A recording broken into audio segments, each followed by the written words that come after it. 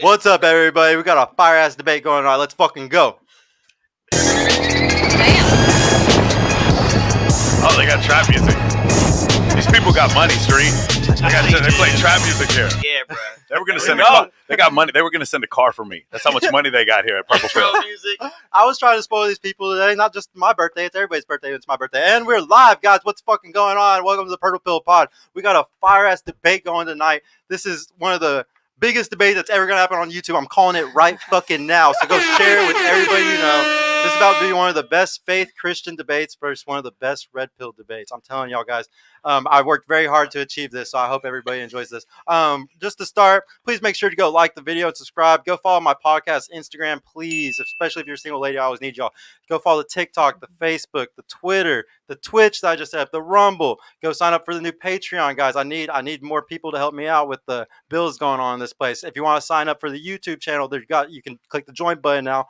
We got some special emojis if you want to do that. Also, new shirts to check out on the merch store. It's right there on YouTube. Just click it. We're now streaming on most audio platforms also as well. There's already a link in Spotify if you want to do it, and then also Google Podcasts and a bunch of others.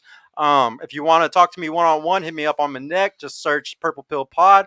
And please, though, if you're a single lady, I always need y'all, so please come and hit me up. You need them for the show. Yeah, I need them for the other show. Not for y'all. I I if gotta you're always a single lady, I always need you. I need Yeah, you. Just no. let you know. For the show, guys, not for me.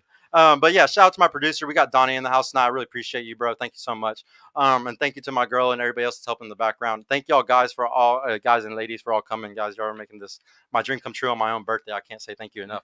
Happy birthday, by the way. Oh, Happy thank you, birthday, bro. man. Thanks for getting Ruth on a private jet too. You know what I'm saying? To get out of here. You feel me? Yeah. Thank you, guys. No, and thank you everybody else that's been supporting, man. I really appreciate everybody that's told me happy birthday today. To start this debate off, we're going to go straight into one topic that is going to be hypergamy. I want y'all to define hypergamy. We'll start with the red pill side because this is a question from our faith side. Go ahead and just define hypergamy for me. Well, the denotative version of hypergamy would literally be from like a caste system where a woman, specifically gamy, would mean female. So for men to do it, it'd be hypoandry. But there's also, I can't remember what the other one is called, where women stay in the same one. It's called homogamy, which is women staying in the same class. Homogamy, or hypergamy, which is women going one caste system up. That is the denotative definition. The connotative definition would be what I believe is women trying to get men they can't get, like always trying to shoot up to a higher level. And we use it sort of in our lexicon to say sort of the 80-20 rule, where a small number of men get a ton of attention from a great number of women. And then we see that when 63% of the top 10% of men on dating apps get 63% of the right swipes, top 20% get 83% of the right swipes. So that would be an example of hypergamy mathematically. Okay. What do you think?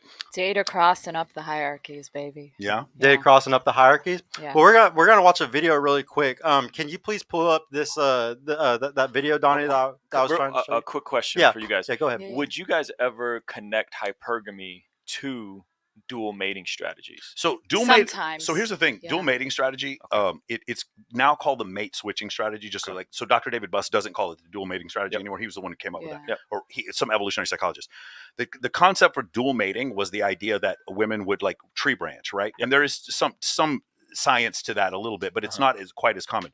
The mate switching strategy was that a woman would tree branch because she's looking for a new single major partner. So the study for that would be specifically in the book. You guys can look it up. It's When Men Behave Badly by David and Buss. The idea is when men were cheating in relationships, they reported the same level of satisfaction in the marriage if they were cheating or not cheating. When women cheated, 83% of the time they reported, 78% of the time they reported less satisfaction in the marriage. Mm-hmm. When men cheated, it was not to end the relationship. When women cheated, it was to end the relationship. So he calls it the mate switching strategy instead of the dual mating strategy. Yeah. Would hypergamy have something to do with that?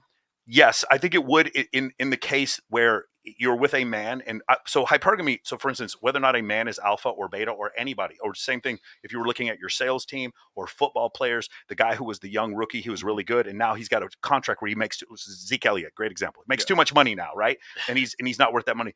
That your status will change throughout your life. So maybe over a course of time, now your husband's lost his job, he's gotten overweight. And now there's other examples because you live in Los Angeles or you live in Orange County or you live in Brickell or you live in Dallas, and now you're starting to consistently see examples of work of higher status men. In that case, yes, hypergamy would be part of it. Would you align with the dual mating strategy version of hypergamy in the red pill space, alpha lays, beta pays? Because that is directly anchored to the dual mating strategies. What do you mean? Can you explain that further? Alpha lays, beta pays. Yeah, we so- hear that all the time. Alpha fucks? No, hold on. Yeah. He doesn't say that. He does Come a on. Christian podcast. He's not going to say that. Sorry. Yeah. It means the same Wait, thing. wait. We had so back to it up. change the wordplay a little Sorry. bit. So I'm I think from a 'cause Sometimes. I'm not specifically sometimes. red pill. I just study evolutionary psychology. Got it. It would be like CADs versus CHADs, right? Uh-huh. So the idea of a CHAD, Uh-huh. which is it actually does come from science. The idea of an alpha male from his physical characteristics versus CADs, which are dudes that are being taken over. What exactly was the question again? The question was the dual mating strategies connected to alpha lays, beta pays. You could describe Is it. that how you connect hypergamy? Is that how you would define women's Sometimes. hypergamy? It's not. Sometimes it's not that. people But, say yeah, it's that. not that black or white. I think it's almost like saying, some colleges are the color yellow. Sure. Like like the University of Texas. Yeah. It doesn't mean all colleges are yellow. So Yeah. in some cases, hypergamy is a psychological term or just a term from Actually, I feel like it's a sociological term. Yep. And then the idea of CADs and CHADs would be an evolutionary biology Sure. term. Sometimes I don't know Okay. if that's always the It's case. not So always. Do you It's guys not always. reject Rollo Tomasi's rational male? No, I mean, bro, You was a don't. buddy of mine. I mean, There's- I like that's a lot his of it direct definition from Rollo Tomasi for hypergamy, yeah. dual mating strategy. For sure. It's not just that. Like, it's a bunch of stuff. Like, we had a discussion before. He believes that it is the highest status man, highest status woman a man can get. And I say it's the highest status woman a man can't get. But like, we're still friends. We just have Sure. we have Do you disagree on this? but see, to say we disagree, it's like I 97% agree. And then to a A certain lot. extent, Okay. I A lot don't. of So people when you just- talk about the denotative, right? You mentioned that But for those monogamy is. Hold on. Oh. Hold on. Yeah. First of all, hypergamy and mate switching, like this is going all over the place. These are not like entirely interconnected. I think the way that you're phrasing it is saying that it is. Yeah. And it's not. Well, let me connect. Hypergamy doesn't even always have to be present. There's no way to actually prove it. It's just a hypothesis. Like people. I agree. Yeah. No, Right. I know that. So I think we should So- keep going. I Well, don't well, thi- I my don't- No, my it's fine. framing Let's keep my going. framing for this entire red pill conversation Yeah. is your guys' godfather who Yeah. wrote the rational no, male. see, that's so, not- if you're And, rejecting no, no, that, no. most people in the red then pill space I'm will all say in, 'cause women this doesn't are sound red pill at all. Right, You but- sound like an Oh, evolutionary this doesn't- Yeah, relationship guy. so I believe in red pill Hold on. as it is a derivative of evolutionary psychology. For and, sure. and my godfather is named Jorge Lopez. So Respect. Respect. that's my actual. He's Colombian. OG. Yeah. But he's my uncle. So that's the thing. Just to go back to what you were saying, we all have different opinions, Okay. and what Rollo was writing for in the concept of him trying to help men and trying to understand. Like, for instance, do you guys remember in the PUA community there was this thing? Don't buy a girl a drink. Do you guys remember that for a long time? Okay, No. maybe not. He wasn't in that. Yeah. Trust us on this one, right? It's very familiar. But don't buy a girl a drink Yes. was something that they needed to sell to men who on the baseline were lower status. Yes. And in most cases, when they were telling these men, because these men were using the drink to make up for the fact that they didn't have a personality and they didn't have game. Okay. A lot of the things where Rollo will say these things are generalities that he's going to say because his audience is not men who are in a case where they're dating 6 women at the same time and making $2 million a year. He's speaking to a group of men who feel like they're not being heard. Okay. And so a lot of times for those people, I've seen you before with I think I saw some of your what are they called? Cover photos for your YouTube videos, right? We do some clickbait, right? Sure. It's Red meat. just the red meat. It's like Yeah, that. It's like a little clickbait because Yeah. I don't believe, never wait for sex. Sex is never worth the wait. Never is a hyperbolic word, right? statement. But it Okay. doesn't mean doesn't make it wrong. Does that make sense? Okay. Now, here's like- the thing I have issue with. Is She's been because- trying to. like Sorry, we're go ahead. I'm sorry. we're totally derailing. Totally No, derailing. it's fine. Let's derail though. It's a fun you conversation. and I talked about this. All of those iron rule of Tomasi's, unless you've read the book, they are totally misinterpreted. I'm so tired of fucking explaining them. Excuse my language. The sex is never worth the wait. All that is so they can figure out if the girl wants to have validational So- sex. But Yes. let me finish. But people take that and assume that guys are supposed to be sleeping with multiple women. And although he does say sleep non-exclusively, most men can't. And the idea is that they want the guy to kind of divert their, attention to different things because guys get so focused on a woman that they give up everything in their life for a woman and that they end up not being the best version of themselves for themselves, they end up doing it for the girl, and the girl more often than not will leave them. And it's just like it's not conducive, like, in my opinion. I don't know. I just think if we keep going back and doing this whole hypergamy, Rollo Tomasi, it's just like stupid. Yeah, but it's fine. Like I don't mind having this debate. Do. But I just think it's irrelevant. Yeah. I think it's beneficial for the audience. Like most time, debate for us is for the audience. Okay. And honestly, like the issue I have is that at the end of the day, whether or not the context behind what was written is there, the way that I'm seeing the result of the listeners, sure, but especially here's in the red pill. Here's the thing. I literally hear that hypergamy is women's nature. Yeah, that becomes the okay. issue. So I've never heard. It's not a thing that men do. You're right. It is a thing that men do. But I'm saying, like, okay, go ahead. Go ahead. So is it in their nature? So the thing is, from an evolutionary standpoint, there has to be some algorithm in a human's brain. So for us as men, if I were to ask you whether or not Selma Hayek in Dusk Till Dawn was attractive, or some other like Margot Robbie in Wolf of Wall Street, if you were to ask 100 men, is she attractive? They'd all just immediately say there has to be some algorithm in the Homo sapien male's brain that quickly can determine this woman is higher status or more likely to be fertile or whatever. Sure. It has to exist. So you have to understand the contrapositive has to exist in women. There must be some algorithm by which women sift men who are worthy of having children and men who are not. This is just an evolutionary algorithm. And most men will not be worthy. And therefore, because most men are not worthy, that's the 80-20 rule. And therefore, hypergamy exists. And it is an evolutionary function. That's the way I believe. If you want to call it something else. I'm not saying it doesn't exist. But even when you do the denotative definition, it shows that there are other versions of the gamete. What women can do, right? Only a woman has the hyper part. The gamete is just women. Yeah. The gamete is only a woman. Wasn't there a mono as well, like a monogamete? No, I'm sorry. It's called homogamy. Homogamy would be homogamy, but the problem is there's not really science that shows that most women are into homogamy. So here's the thing: what we would do. So here's the thing. Let's go into this. When you talk about hypergamy, for each woman. I'm getting ahead of myself. There's a normal distribution for what women find attractive. But for men, it's what's called negative kurtosis, meaning like men find a very, very narrow range of features in women attractive. That's why we can all, if I were to say, is this girl attractive? Almost all men would agree. For women, we have some women who are into guys who have, you're seeing dudes with tattoo sleeves are just complete losers and just get super hot girls, right? So we see tattoo sleeves, tattoos on the face. We see dudes who are drug dealers. And then we see the big ones that would be in the middle of the standard deviation would be looks, money, status, right? And then we have other ones where like some women are into very, very like short but extremely powerful men or exceptionally rich or whatever reason, or the guy who's just the manager at the Denny's that you happen to work at in Des Moines, stuff like that. You hear about stories like that all the time. So for women, the hyper, meaning gaining up or going up in status, that's different depending on what contextual world that she lives in. Does that make sense? So if you live in Des Moines and you are working at the Denny's, then you're dating the manager at the Denny's. But you are, in some case, looking for a higher status man all the time. There is some function. And even in marriage. Hold on. Can I say something? Because before we get too far. So just to make it clear, you guys believe in free will, right? Absolutely. Okay. A lot of people don't. And a lot of people that talk about hypergamy in women think that it is an unconscious behavior. It's not like women are going and saying, we need this. Yeah, you see it on shows. I need a guy that makes $500K, but they're not consciously choosing men. If you actually look at the people that they're dating, it has nothing to do with that. So a lot of, and I know that's a hard concept for people. Well, no, it's not hard. But would you also say that pair bonding is unconscious? I do not agree. Yes, but I do not agree. So how is it you can have somebody pair bond to somebody and be unified, but also on the other? I would love to tell you, but we're moving the goalposts. No, that's fine. I wasn't moving the goalposts. I'll tell you why. I'm down to go 12 hours, and I love this question. Yeah, so pair bonding. So pair bonding in mammals. It doesn't happen. Because I first heard that term on the pod here. Yes. So we would call it soul tie. It's my biggest pet peeve. So hypergamy. You don't like that? Yeah. No, because it's fucking bogus, dude. Okay, so hypergamy. Not you. No. The concept. Look. I'm learning all these terms, so it's funny getting like denotative and annotative. So by the way, for those of you who don't know, denotative would be the dictionary definition.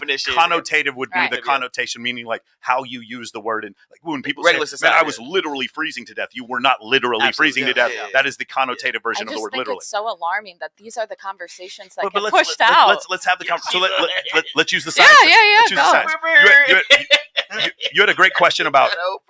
You had a great question about pair bonding, right? Yeah. So there's 5,000 mammals on the planet, and about 3% of those mammals actually pair bond, meaning they have some short-term mating strategy. Most of them, the vast majority of mammals, have nothing pair bonding. Like bonobos just have sex with whatever's in front of them. They're wild. Yeah, they're just wild. Wild. So now what happens with Homo sapiens, the way it is, and this is, I had Dr. David Buss on my podcast, and he agrees with this estimation. Homo sapien life, for in general, throughout our history, is a lifetime of polygamy interspersed with small periods of monogamy. That's generally how it has worked through our life. Even if it's a case where I am monogamous with one person, he ends up dying of cancer, and then she ends up being monogamous with another person. You have different periods of monogamy. For the majority of human existence, it has not been one man and one woman together for 75 years. That is something that happened probably, after the agricultural revolution. Definitely you saw it more during times like the Dust Bowl or the Great Depression, where marriage was actually a function of life saving. Like you I'm sure you guys have met families that have 14 kids or something like that. Like childbirth, death and childbirth, infant mortality, those kind of things caused families to stay together.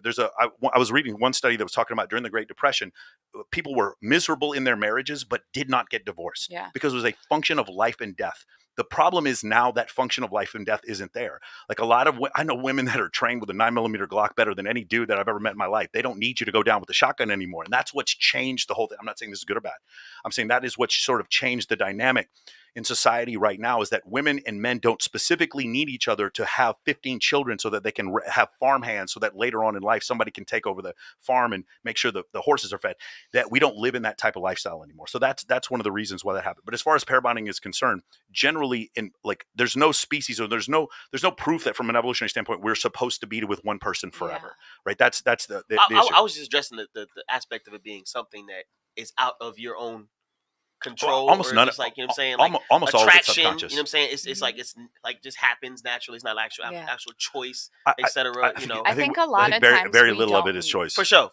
Yeah. And a lot of times we don't really understand what draws us to people, because it's, for women, I can speak for women, but it's like you don't know what sexually attracts you as much as what you're actually attracted to for long term. So this is probably where we'll disagree, right? What do you mean? Because there's the attraction, then there's arousal, then there's long term. And long term, I think women confuse. You talk about this a lot. Yeah. Long term, they confuse dad bods, for instance. You know what I'm saying? Oh yeah. So I mean, this is a completely different subject, but the idea that what women find I think it what goes women with it. find comfortable and what women are attracted to are two different things. Yeah. You ever Brad the bartender? I fucking hate Brad the bartender. He texts me in the middle of the night. He just wants sex. I can't stand Brad the bartender. Mm-hmm. What'd you do with Brad the bartender last week? I had sex with him. Like that kind of thing. Yeah. Where women are legitimately do not like human men that they're having sex with. Yeah. And at the same time, they'll meet a guy, Alex the accountant, who's sweet, buys them flowers, does everything the right way, wants to court them. And she's like, this guy is the greatest guy. He's awesome. I hope you find a wife. You're fucking incredible. Yeah. And then she goes back and has sex with Brad the bartender. That is the idea of cads versus chads, or hypergamy. And is it the case with every woman? The reason why it's not the case with every woman, though, is a function of stimulus. Yeah. There's a reason I don't make $40 million a year playing in the NBA. I don't have the opportunity to. I'm not a good enough basketball player. And there's a reason why some women do not have the opportunity to be playmates, or to be on the red carpet at the Maxim party, or to go to the Met Gala, because in those cases they would have the opportunity to keep monkey branching up. Some women just do not have that ability from the trailer park that they would. Not specifically trailer park, but you understand what I'm saying. Yeah. But even with that, with the, because I know in the red pill conversation, it's, at the end of the day, men, whatever they can get, essentially. Sure. But women, it's whoever they want to at that moment, yes. right?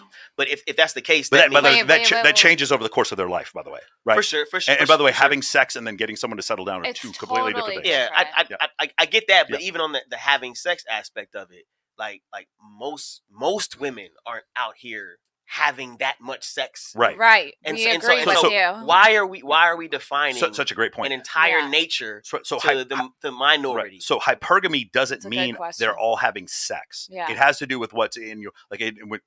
From the Bible, Jesus, I have been tempted. Sin inside your heart. They notice other people. Hypergamy still does cause them to notice other people. Whether or not they will act on that has to do with external stimulus. I personally believe, this is just my belief, my hypothesis, that almost all of us are born with similar similar firmware. And the reason why is because there were points during our existence. There were only 50 million people. When the Bible was written, there was only 50 million people on the planet, on the entire planet. Before that, there were different periods during Homo sapien evolution where there were 60,000 people on the entire planet. Every single thing we did had to aid in survival. Everything. So because of that, we tended to have we can eat sugar. We can choose between vanilla and chocolate. We don't choose between vanilla and poop, right? There's this narrow range of things that we enjoy, and those things all come from survival. So what I do believe is that most people are born very similar as far as their evolutionary psychology is concerned. But because I'm not 6'8" and with a 42-inch vertical, I didn't get I'm just saying consider LeBron's experience growing up as a teenager, or an extremely beautiful woman who had everyone say yes to them. My life wasn't like that. It was very hard, right? I had to work for everything. I had to get a scholarship. I had to, try to get money for school. I had to pay for my own college. I joined the military just to get some experience and some job experience. I grinded. I had to. I was a man. I was grinding. And so my experience was very different. And so the external stimulus changes our behavior. If the external stimulus for you is you're constantly around people who are having sex with a whole bunch of other people, totally using profanity all the time, that will be your reality. And that's probably what you'll adopt to. And if it isn't, then it won't be. And that's so that's essentially what's going on. Yeah, nature versus nurture. I think social media is what's playing a role. But Sure, Ruslan, what did you want to say? So are you guys familiar with the doctrine of original sin? You guys ever heard of original sin? Okay. So I think the issue for me and what I'm hearing from you. Can we be specific just for the audience? You're talking about Eve biting from the tree of knowledge. Okay. Yes, and Adam and Eve sinned, and then this is a doctrine in Christianity. For sure. Right. What I've found in reading some of the literature and what I'm hearing from you are different. You're giving a bunch of caveats and a bunch of nuance. Yes. And you sound much more like David Buss yeah. than you do like Rollo Tomasi. Yeah. The issue that I'm seeing is when you look at the dual mating strategy, which has been debunked by David Buss and by science, and the alpha lays, beta pays. Let me finish my thought. It sounds like the red pill has created their own original sin. Their doctrine that women are just this way. And this is it. She's gonna screw the pool boy. So she's gonna screw the pool boy and marry the beta. It's just in her nature. Nonsense. That is nonsense. Okay, we know let me finish my thought. That is nonsense. Yeah. And so I encourage you, go back, read Rollo's book. Yeah. Read the nonsense in there. There's no citations.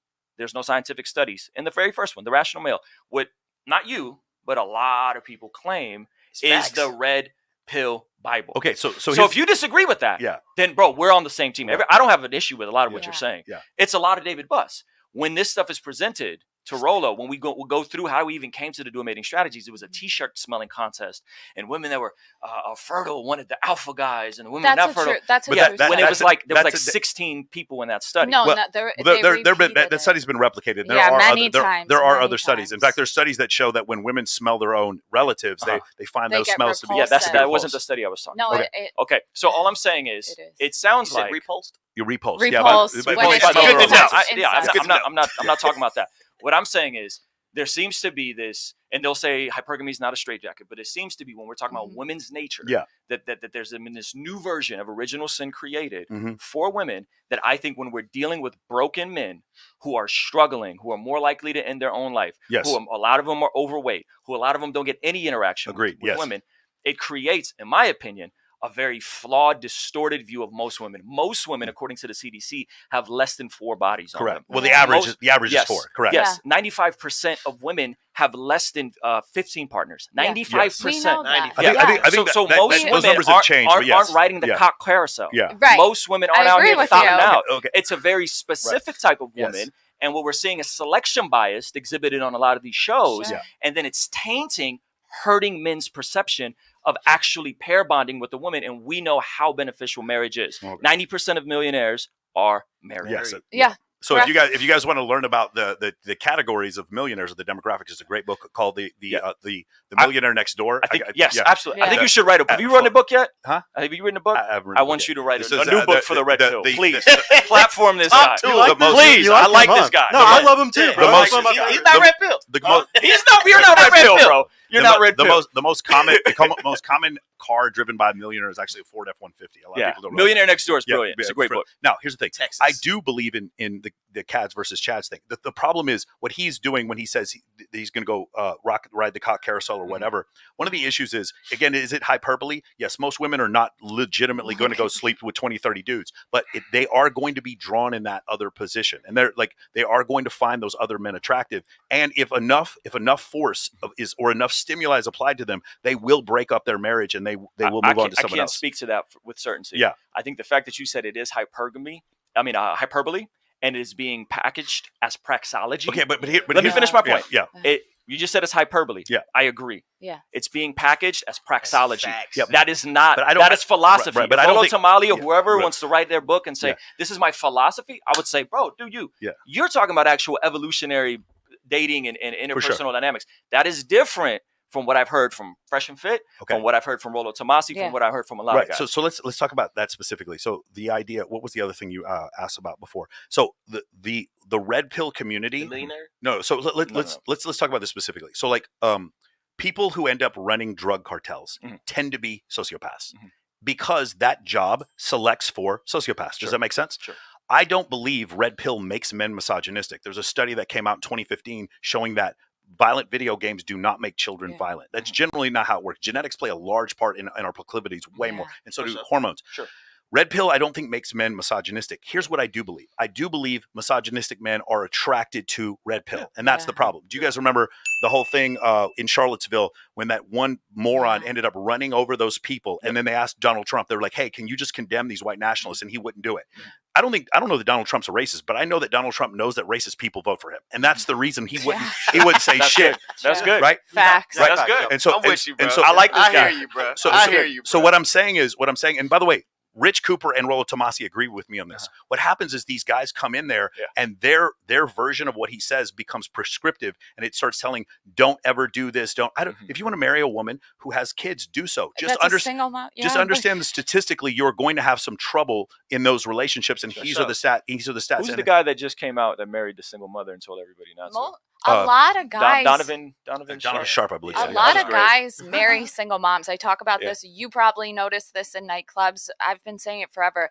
They say it like, oh, you shouldn't marry a single mom, when the reality is most guys do at some point. Like single guys that are older, whatever. A lot of the women on the dating apps that they see. I think they end up having sex with single moms. Is that what you're talking about? No, they end up dating. And what happens is, I don't know if most guys, but a lot of guys. Maybe not most. The maybe average not. guy. Okay. I think the average. Let me guy just does. finish my point. Yeah. So, and then like they'll break up or whatever, and what happens is maybe they dated 5 years, but guys will have this strong connection with the child that's not even his. I'm not talking like cuckoldry, like he knows the kid isn't his, but now he's breaking up with a mom and a son. So when I see them talk about single moms, I feel like, and I could be wrong, feels before reals, whatever. I think that they're just kind of trying to keep the morale up for guys and to like steer them in the right direction, even though they know they're going to do it. Yeah. I think that's just how guys are. I don't know. I think that's fine. But by the way, that citation, 95% of the population have less than 13 partners. That is from the Family Studies, whatever goober is in the chat we saying linked that's not true. The Institute for Family Studies. Yeah. There's another one I've seen that says it's somewhere around 35 for the top 5% of women, but it's not that far different. And then for men, it's 50. So anyway, just going back to what you were saying before, there's a place where a lot of us, if you've ever seen a guy, sorry to use this language, a guy who's pussy whipped, you've seen this before. Absolutely. They do need hyperbole to break them out. This is why Rollo's my brother. I love Rollo.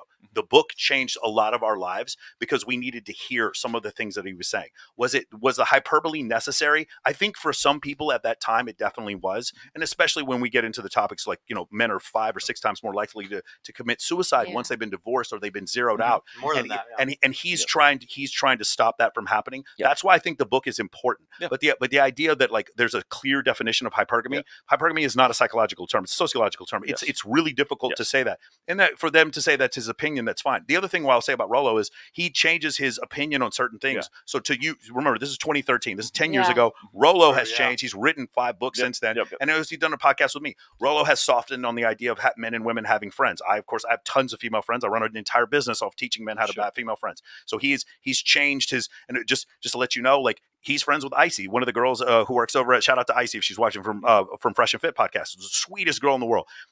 Some of us can be friends.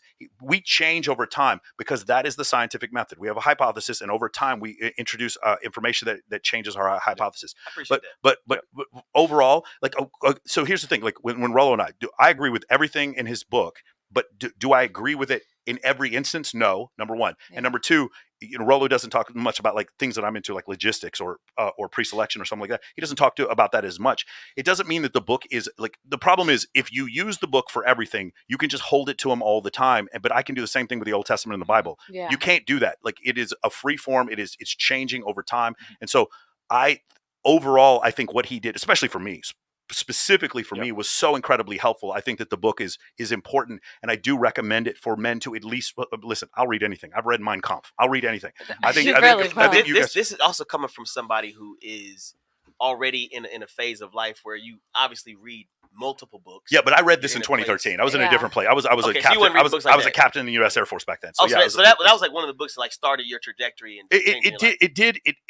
it gave a face and a name to something that I had not had a face or a name for. So but the problem, but here's the ultimate problem. Let's just say hypergamy is somewhere in the middle of the average of the things that we're describing. The reality is, are some men using this to call women bad? Yes, but Rollo isn't one of them. Yeah. Rollo is not saying they're bad. Rollo is saying that if you do not maintain a certain level of looks, money, status, or money, muscles, game, that your wife is going to just start looking in other directions. Does that mean other penises are going to go inside of her? No. That depends on the situation she's in and the stimulus that she receives. That does not mean 100% of the time. And I know it may come off like that. Now, when you get into the Reddit forums, it's 100% of the time. Yeah. Yeah. You're not, the taller guy moved in next door, she's fucking him, blah, because these guys watch too much porn, whatever. In those cases. They're the vocal minority. Again, I apologize to Ruslan's audience. I didn't mean to cuss. But you're good. They're big boys. It's so frustrating, especially when we make content too, because I talk about it all the time. Most women are not hoeing out. Right. Yeah. She just. I didn't know that there was somebody saying that. I agree with this. Rollo agrees with me. The thing about the praxeology is we were always saying, it's in pencil, it's not in ink. You can always change and add. It's like as long as there's stuff to support it. Sure. I think that's important in a modern age. Sure. Maybe not with like the Bible. I don't know. I definitely think the discussion is important, but what I'm seeing is somebody who not only works with, millennials, but also youth and young people. Like they don't delineate hyperbole. They're not thinking about it is whether or not. Actually, when you're younger and you're filled with testosterone, there's very little nuance. Like, I'm hearing the same vocals, but like it can be dangerous. But I think misogynistic men were misogynistic and then came to Red Pill. I don't think Red Pill made them that way. Yeah. Do I think that they put themselves into echo chambers? Yes. But Black Pill is not like MGTOW, incels, and Black Pill. That's not Rollo's shit. Yeah. Okay. That does not, and by the way, that wasn't my claim. But if they are toxic, then that's the whole situation. And also when it comes to Red Pill, like we've actually had conversations Red Pill community multiple times, and most of it's been just us discussing that these are great conversations. Of course. We just hate the results of what the men tend to do because they're hurt. Because they're hurt. Because the reality of the situation is a lot of men are hurt. If you guys are even in the upper middle class, like the fact of the matter is when we have women come on the show and we ask them what's the average man in the United States make, their answers are always 100K. Sure. Men are average 6'1" and make 100K.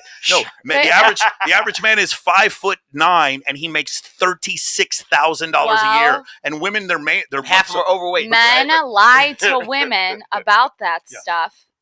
But why would they lie to them? Because they lie to women? Because of hypergamy. That's why they lie about it. When they want to get a woman, they'll say, "Oh, maybe I'm 6 feet tall."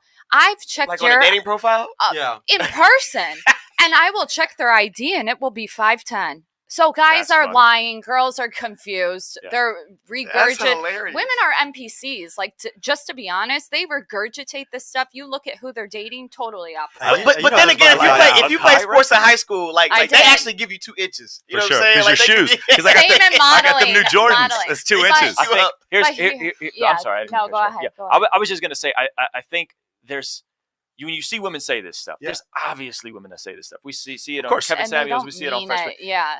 I think the tough part is how much of this is selection biased in terms of the type of woman that would even come on a podcast, have drinks, and say this Of goofy course. stuff, I don't and like how that. much of this is most women. I get your point now. What You you're see what I'm saying? what you're talking about is the selection bias for who comes on the show. Yes. By the way, and then that's tainting. Shout out to Access Vegas, our show. We do it once every 2 weeks specifically for that reason. I choose girls a month out, and I always, if I have a girl who does adult work, a girl across her has to have a master's degree. I always do the girl with no Instagram versus the girl who has 2 million followers, because I want to represent. Now they all happen to be very, very attractive, so that does skew the representation. And they all say the same thing. Yeah, they do say the same thing. Like, that's the point of Access Vegas. Access Vegas was to show, because by the way, do not for any reason blame Fresh and Fit for this, because they're doing a show 3 times. If I had to get 9 girls to come onto a show 3 times a week, that would be hard.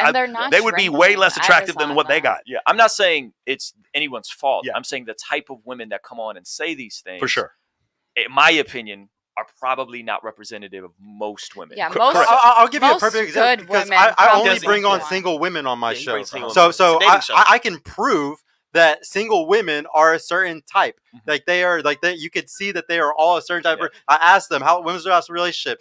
2 years ago. You know, like all these girls are like kind of stuck single. And so like, but my recruiters try to get, it's like what they were saying about Fresh Fit. We try to get as many people as we can.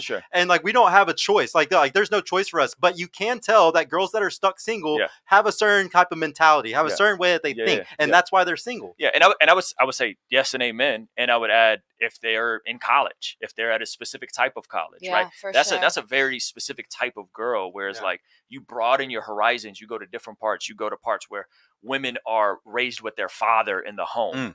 And they have a great bond with their dad.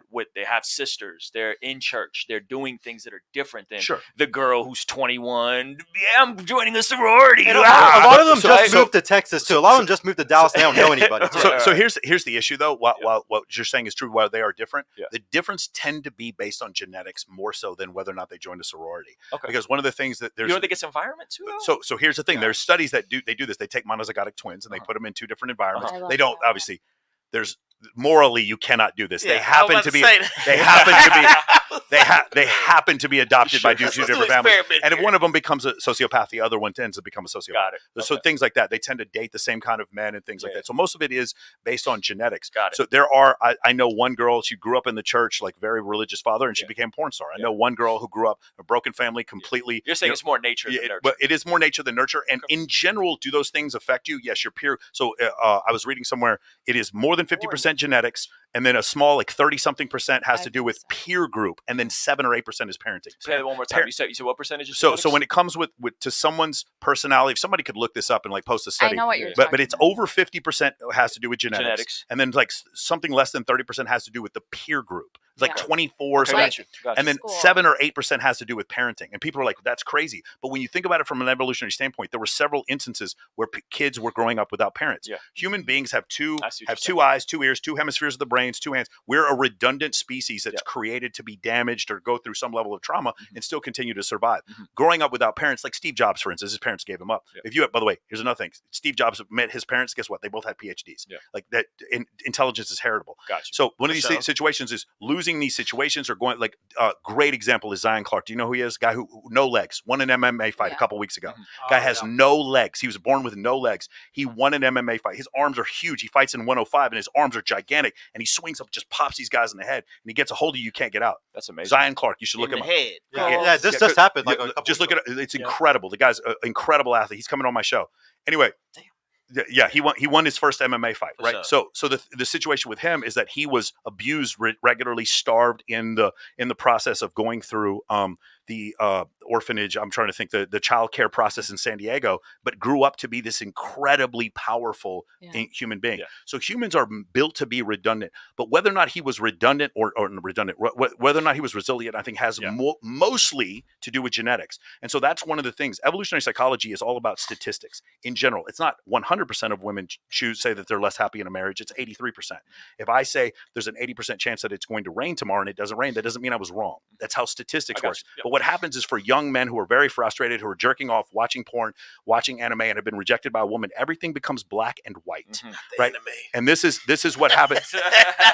And this is where it becomes very, very difficult. So the guys that are out there that are saying the hateful shit, Rollo and Rich Cooper don't want to hang out with you. They don't like you either. That's the problem. Because he calls, Rich Cooper calls it the mana swamp. The problems that you're attributing are correct problems, but it's not anyone, I don't think it's anyone in red pills specifically their fault. What I think it is that this, just like I said, you have sociopaths are selected for it to be cartel leaders. In the manosphere, it selects for, hey, I push this button and do this thing, and then I get sex with women. So it selects for sociopaths. Does that make sense? I got you. So we're going to have a higher degree of sociopath. Just so, like, if you guys have ever lived in Miami, you're going to meet more narcissists per capita if you live in Miami than if you live in Secaucus, New Jersey. And I think that's part of the reason why. So I've always said like there would be no Kevin Samuels if he didn't have an audience of people that knew that they were about to get cooked. And like, nah, I'm gonna be the one to prove them wrong. It's like, fam, you're talking about an image consultant, and then you're literally saying, hey, how do I look? And he's going to tell you exactly what you don't want to hear. Yeah. And then Fresh and Fit, same thing. It's like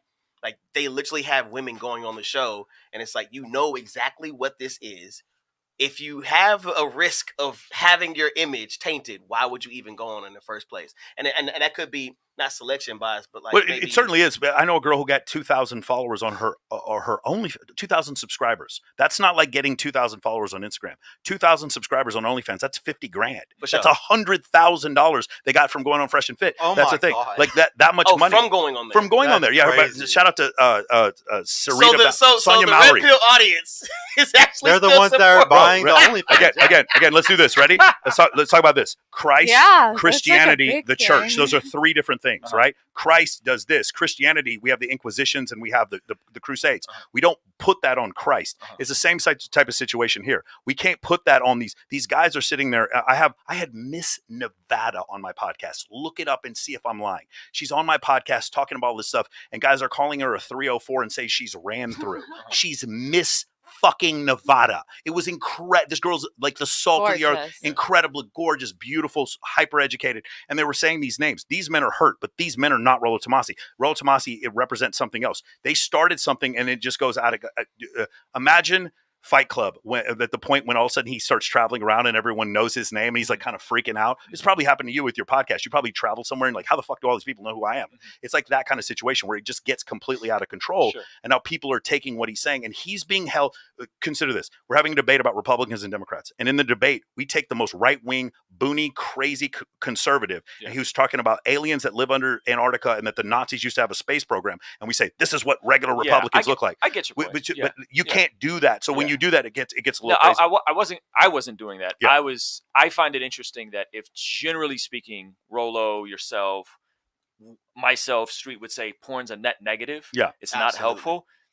I'm saying, isn't it ironic that the if we're prescribing these things, yet there are people who are a part of this tribe, yet consuming these things at incredible rates. We're talking about the OnlyFans thing. But like, again, prescribing, saying porn is bad. Again, we all agree porn is bad. Christ, Christianity, and then the church, right? Yes. So in Christianity, 68% of men who are Christians are claiming that they're addicted to pornography. Like, so it doesn't necessarily, because we're doing that, fix all the problems. Christianity to me is a vector. It is a vector to go to find your morality. And if you believe in the resurrection, this is a vector that you're supposed to travel on to go in that direction. All of us have fallen short though, even in Christianity. Just like physics is also a vector. We're not going to, I don't understand all of the measures of quantum mechanics, but we're going in this vector. Just like if I want to become wealthy, Jeff Bezos is a vector that I travel towards, but I never quite get there. Does that make sense? So I think that's the way we have to look at it. So you're saying red pill is a vector towards becoming porn-free. So here's the problem: money gains. It's the vector that you want people to get to.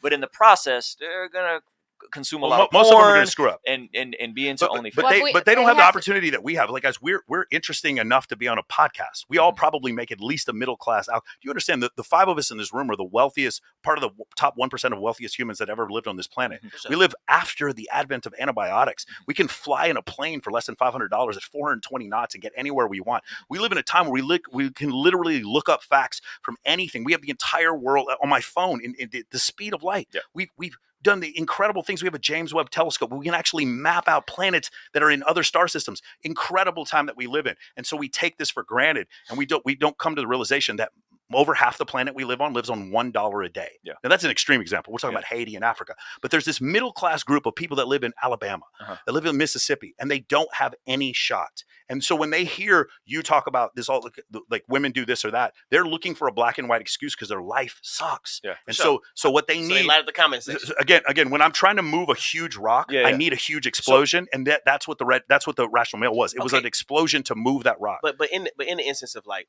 we're talking about pornography, right? Yeah.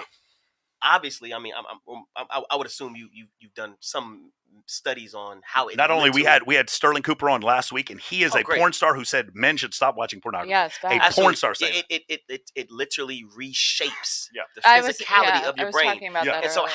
how because here's my question: how do we acknowledge the fact that digitally looking at something and then knowing that it has physical consequences on your body, neurochemical consequences? Absolutely. Yes. But then we encourage spinning plates. Okay, so that's a great question. Two different things. So first off, if anybody has any question about that, look up how does that correlate? Look up the Andrew Huberman podcast where he's discussing this with Joe Rogan, and he talks about pornography causes your dopamine receptors to reset at like a base level of 10, and so you're not able to do that. Spinning plates is different. So here's the thing, right? I explained it earlier. You had mentioned this before. You had said something to the effect of Rollo saying to sleep with all the women you can, or Fresh and Fit to sleep with all you women you can. I think I said that word for word. It was pretty much word for word. It's like all the women you can, or as many women as you can. So in this situation, it was a reaction. It was a reaction video you did to the I may have said Saucecast. that on a different video. Yeah, it might not. So the thing is, that's how it's interpreted. That's how it's communicated. So yeah, correct. So no one's specifically prescribing all the women you can, but the ability to date and be with multiple women is more attractive to women than it is from women towards men. Does that make sense? Like one of the discussions you had about virginity. Virginity, there's a study done by Dr. David Buss in 1989 with 37 different cultures, where virginity is much more cherished from women than it is for men. And for men, it is almost not cherished at all. In fact, in most cultures, and I'm not saying there's anything wrong with this, but in most cultures, when men are virgins past the age of like 25, it is looked very oddly by most women, right? And so because of that, it's true. When the studies that you talked about, He's a virgin. Yeah, so but the issue is when you have that situation, and then the studies, when we'll bring up I don't know if Donnie wants to bring up the chart, the one that you've referred to several times, where people definitely are happiest when they're virgins and they get married. But what happens over time is that you're going to see that for men, it actually levels out, and once they get above 10 partners, it goes up. Because for men, it even says it in the study. For women, it definitely has an effect on their ability to maintain a long-term partnership, but it does not have the same effect for men. So when you were talking before about we should stay virgins before we get married, that from not from a religious standpoint, not from a moral standpoint, from a psychological standpoint, has an effect on women, and it does not seem to have anywhere near the same effect on men. I don't know what you're referencing there specifically, but I will say this: if we agree that is optimal for people to have the least amount of partners going into a marriage, which most people want to get married. From a psychological standpoint, the science would say for women, but not necessarily for men. So if men are encouraged to save the girl that's going to have sex with you for Saturday, and the girl that's not going to have sex with you, date her on Tuesday. This is directly off of the rational male. Let me finish my point. Yeah. It's always aren't we? It's not out of context. He literally says that in the book. Okay, he says that specifically in the book. Keep going. Okay. Keep going. And you're saying it's good for women to be virgins, right? I don't know necessarily that's virgin. Right? So this, if we can pull it, if you want to pull up the chart, is that the one you referred to? We got the light in the way. Can you see that, Roll? Can you see that? He's trying to put it up on the screen so everybody can see. Oh, okay. Yeah, my point is, men being encouraged to not increase their body counts. I'm not saying implicitly encouraged, indirectly encouraged, with quotes like that. I think it's encouraged for them to date. Yeah, date. I don't have a problem with men dating. Yes. Go date. Spin plates. That's the spinning encouragement. plates in that specific sentence is not out of context. That's what he says. That's what they say. We are then racking women's body counts up because men are deemed more attractive, which is doing more harm to ultimately women who will get married and not be sexually satisfied in a marriage. Net negative to society. What do you think? Go ahead. Spinning plates is not sleeping with them. It's just dating non-exclusively. Which I have no problem with. That's all it is. But that's not what the book says. I'm just telling you right now. Okay, I'm telling you what the book says. He's prioritizing women who sleep with you to weekends. Okay, so if a girl sleeps with him, she decided to do that, right? Sure. Okay, so if a girl's not sleeping with him, she decided to do that, right? Sure. Absolutely. Whose decision was it? Hers or his? Both of their decisions. You're saying that racking up. We're not saying it's forced. No. I know that. You're saying that women's body count is going up. They're running through women. Whose decision is it to sleep with the guys? It's a mutual decision. At the end of the day, whose decision is it? She's intimating that it's the woman's decision. It's the woman's. Otherwise, it would be. But going back to that's like he wants it, she gets it. For sure. Yeah, keep going. But the point is, if she wants it, keep going. The idea that women wanting to go have sex with high status men and these men saying no, while I understand from a Christian standpoint perspective why you might think that is not realistic, or rather, it's not practiced. Do you understand what I'm saying? I get what you're saying. Drake is not a virgin. I think we can all agree, right? We all know Drake's not a virgin. But Drake's also addicted to porn. But Drake may have grown up in the church. But what happened was Drake's stimulus is, I got all this money, I got all these muscles, and these girls are throwing it at me. Sure. And because of that, the likelihood of these men being like, well, I'm just not going to have sex with any of these women who are coming after me. So here was my answer for the exact same thing you were saying. The reason why Rola's saying this is because most men don't have that opportunity, right? They don't have the opportunity to even spin plates. So it's one of these things where it's like, he's giving this base level advice for these men who have no options whatsoever. This is a man, again, spinning plates is good idea for a man. If you've ever met a guy who consistently gets in relationships with really, really bad women who consistently control him, and he becomes a simp and he gets whipped because of them. That guy needs to spin plates to see that there are other options and that there are women that are willing to treat him the way that he chooses to be treated. Rule number 3 in my program, abundance is always the answer. So from that standpoint, from my standpoint, like if I've dated a bunch of women, spinning plates isn't going to help me or hurt me. But from the majority of people who are going to read his book, and by the way, most men, like we said, 6 sexual partners in their entire life. That's a long life to have 6 sexual partners. I know for you guys it might not be, but for a lot of guys, 6 in their whole life.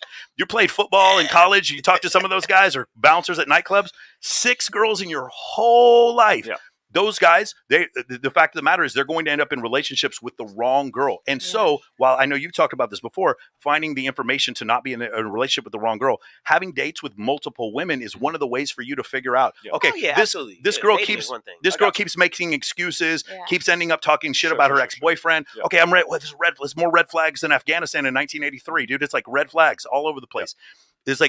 It's like fucking, like you start to see all these red flags that happen because you've been around multiple women. And from that standpoint, immersion around different types of women. Dude, I have been in the church and I have managed a strip club. And I can tell you that you can see I have seen red flags from women in the church where I'm like, this woman has borderline personality disorder. And I've seen women that work in a strip club that are like, I am going to get my master's degree. I am raising my child and I am faithful to my husband. I have seen both things happen. And the church encourages it too. But would you acknowledge that even for the men that have access to it, it is a net negative for men for society. For society. Yeah. So you acknowledge that. Dude, I had this. So we agree. Hold on. Shout out to Emily Sears. Don't be out here thoughting around if you're a guy or a girl. Stop that. Stop. I had this conversation with Emily Sears and she disagrees with me. Emily Sears is an incredible model. She's, I don't know if you guys know, she's an Australian model. She's also a feminist. And we had a discussion about this.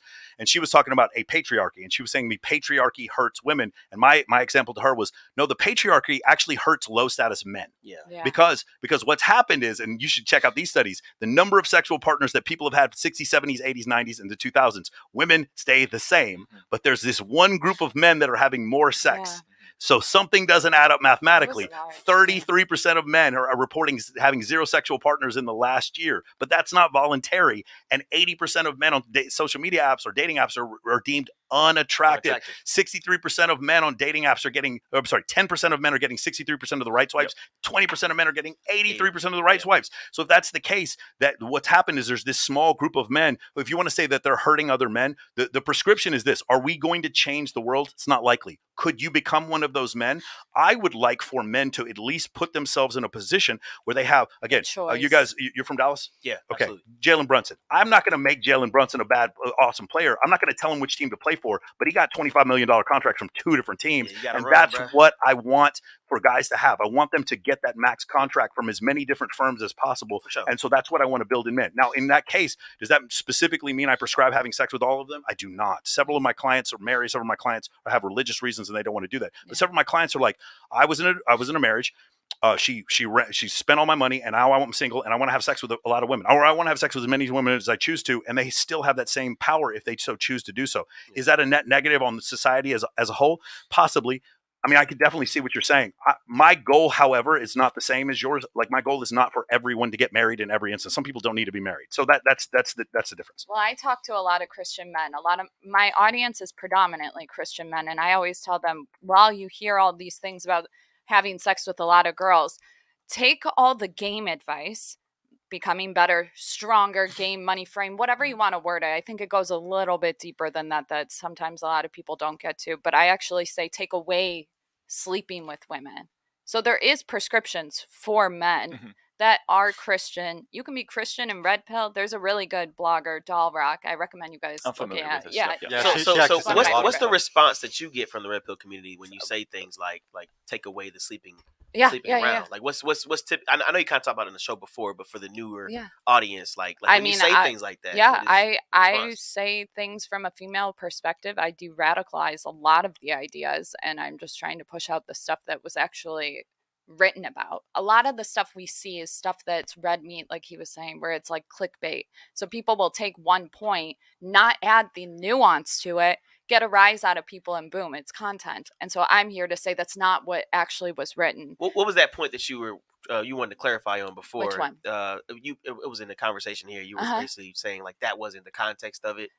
You would have to be more specific. I don't remember. If it comes to you, ask me. Here, let me read these super chats so we can catch up with all of them. Sorry, guys, we were so behind on those. This is some intense ass conversation. Donnie, you can turn the fan on. It got hot in here, Donnie. And that's why I took the hoodie off.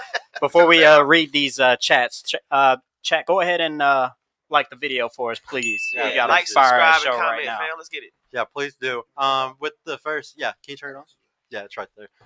Thank you, bro. $10 from A Ward. Hey, what's up, A Ward? God is thank you. good all the time. Let's get it. Yeah, shout out to you, bro. Thank you. God is good. B and Cheeks, $5. I got your bills, my friend. Michael Sartain, you MVP. Keep it 100. Ruslan, quit being religious. You're too brilliant. Wow. No. Thanks. No, I think religion is important for men. Whatever that is. Okay. Find foundation. $5 from Bean Cheese again. Thank you, bro. I do not permit a woman to teach or to exercise authority over a man. Rather, she is to remain quiet. Timothy, You're damn right. I love it. It's the bow tie too, man. I'm like, bruh, come on, Cheeks. I know, dude. What's the next one? Bean Cheeks again, bro, with the 5. Instagram and Facebook. Tag. I'm done. Needs to be abolished completely to bring back some sort of traditional values to these women. I agree with you. The church is okay. Wait, Ruslan, I have a question for you. Okay, real quick. Do you think the church is woke? The church. Yeah. Like This capital C. This is my point. I have the same point. Which church? Yeah. Universal. The universal church? I don't think the universal church is woke. So if you were to say North American white Protestant churches are becoming more woke in cities like Boston and Los Angeles, the answer is yes. Mainline Protestant denominations are more woke. Okay. Yes, for sure. You guys were talking about the Protestant. But that's a small percentage of the entire world. Do you think the church empowers men today in a way that allows them to lead? I don't think the woke churches. Hold on. I'm just in general. I would say the mainline Protestant. It's hard because we don't have good demographics on this. The only people that self-report are the mainline Protestant churches. Damn it. Episcopalian, Presbyterian. Yeah. They've gone off the rails. Yeah, they've gone all the way out. Methodists, they've gone all the way off the rails. So it's hard to gauge what you mean by church. But yes, the mainline. Now, if you're talking like in certain Reformed circles, in certain Calvinistic circles, in certain Free Grace circles, in certain non-denominational circles, Calvary Chapel, those spots, no, they're definitely not woke, and they definitely are empowering men and masculine men. If a guy was unsure about what to go, like if a guy's like, I want to go to church, I just don't feel like the one that I go to empowers men. It makes me feel like I have to give in to my wife, even if she's wrong. Let's say he's married. Yes, what would you recommend to him? I would honestly, like, where do you go? Yeah, well, I've been at the same church for 20 years. I'm really close with my pastor. So honestly, I would recommend it. What church you would go to, or what to do? Like what church? Like you guys were giving a bunch of different versions. I'm I mean, there's so many different camps. That's the thing. Like when you talk about like denominations, and here's a tough part. So all the different ones, like subgenres of Christianity. Okay. Subgenres. The church genres, like music subgenre. But the thing is, the tough part is that in the reality of Western church is men don't show up by and large in certain types of camps in certain denominations. You know, especially in like black churches. Yeah. Like, but even well, that could also be like just my own personal experience. But even in white churches, sometimes you see, you know, typically even more diverse churches where it's family based, you'll see actual diversity in race and also gender. But more often than not, you're seeing a lot of women that are showing up, and it's not a lot of men in certain churches. Why do you think that is?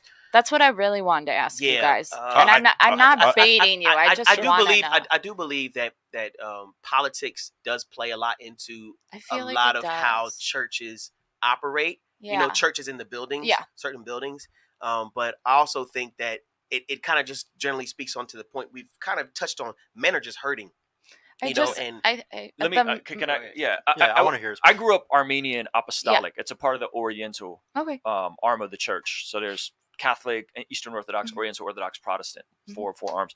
And so if we're talking Armenian Orthodox, it's absolutely man-led, man-driven. Yeah, definitely. Right? It's very masculine. If you're looking at a lot of Eastern Orthodox churches, I think what you're probably kind of hinting at is American Protestants, and the word Protestant is literally protest. Mega church. No. I'm just kidding.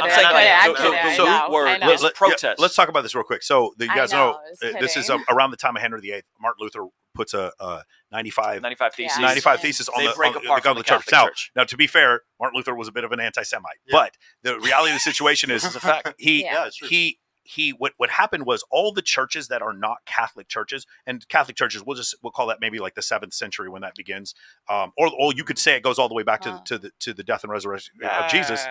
But the Catholic Church, when you go back and you talk about that, the separation from the Catholic Church, which is the 15th century, 1500s, everything out other than that. So when you say, "Oh, I'm not a Protestant, I'm a Methodist," no, you're a Protestant. Yes. Protestant means you protest the Catholic Church. Initially, there was just the Catholic Church. The church was the Catholic Church. So anything other than that, you're Orthodox or you're a Protestant. Orthodox, Oriental Orthodox. And so anyway, what happened was in the Protestant Reformation, they kept reforming. Yeah. So it went from Martin Luther and the initial Lutheran movement to then John Calvin and then Methodist. And so now we have so many different fragments and there's no uniformity. There's these are the essentials of the faith. This is what makes you a Christian. There's actually a group of people call themselves Protestants, which makes it even more confusing. I know. Because we're all Protestants, and then there's a group of people calling themselves Protestants. They can't even tell you what the essentials. We can't even tell you what the essentials of the Christian faith are, and who is in and who isn't in, because this is kind of this rebellious Protestant spirit that we have. So it's hard. So when you talk about men's issues,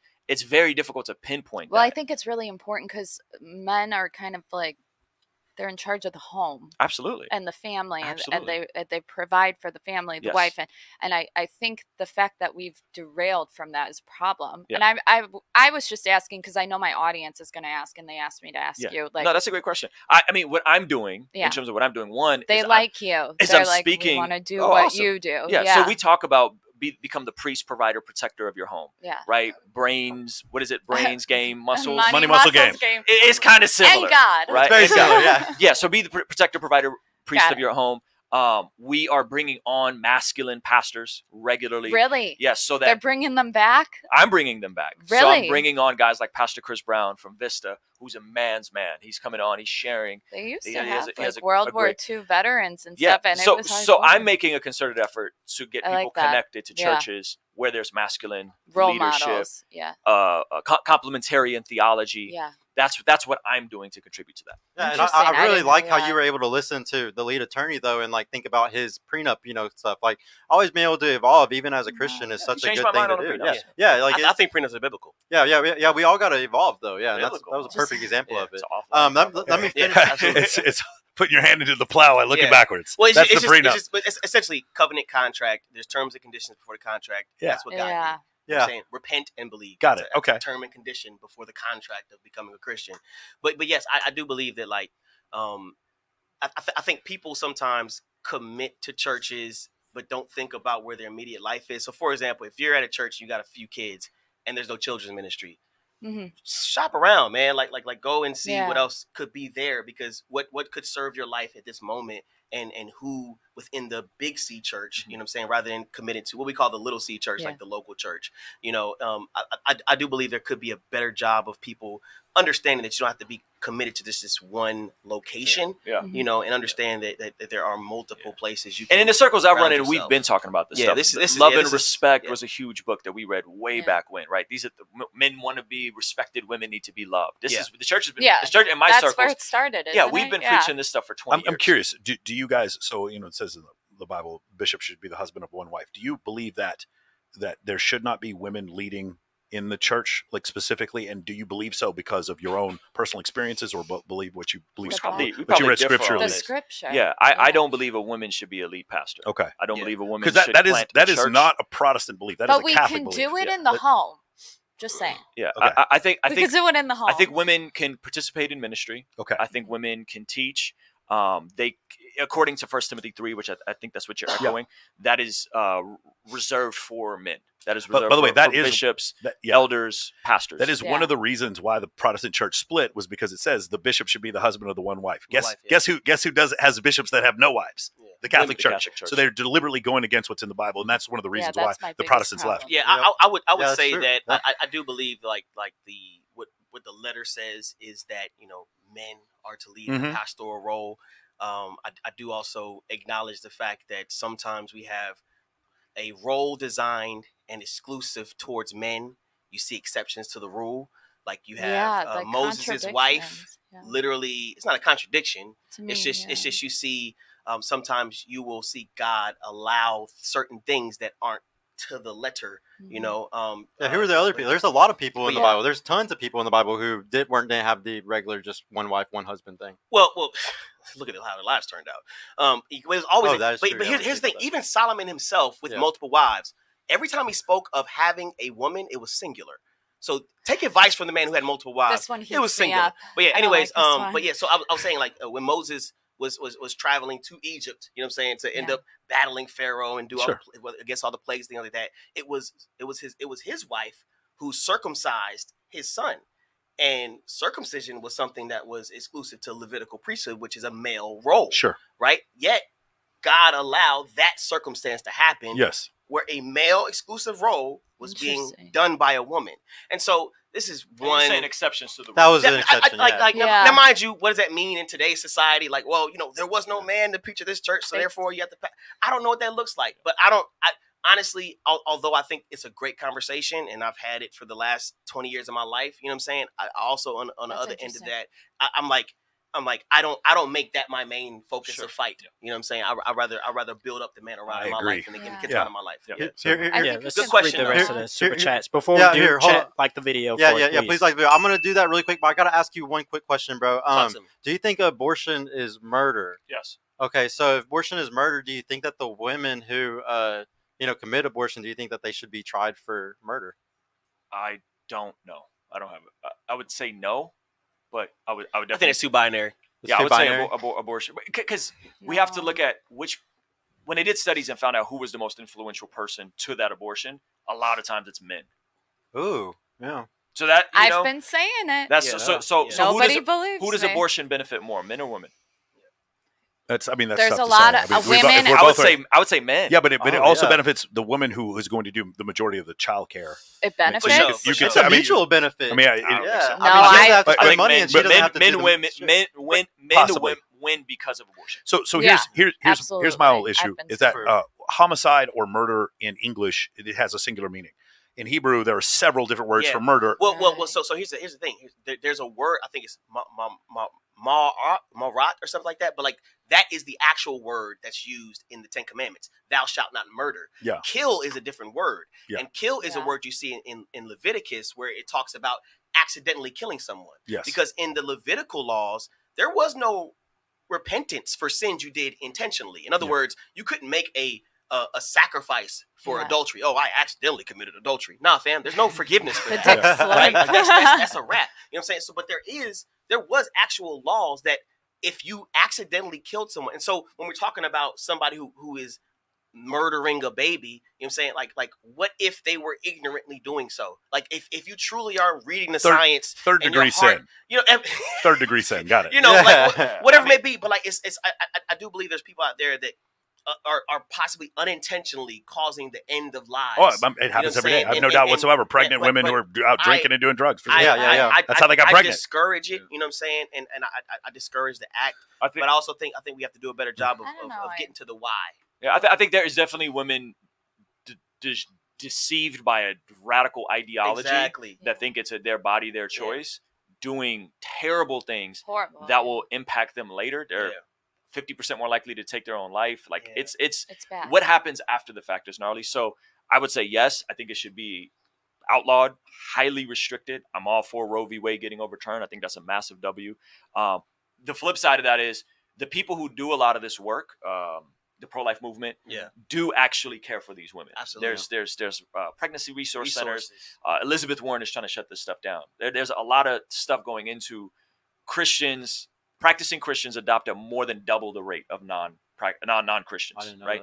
And so there's a lot of work being done. Can we do more? Yeah, we should, and we should. Obviously, and so Christians have always been known for caring for orphans and babies. I mean, in the Roman Empire, they were literally rescuing babies out of the river. And so I think that yes, that is our plight. James, the brother Jesus, we think he's the brother Jesus, says, true religion is to care for the widow and the orphan. So I'm all for that. So yes, it's murder though, for sure. It is murder. Good religion. No, all right. Now I'll go back to the super chats. Good question, bro. For the $5 from Mo Lester, Bad Bunny. If God exists, tell me how there are people born without limbs and full of disabilities. Mo Lester. Yeah, dude, this guy hates me. I don't know if he's talking shit about me right now. Is he serious? He always talks shit to me. His name is Mo Lester. What about is that? He what serious? about his? If God exists, tell me how. By the way, I take things literally. If you guys ever are in the military and you meet a guy with a call sign Mo, this is why they call him Mo. Oh, okay, it's Mo Lester. Yeah. Wow. All right, go to the next one. It's like $5 from Joe Original Cole. Sin was the answer. Original Sin.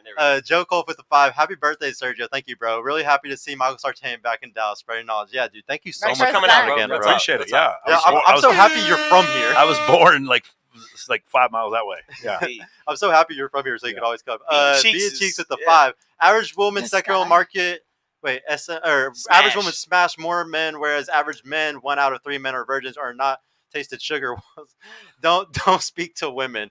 Yeah. Can we just speak to this real quick? So what he's referring to, and this is just in general, if you were to look at the number of the body count for women in general, it would look pretty much like a straight line. And for men, it looks like a hockey stick. I think that's what he's. But the thing that makes it crazy, I don't know. Can you pull up, Donnie, the study that shows that 28% of men have had 0 sexual partners in the last between the ages of 18 and 30? It's a Washington Post article. It's really easy to show. The reason why that's so interesting is because it doesn't change for women. Yeah. As these men stopped having sex and these other men started having more sex, the women stayed exactly the same. That is the most fascinating part of this whole thing. It went up a little bit, right? Yeah, like you're right. 2%, it go out a little bit. Now, here's the other thing, though. Compared to the 60s and 70s, the number of women or number of sexual partners that people were having was way higher. Like it was because it was higher back then. Yeah, we did for women. No, for men and women, we didn't have an AIDS epidemic back then, and we just didn't have it was the free love movement. Yes, during the free love movement, the number of people that had like the number of partners people have actually was higher. So Austin Powers was like generation, right? Huh? This generation is correct. It's really interesting. This generation has shows more and does less. Yeah. This is the generation that has the least sex and shows off more sexuality. We're the peacock generation, man. We be peacocking like crazy. And the reason why was, and I'll just give just quick caveat. Back in 1985, if an attractive woman was attractive, she had to show off her attractiveness going into the club or on the red carpet, coming out of the club, or being in a movie or being in a magazine. And that was it. Yeah. There was no, I'm going to show this off on social media. There was nothing like that. For now, so her validation actually came with her going out, drinking and being around other high status men, which caused her to have sex with more dudes. What happened later on is that these same women can get the same validation on social media. They don't have to go out.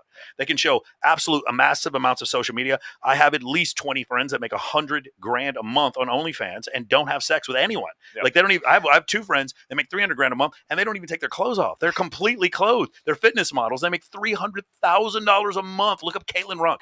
They have $300,000 a month. Don't look it up, actually. He's like, it's not for free press, man. Come on.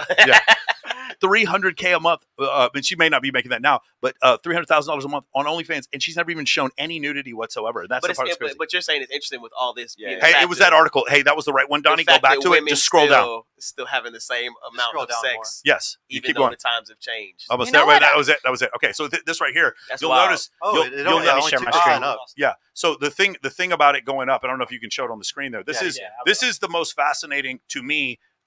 Maybe not specifically hypergamy, but basically how social media was a leverage for hypergamy to cause a great number of men to, like, again, what happened in 2008. That is the first time we get the Facebook app on your iPhone. Remember, we were having to use MySpace on our computer. We weren't using I tried to use it on my phone. It was a really slow web app. Now we have the Facebook app on our computer. Now we can DM with people. And now when a guy messages you the next day, you can see his face. You remember he has all these signs of fitness, and these signs of fitness, if he has game.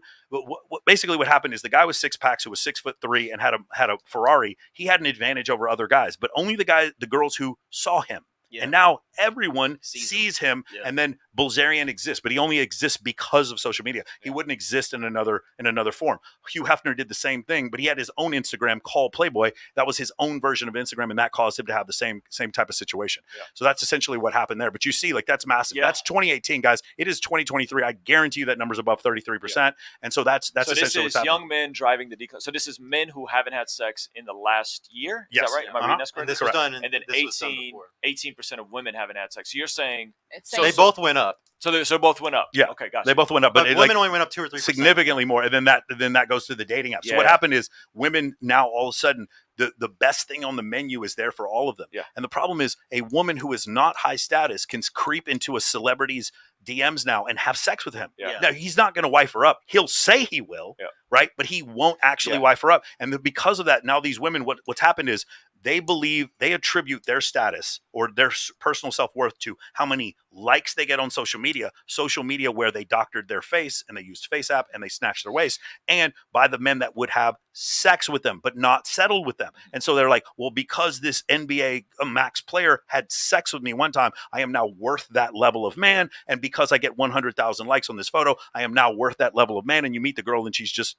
she's trash, and like you know what I'm saying, and but you see her in person, you're like, holy shit, she looks like that 5. She looked like Alyssa from that fucking Alyssa, that Selena Powell thing. She's like, I suck their dicks, like that girl that ends up being the girl, and she thinks she deserves to get wifed up, and that's what makes it crazy. Or Brittany Renner. Here's the thing, that's not fact though. Like, that's kind of what we've hypothesized. Yes. See, but I can prove with my show though that I've had tons of girls come on that are single women, and they sit there and they say they're 10s. I agree with you. They say they're 10s all day long, and I'm like, woman, you're a 5, and the reason why you think you're 10 is because of what you just said. You're fucking 10s. But that doesn't mean that they want to wife you. So here's the thing. I believe so. This is interesting to me because as we acknowledge that men and women are different, and men communicate differently than women, as they communicate, does it not make sense to, or at least try to understand that as they're communicating things, they're communicating it as women? Yeah. You know what I'm saying? Like, cause for me, I'm like, as she's calling herself a 10, if we start to go down a logical train of like, come on now. Well, they're not as logical as us. For sure. But I taught you this one. At least in terms of like, but a woman saying she's a 10, she's attributing things that don't matter. Like, absolutely. For instance, no. Listen. It would be the equivalent of Patrick Mahomes saying, "Well, I just got a PhD." We don't really care, Pat. You can still throw that sidearm down the street, streak to McCole Hardman. That's the thing. We attribute football players by their football playing attributes, and we attribute women by their feminine attributes, not by their education or their income. But women hold women accountable differently than men hold men accountable differently. But women, when they say they're a 10, they're a 10 because they make $300,000 a year. That's why they think they're a 10. And I guarantee look. I've seen women that don't make $300,000 a year. Yeah, but I guarantee if you found a girl, not all of them, but that would be one thing. If you found I think women encouraging women across the board, whether that is social status, financial status, or even their weight, they're all going to call each other 10s. I just think that's how women communicate. For sure. Women don't want to sacrifice hurting each other emotionally. So rather than doing that, we're all going to boost each other up because we're all we got. What we're saying. That's how I interpret it. That are on camera are going to say they're a 10 because they believe in order to attract a man, they have to come off confident. This is what Cosmo has taught us. Good point. If women said they're a 2, they would assume guys think she's insecure, has daddy issues, and is a bad bet. And that's what the girls say every time on the show when I talk shit to them. I say it every time. If I pulled a girl aside, I'm like, you're not a 10, right? She's like, yeah, you know. Yeah, she knows. But they have to sit there and say they're right here so they can possibly get that. Like that's what they think in their head. Is if I call myself 10, I can find a 10 possibly. Yeah, like does it work though? No, there's no, and that's why they're single. That's why they're single. But when I said $300,000, it was $300,000, or I'm a good real estate agent, or I'm a good person. I'm a good person. And then it's like these things are great, but they don't. That's they don't make my penis harder because of your second master's degree. That's the point we're trying to make here. They think value has to do with money. It's really humility, though. Like if these girls had you, and here's the thing: after a woman has had sex with, like, I feel like after they've slept with so many people, they can't be humble anymore. Like they the humility think is gone. it's humble. Like they don't. They think it's humble. I'm dead ass. They literally think that they're appealing to men when they say they're a 10. They're like, came for you, bro. What? The flat earthers came for them every time. Man. So, guys, just so you know, I did a debate with flat earthers, and they just show up in every podcast I did. Flat earth. But they use the Old Testament to prove flat earth constantly. Oh, hey, go back to the super chat. Shout out to Tristan. Tristan is not one of the flat earthers. He's bullshit. But yes, $5 for every. They follow you everywhere. With so many willing people, to pay. With so many people depressed, is there a chance of society getting back to more traditional values, or are we past the point of no return? There is no chance. This is the thing we like to talk about, the Overton window, bro. Enjoy the decline, bro. Zuby agrees with me that he doesn't think the Overton window has gone all the way. Of course, he said on Friday. It'll never go. It'll never. For people like myself, what's the Overton window? So the Overton window, I'll give you an example. The Overton window is what the middle standard deviation of society finds acceptable. So, for instance, in 1982, if I go up on stage and I'm a U.S. or let's say 1962, I go up on stage or on a pulpit and I said, "Hey, I would like to propose a bill that federally protects gay marriage." You would get laughed off. Like you wouldn't even get past the House, the Senate. The bill would not be passed. If you go up in 2023 and said, "I would like to outlaw gay marriage in the United States," you would get laughed off. So the Overton window on gay marriage has swung 180 degrees, unless you're Clarence Thomas, has swung 180 degrees in the opposite direction. Okay. That's essentially what the Overton window. So over time, the Overton window on marijuana we've shifted the Overton window now on marijuana. And so what happens, unfortunately, or fortunately, depending on which side of the aisle you're on, the Overton window always shifts to the left. If you think we're conservative, consider our ancestors in 1930. They think we're liberals. For sure. It always shifts to the left. And what's going to happen, the reason why this happens, there's a couple of reasons, but one of the reasons is because as we get further and further away from a survival scenario, we're not in war, we're not starving. What happens is people start going to colleges, they have cushy lives, cushy jobs, and they start arguing about whether or not Elon Musk should buy Twitter, as opposed to like, can I find food today? Yeah. Does that make sense? Yeah, so the Overton window keeps shifting to the further and further to the left. But additionally, if you guys ever read *Sapiens* by Yuval Noah Harari, there's this thing called technology or technocrat. I can't remember what the name of it is. Technologist. The idea basically that anything that speeds up the bandwidth of communication is good, and anything that increases technology is good. And so when you do that, that's when you come up with antibiotics, the transistor. That's when you come up with quantum mechanics. That's when you come up with flight travel, and all of these things eventually get us to a society that's close to Star Trek, which is the ultimate utopian society where I have a replicator that makes me food and a 3D printer that builds my house. We don't live there. And so because we don't live in that society, socialism and communism don't work currently because we have a finite number of resources. If we did not have a finite number of resources, then we could live in that type of society. So the Overton window just slowly shifts to the left over time. The idea of us debating about petroleum. Dude, you go back in the 1960s and say, we're going to get off petroleum. They would fucking laugh at you. But now we see these electric cars. Possibly. We could. It's at least a possibility, whereas before it wasn't, and the difference is technology. That's what we're talking about. That's the Overton window. So, I like to argue that, we disagree on this, but I think that we can go back to the traditional values. That's just something that me and Zuby agrees with me on this. You need to buy an island. Go buy an island somewhere. It's not even traditional. I just think that we can meld the two into something better. It's just evolution. On an individual level, yes, you can. If you want to live a traditional lifestyle, you can. It's just when you're in your household, you can. Yes, but when you when you're talking to a large population, whatever, not really. No. Here's my theory on this. Jesus said wisdom will be proven right by her children. Her children. Sure. Right? So all the loony stuff with trans, all of this stuff that we're seeing happen, we're doing 2 daddies and 2 moms. How's that going to play out? How are these kids going to grow up? Sure. Give it enough time, and I think we'll look back and be like, letting all these kids take these drugs to make them infertile. And I think people will come back around, and what they're going to see is they're going to see my kids, they're going to see other people's kids, and they're going to be freaking superhumans because they're going to know music theory. They're going to know how to read and write at a young age. They're going to be able to retain information. They're going to be solid, stable, functional humans. And I think we'll see a huge disparity. And it'll either cause the collapse of society as we know it, or there'll be a clear delineation. So it might not of even people take who 15 come years. from traditional families. A great example of that would be like sort of the exceptionally progressive liberal beliefs in the Soviet Union up until 1991. In 1986, when Chernobyl happened, it bankrupted the entire country. And then they were forced to deal with the reality of the situation. And then you had a societal collapse like what you were talking about before. That could happen. The problem is this. As long as there's enough people in power to then say, well, the fact that your son knows how to play the guitar and he plays outside linebacker, that's because he's toxically masculine. He's privileged. Yep. By the way, toxically masculine, for those of you who don't know, that word actually comes from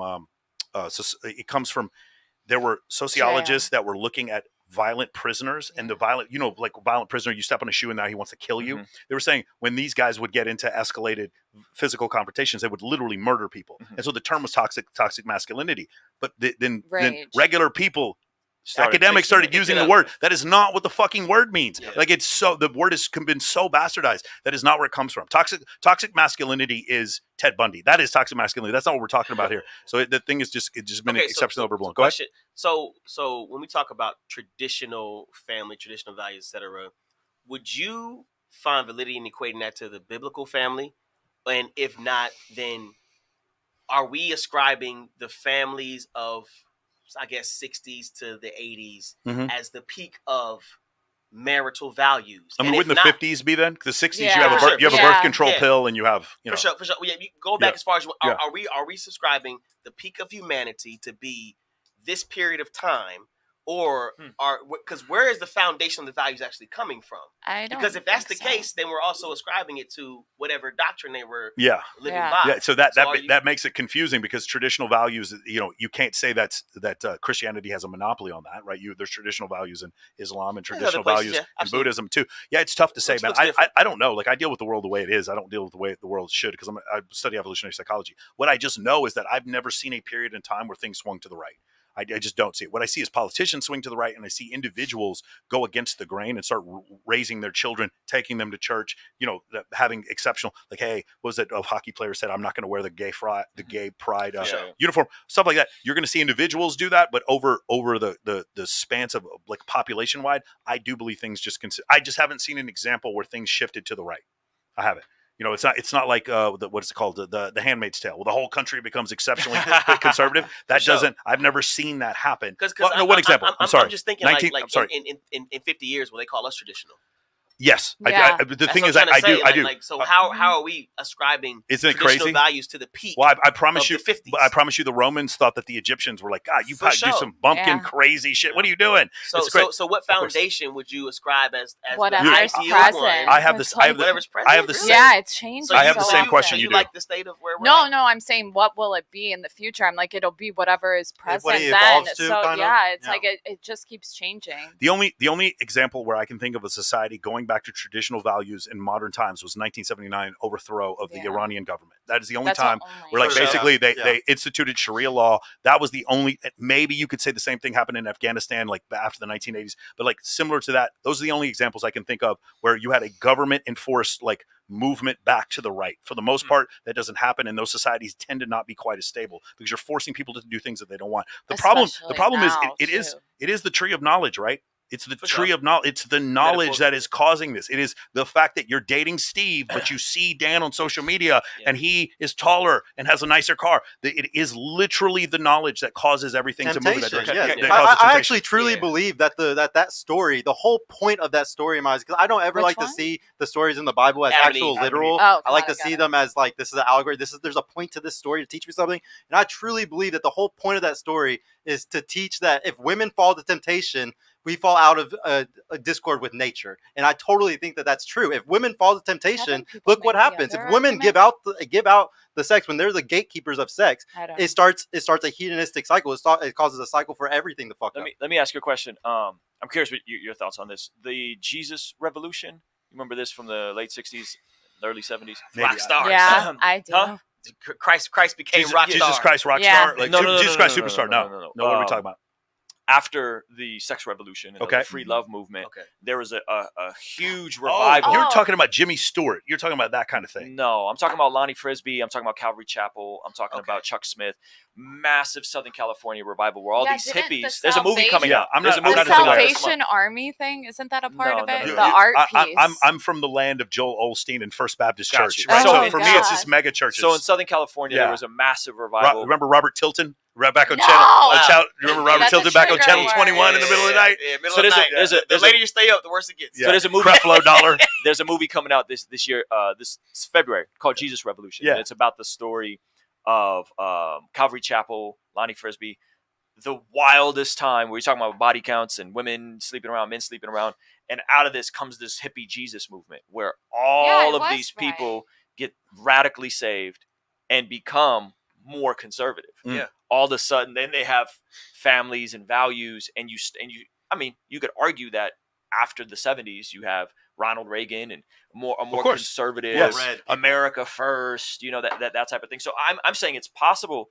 I don't think it's possible without a supernatural revival like that. Well, the thing is, that's why I was asking what is the actual foundation for what you define as traditional. Bro, I'm just as confused as you are because I can ascribe it to when we talk about traditional values.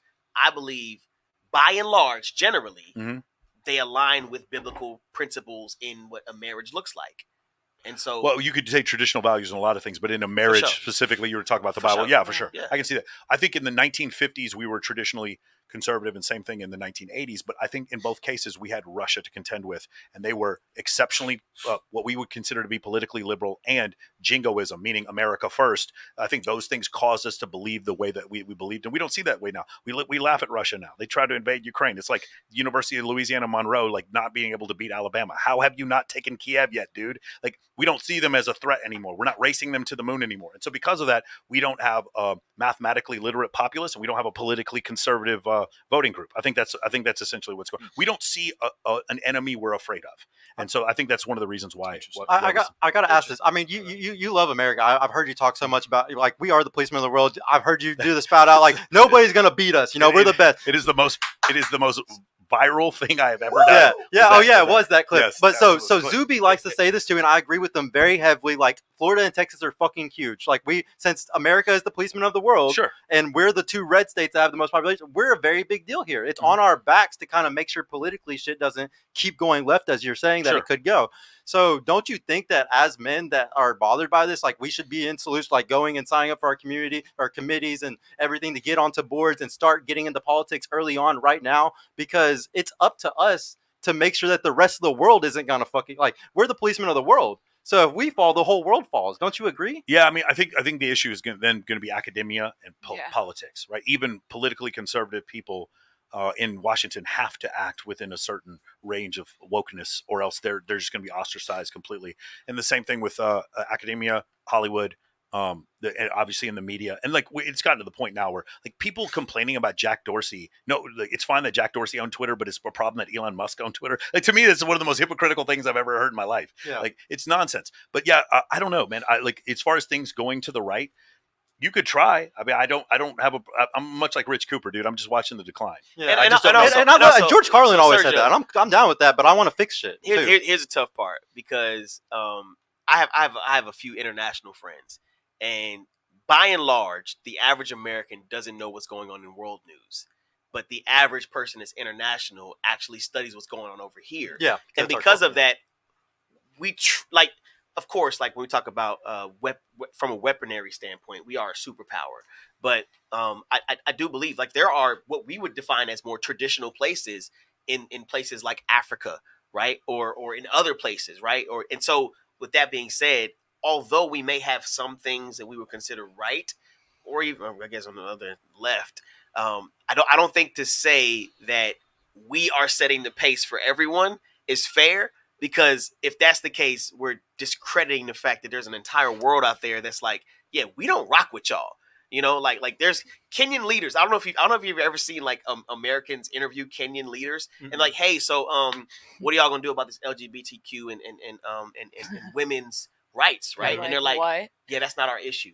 Like your issues are not. We need clean water. Yeah. That's well, Kenya, he said, but they have it. But like it's more so like we're worried about a lot of things like poverty, right? Yeah. And so with that being said, why are you trying to push your ideals on us and saying we're not progressive? Yeah. When we're saying our people are pushing for what our people want. Yeah. And so literally it's trying to invoke our own ideologies on other countries is the definition of colonialism. Yeah, and I don't want us to do that, but what I'm scared of is, like I said, if Texas and Florida fall, and if America is the policeman of the world, if we fall, then that I'm scared of China and Russia and their bots and what they've already been doing. That's all I'm saying. Is I'm just scared about but yeah, trust me, I think that we could be the fullest blue country, and then our policemen of the world aren't the policemen of the world. We're so fucking blue. Texas right. And then, but all those red countries, they're not gonna fucking save us. They're not gonna save us at all. Like, we're fucked. It's up to us. And that's why I always go back to.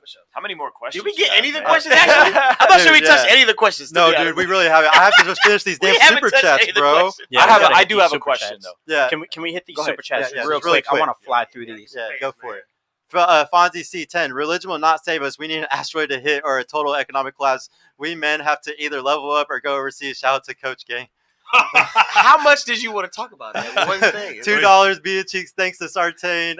Been friend zoning girls more likely. Yeah, dude, you need to start doing it all the time. You need to be friend zoning them constantly.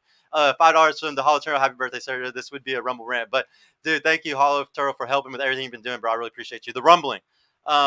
What's the next one? Benjamin, $5. In Canada, the churches are now bound by Bill C-4. They are unable to preach on biblical sexuality. So, yes, politics does drive how woke the church is. That's fucking crazy. I didn't know they were doing that. Nuts.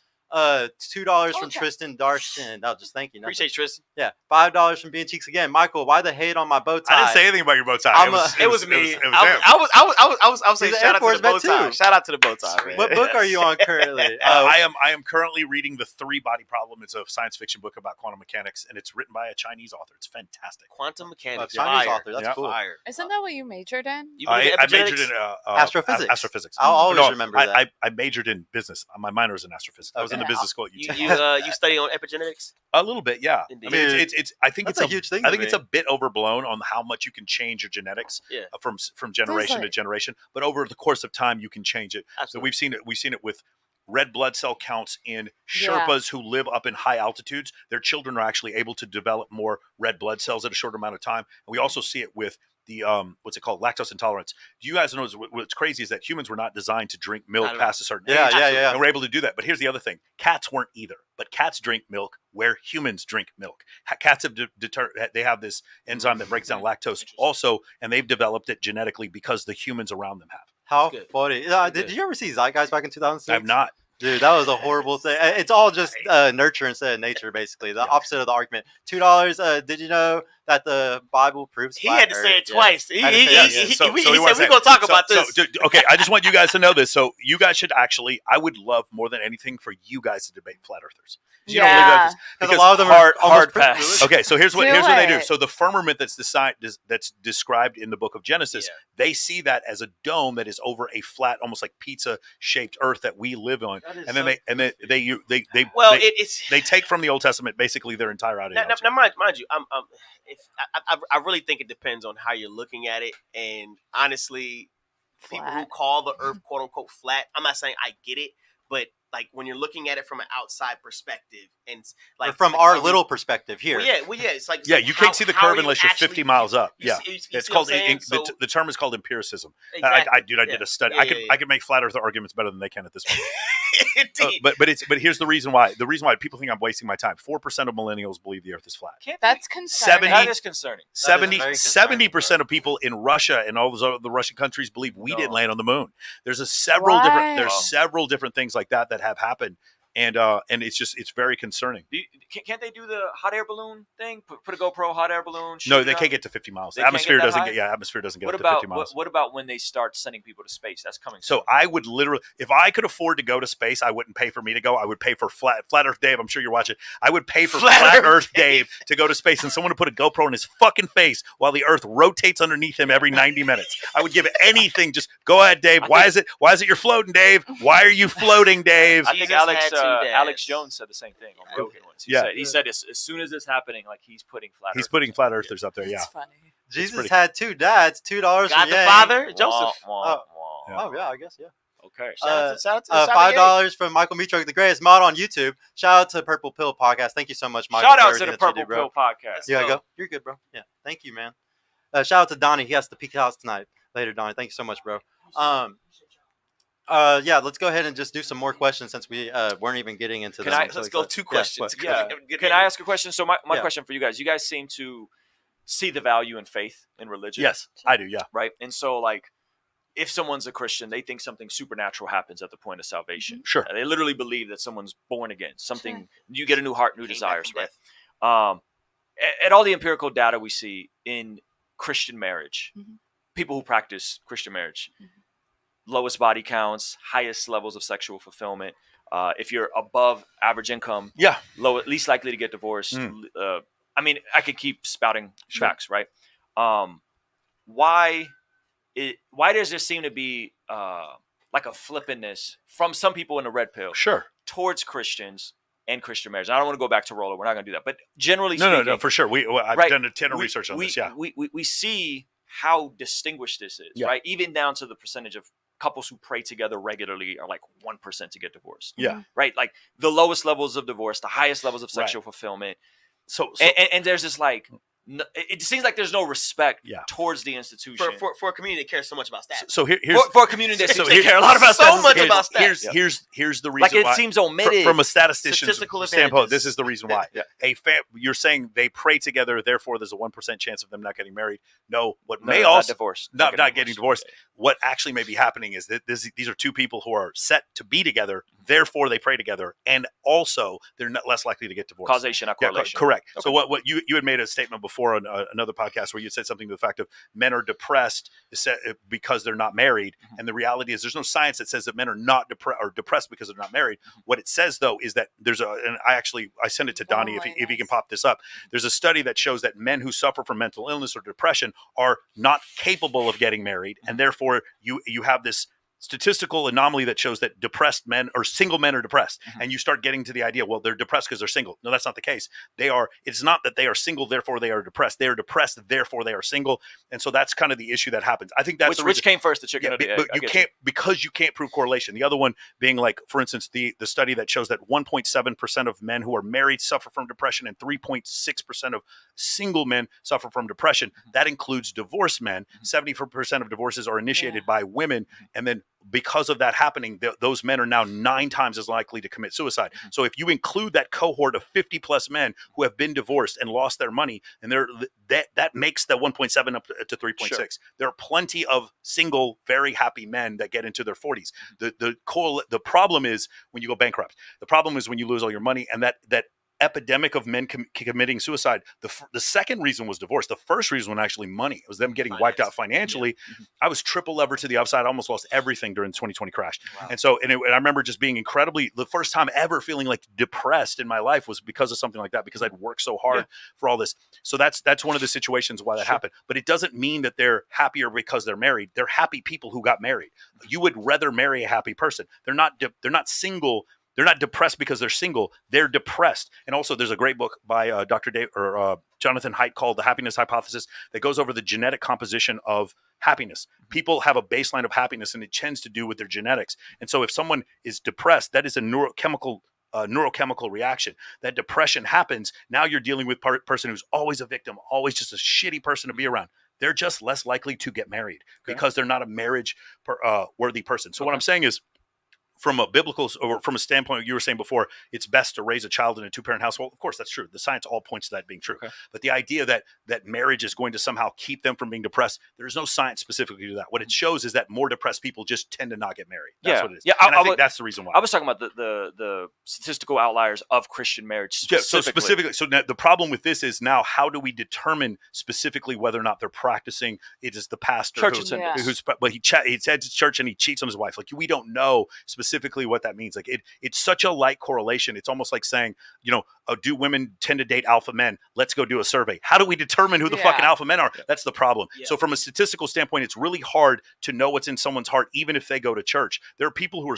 like full on clinical psychopaths who go to church. They have no belief in Christ whatsoever and will say the words that they need to say to make mom and dad or the wife happy. Sugar babies who go to, But that's the problem. Those are the exceptions to the rule, not to the rule. I'm talking about people who have a genuine Jesus experience. Correct. Yeah, and then get married. And even along with praying, you have people who weekly date have a lower statistic rate of actually divorcing. But like it's just the acts of intentional intimacy, whether it be through prayer, whether it be through dating. Acts of intentional intimacy does affect. I think the other reason is because they can find that intimacy outside of I'm not bashing Christian marriage. I do not want to come off as that guy. Sure. But what I'm saying is they can find that intimacy in other places. There are people that show like they suffer from depression and they have like friend groups of people that are active and care about them. And they get the same boost in self-esteem that they would from their, having a wife. There's also studies that show when women in their 40s, men in their 40s, women tend to suffer from depression more in a marriage and men suffer from depression less in a marriage. And then when they get divorced, men suffer from depression more after they've been divorced. So it's just one of these things where what I'm saying is there's no correlation between, I believe, Christian marriage and happiness, but there is a correlation between divorce and suicide. And so that's essentially what I was saying. I'm not denying your second point. I'm pointing out the reality that we're seeing in if somebody comes to me and says, hey man, I want to get shredded. Mm-hmm. And I go, okay, well, eat chicken, eat broccoli, lift weights. Yeah. Be in a caloric deficit. Sure. You get shredded. We're seeing these things exhibited by specific people. Yeah, but we don't have logical humans, obviously. I mean, you can see Satan in the Bible how crazy people were. Like they were doing stupid. But hey, don't look back or you're going to turn into salt, motherfucker. And she looked back anyway, and then she was a pillar of salt. I hear you. I'm saying 75% of men 15 and older will have kids. Oh yeah, we'll have kids. Yeah. If we know most people, I think it's gonna. Isn't it gonna go down? I was about to say 75% are overweight or obese. Yeah, 70% in the United are States. overweight. In the United States, 40% are obese.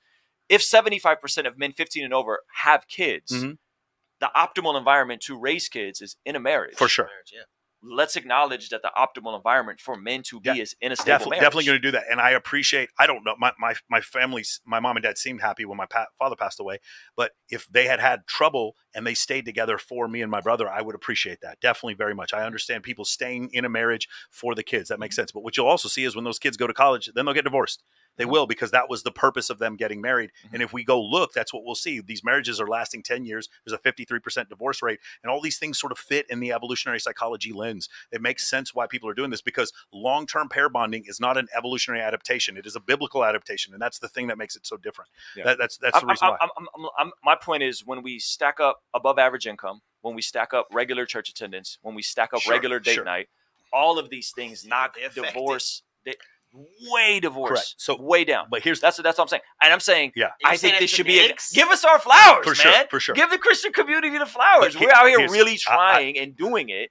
We're seeing folks that come from broken families and disgusting lineages. We're talking about DNA, multi-generational trauma, turning it around and having functional, stable, flourishing families that are changing generations. And the red pill will seldom acknowledge that this is a good thing. Well, here's it doesn't exist to you guys. The other problem when you read studies that say that there's a genetic predisposition for divorce, one of the problems is what you're talking about is people who are genetically dispositioned to get married and stay married. And that may be the reason why they stayed married and that caused them to go to church. But them going to church and them staying married may have not necessarily been correlated. Now, I think they are, because you have commonalities. But people who have general commonalities are less likely to get divorced too. But to your second point, the idea that I need to make more money to make my marriage work is a huge turnoff to guys. Do you understand? Of course. Hold on. So you said before, as these men have the number one reason for divorce is because of money. Money fights. Right. Yeah. But it's not money fights because of the woman's money. When women make more than men, they tend to get divorced. It's because of men's money. So now we're in this sort of we're in this ship that's sort of creaky. We're not sure if we want to get on this ship called marriage. And in addition, I know I have to continually make more money to make my marriage work. Yeah. That is not a feature. That's a bug. That's scary to a lot of men. Just consider, just consider these single men watching this. Okay. I'm not married. And now you know what's awesome about being married and making a lot of money? Yeah. Also being single and making a lot of money. That's the reason. They look at that as an option. Why is it that I have to I'm supposed to say these words like, the hypergamy doesn't care. Those words you said at your wedding are supposed to be for rich or for poor, in sickness and in health. But for some reason, I'm supposed to make more money in order to make my marriage work. I'm not. Of course, when I get married, I plan on making a ton of money. Don't get me wrong, but I should. If that's the reason why my marriage works, that kind of sucks. Do you understand how a single guy could see that and see that? I understand how they could see that. I also understand that 56% of working women with kids 18 and under would have preferred to stay home had they been given the opportunity. For sure. Yeah. We're going to talk about women's nature. But that's after they already were given the choice. So No. This was after COVID. I know what study you're talking about. No, they were not given the choice. They would have preferred to stay home had they been given the opportunity. No, I'm saying like they had gotten the option. They stayed home for 2 weeks and then they also went back to work or something. Sure. They all wanted to stay home. Yeah. Yeah, 50, but that's 56% of women. But they were with given, kids 18 and under. I agree. I think honestly, there's no way to say for sure that women ultimately want to stay with their kids. I'm not saying all women everywhere. I'm saying generally speaking. I think most of them do, and I think there's a biological reason. So I don't disagree, but there's no way to say that for sure for most of the population. They wouldn't take it well. I think what we can say for sure. It's saying like we say all kinds of things for most of the population. But for sure, we have to, otherwise we'll be on YouTube. Full of generalizations. But without like stats that can we have to give the nuance to it, especially women right now, because women would be like, you're fucking nuts. Like, I want to work. Okay, they're mad right now. Here's what I would prescribe: people who should get married, and people who want to have kids together should get married. That is all I can prescribe, though. I cannot prescribe anything more than that. I certainly can't say you suffer from a neurological depression because your mother and your grandmother did as well, and therefore, if you get married, you won't be depressed. I cannot prescribe that. Yeah, I'm not saying that. I'm not saying that. I was just gonna say, I think it's interesting as we talk about like a worldwide dynamic. I get not triggered, but I'm like, are we simply looking at this from a westernized perspective and ascribing things to nature when we say things like when women make more money than the men, they are more likely to leave? Well, South African women are becoming more educated, yet their divorce rate is 17%. Yeah. And so if that's the case, then how are we ascribing this to nature rather than culture? Have you been to South Africa? I've been there. No, I spent some time there, man. They're still in a bit of a I'm married for survival. This is still a third world country. For sure. But just the concept that like as the women are getting more educated and going to the privilege that we're living in today. So let's just, without the studies, let's just say empirically, what do we see? We generally, you guys know as masculine men, you would want to make more money than your wife. And if you didn't, and she was the provider, you could see how that would create some creaks in the relationship. For sure. That's why I believe it. Now, we could probably find some studies on it, but the problem is once we get into that point, people lie about why they get divorced. That's why there's no clear numbers on why people get divorced. By the way, there's no clear numbers on murder but either. 17% is drastically lower than 50. What do we, so 17%? Oh, in South Africa. Yeah, maybe. Yeah, maybe. But not all divorces are caused because women make more money than men, but divorces are caused by several different reasons because most women don't make more money than their husbands in marriages. So that's the reason why. So yeah, it's tough to say. I mean, you'd have to do more work on that. But I don't think that's a black or white issue. I think anything. I hate when it's ascribed to nature. Rather than well, you don't. I mean, you don't think it's a man leading a relationship. You don't think that's subscribed to nature? Look. I definitely believe in gender roles, especially being somebody from the Bible. So absolutely. But I don't believe in gender roles because of the Bible. I believe in gender roles because of Homo sapien evolution. I don't talk about gender roles in the aspect of like what we talk about culture, like wearing wigs, wearing dresses, etc. Right? Yeah. Like I'm talking about like men leading the household. I definitely am for that. Yeah. But when I hear the aspect of education being the reason and knowledge being the reason why divorce is happening, and I'm seeing South African women are becoming more educated, yet their marriages are not.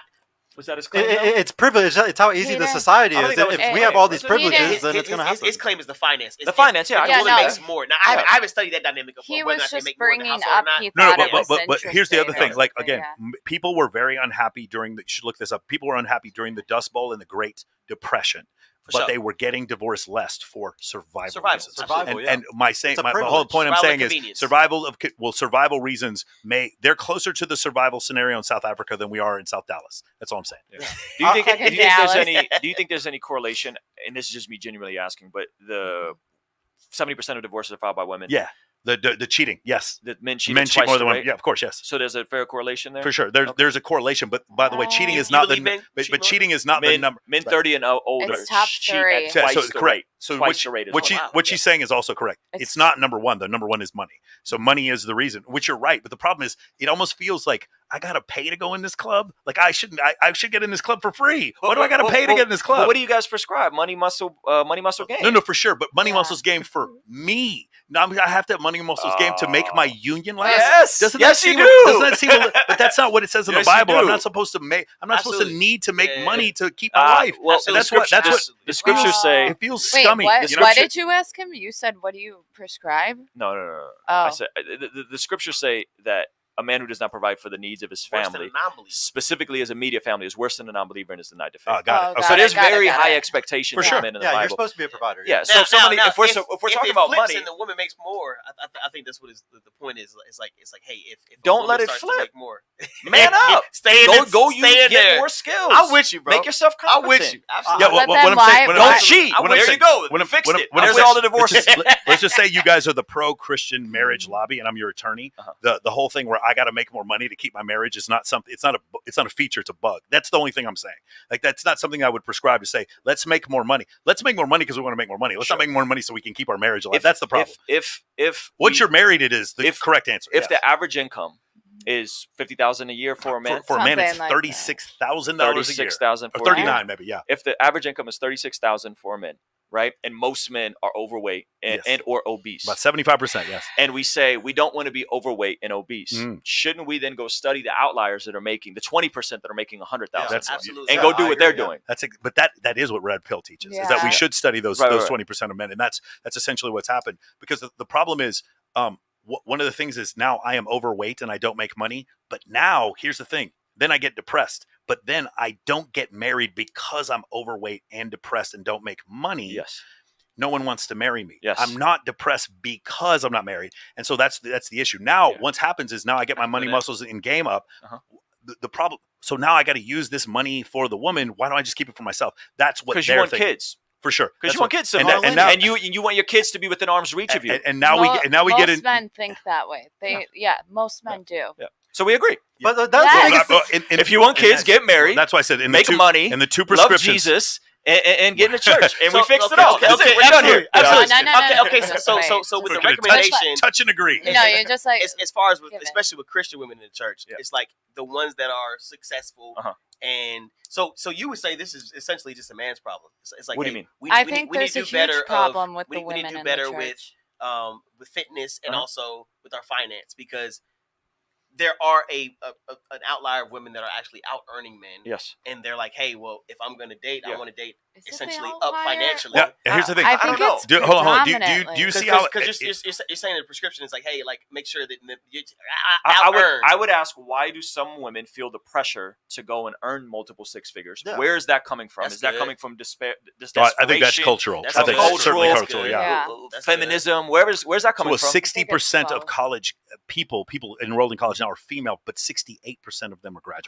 Graduate. Yeah. Graduated That's- yeah, female. It's yeah, I've heard of that. 32% of men. Right. That's So so that's in sad. college. That's Yeah. madness And that's when not you consider good. it. That's not good for society. It's dropping too. Yeah. That's Yeah, crazy. and it's when- not good. when you consider that. So And that's yeah, where they I would meet. say, hey, if you want to be with a hot woman that will raise your babies, fix your life, figure it Sure. out. Absolutely. You know, that would be my this is advice. what- Baby, what did I fix confuses my me. life enough? Baby. I don't think. Fix my life enough? Well, Am I doing well, okay? I don't How am think I doing? that the church Like 6 out of offers 10? those tools Yeah? though. Okay. That's one of my I don't think the church gives men the tools for that. I think they actually undermine them a lot. And so the red pill, I find, kind of picks up the mess of the church and sends them back. I'm dead ass. So this is what we do. We have a mastermyhabits.com course. Mhm. Men who are struggling, mastermyhabits.com. I put it together with my Christian Free course. Free course. We've had over 10,000 men go through it. Mhm. With my Christian therapist, going through some of the concepts in Atomic Habits, some of the concepts in Power Habit, with an actual, not a Christian counselor, No, an yeah, actual therapist who's Yeah. been in the field for 30 years. Mhm. And we provide that resource to men free of charge, Yeah. so they can go through a class and they can figure out how to stop looking at porn, So how to get themselves habits. in the gym, Yeah. how to start earning more money by learning more useful skills. So Mhm. I'm with That's you. a good. We're trying. So it's like those are red pills prescriptions. Yeah, yeah. Habits. That's what I'm saying. My issue with the red pill is you guys are addressing a lot of the right problems. Yeah. Sometimes when we get into the prescriptions, it gets murky. And some people say they don't make any prescriptions. And then I've already shared my issues with the hypergamy and the dual mating strategies and all that kind of stuff. Which I had the whole Dr. David Buss clip queued up. I microdosed the red pill. Yeah. So we agree on the problems are correct. I agree with the problems. Yeah. I agree with some of the solutions. Yeah. It's when we get into the minutia and what's being said. How it's being lived out. There's something about the church and the message they give men that is worrisome to me. I don't think it's teaching them to be leaders. Say that one more time. That's like I think that they let women. Forgive me the way I say it, but I think they let women go on a lot of things, and the burden is always on the man. And although I agree that yes, like according to the Bible, the man's job is to protect all of that for them. But why isn't the woman contributing? Contributing what? I think the woman creates a lot of disparity with men, and men feel like they can't stand up, and even pastors won't like push on certain things. They tiptoe a little bit, specifically on feminism, anything that has to do with that. And I think once they start doing that, we're, for lack of a better word, fucked. Are you guys ever in Southern California? All the time. Would you come to church with me sometime? Yeah, sure. But I have throw a bunch of events with a bunch of hedonistic people and you're welcome. And playmates. I think you guys should come to our church. I think you should come to my church. I think you should meet meet my pastor. I think you should see this fleshed out in person. And I think you would see the total opposite of that. That's why I was asking you earlier, like if you could recommend to guys, because most of the guys I've talked to have said the same thing. There's not enough about good church. Christian communities. There really isn't. There really isn't. They help single moms. They do that. I think that could be experienced bias because like bias. I'm a woman though. Well, no. So for me as a man, and like I legit. So I went to Oak Cliff Bible Fellowship, which is a church that's probably like 15 minutes away from here in Dallas, and that's the church I grew up in. And when I tell you the mentors and the men that sowed into me since I was 6 years old were readily available and impacted me in the man I am today.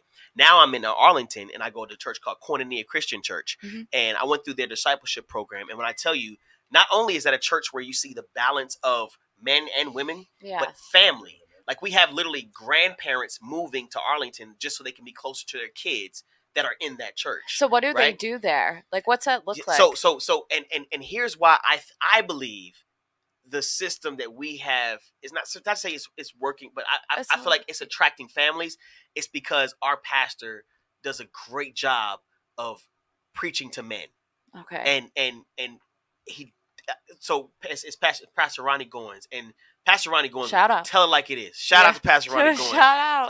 Like the discipleship program he put me through challenged me in every aspect of my life, whether that be in finance, whether that be in faith, whether that be in family. And it was almost like I always felt on edge, and whether I had to learn something, I had to show up on time. If I wasn't showing up on time, I was in the wrong. If I wasn't pat a certain amount of grades I had to take on the tests we did and things like that. And then to go through that intense program, and at the end of it, he washes our feet.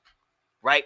And so for me to have that intimate experience with other men, that's and what see I other think. men cry, see other men serve, see other men be on the front lines, that impacted my life immensely. And then also for me, also seeing that in different aspects of my life, but knowing that there are other men who never have been able to be in an environment where men were able to be vulnerable and not feel judged or shamed. Yeah. And so I shame do is believe the that big one for me when it comes to the church. Are there churches pandering to the aspect of relationships and women?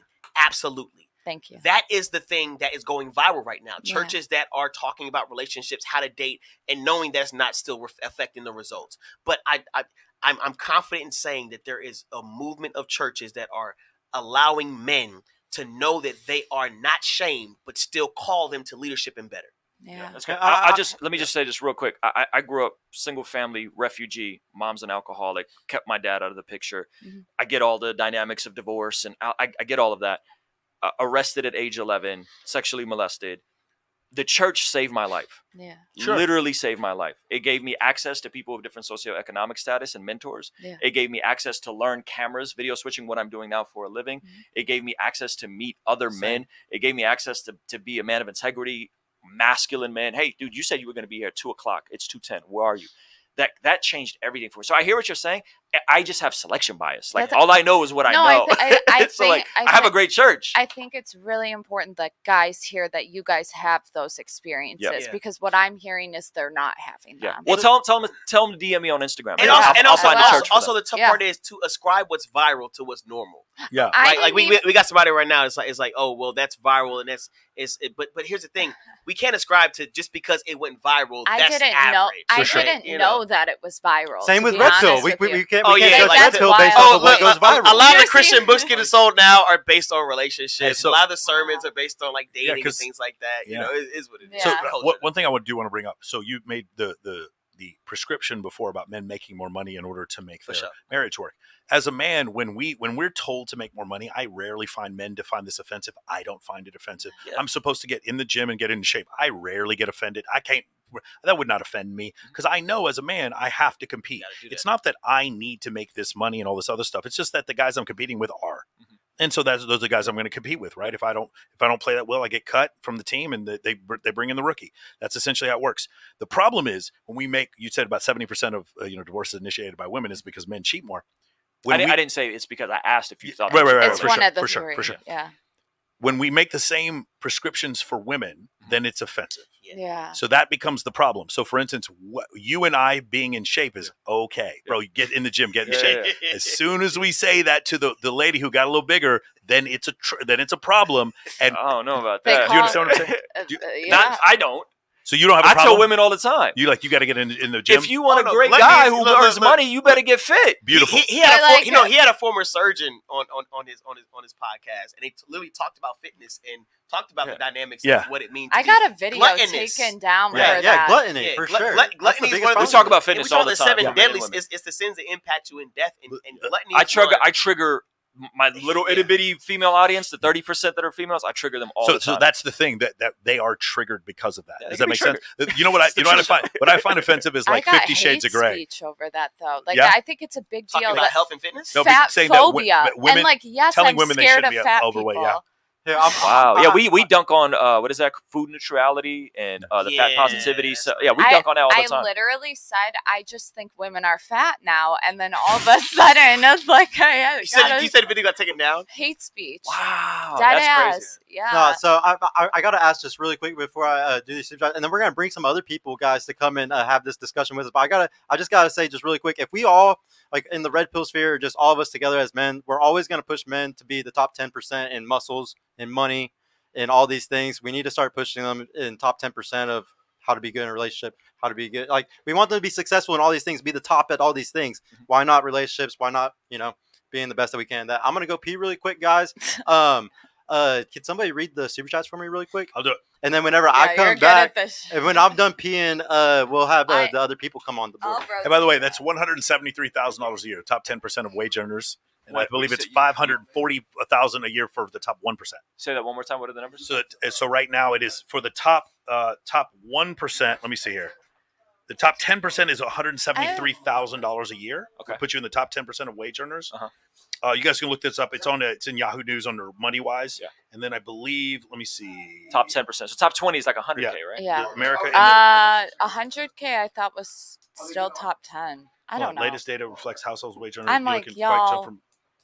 Anyway, you guys can look up. I focus on the other stuff. Top 5% are $343,000 a year for top 5%. I believe the top 1% is, it looks like the top 1% went up. It's about $800,000 a year is what the top 1% makes. So if you guys are wondering, that's essentially what you'd have to do. All right, so let's go to the group of chaps. I have a question. Hold on, I have a question. Do they have specific groups for single dads in church?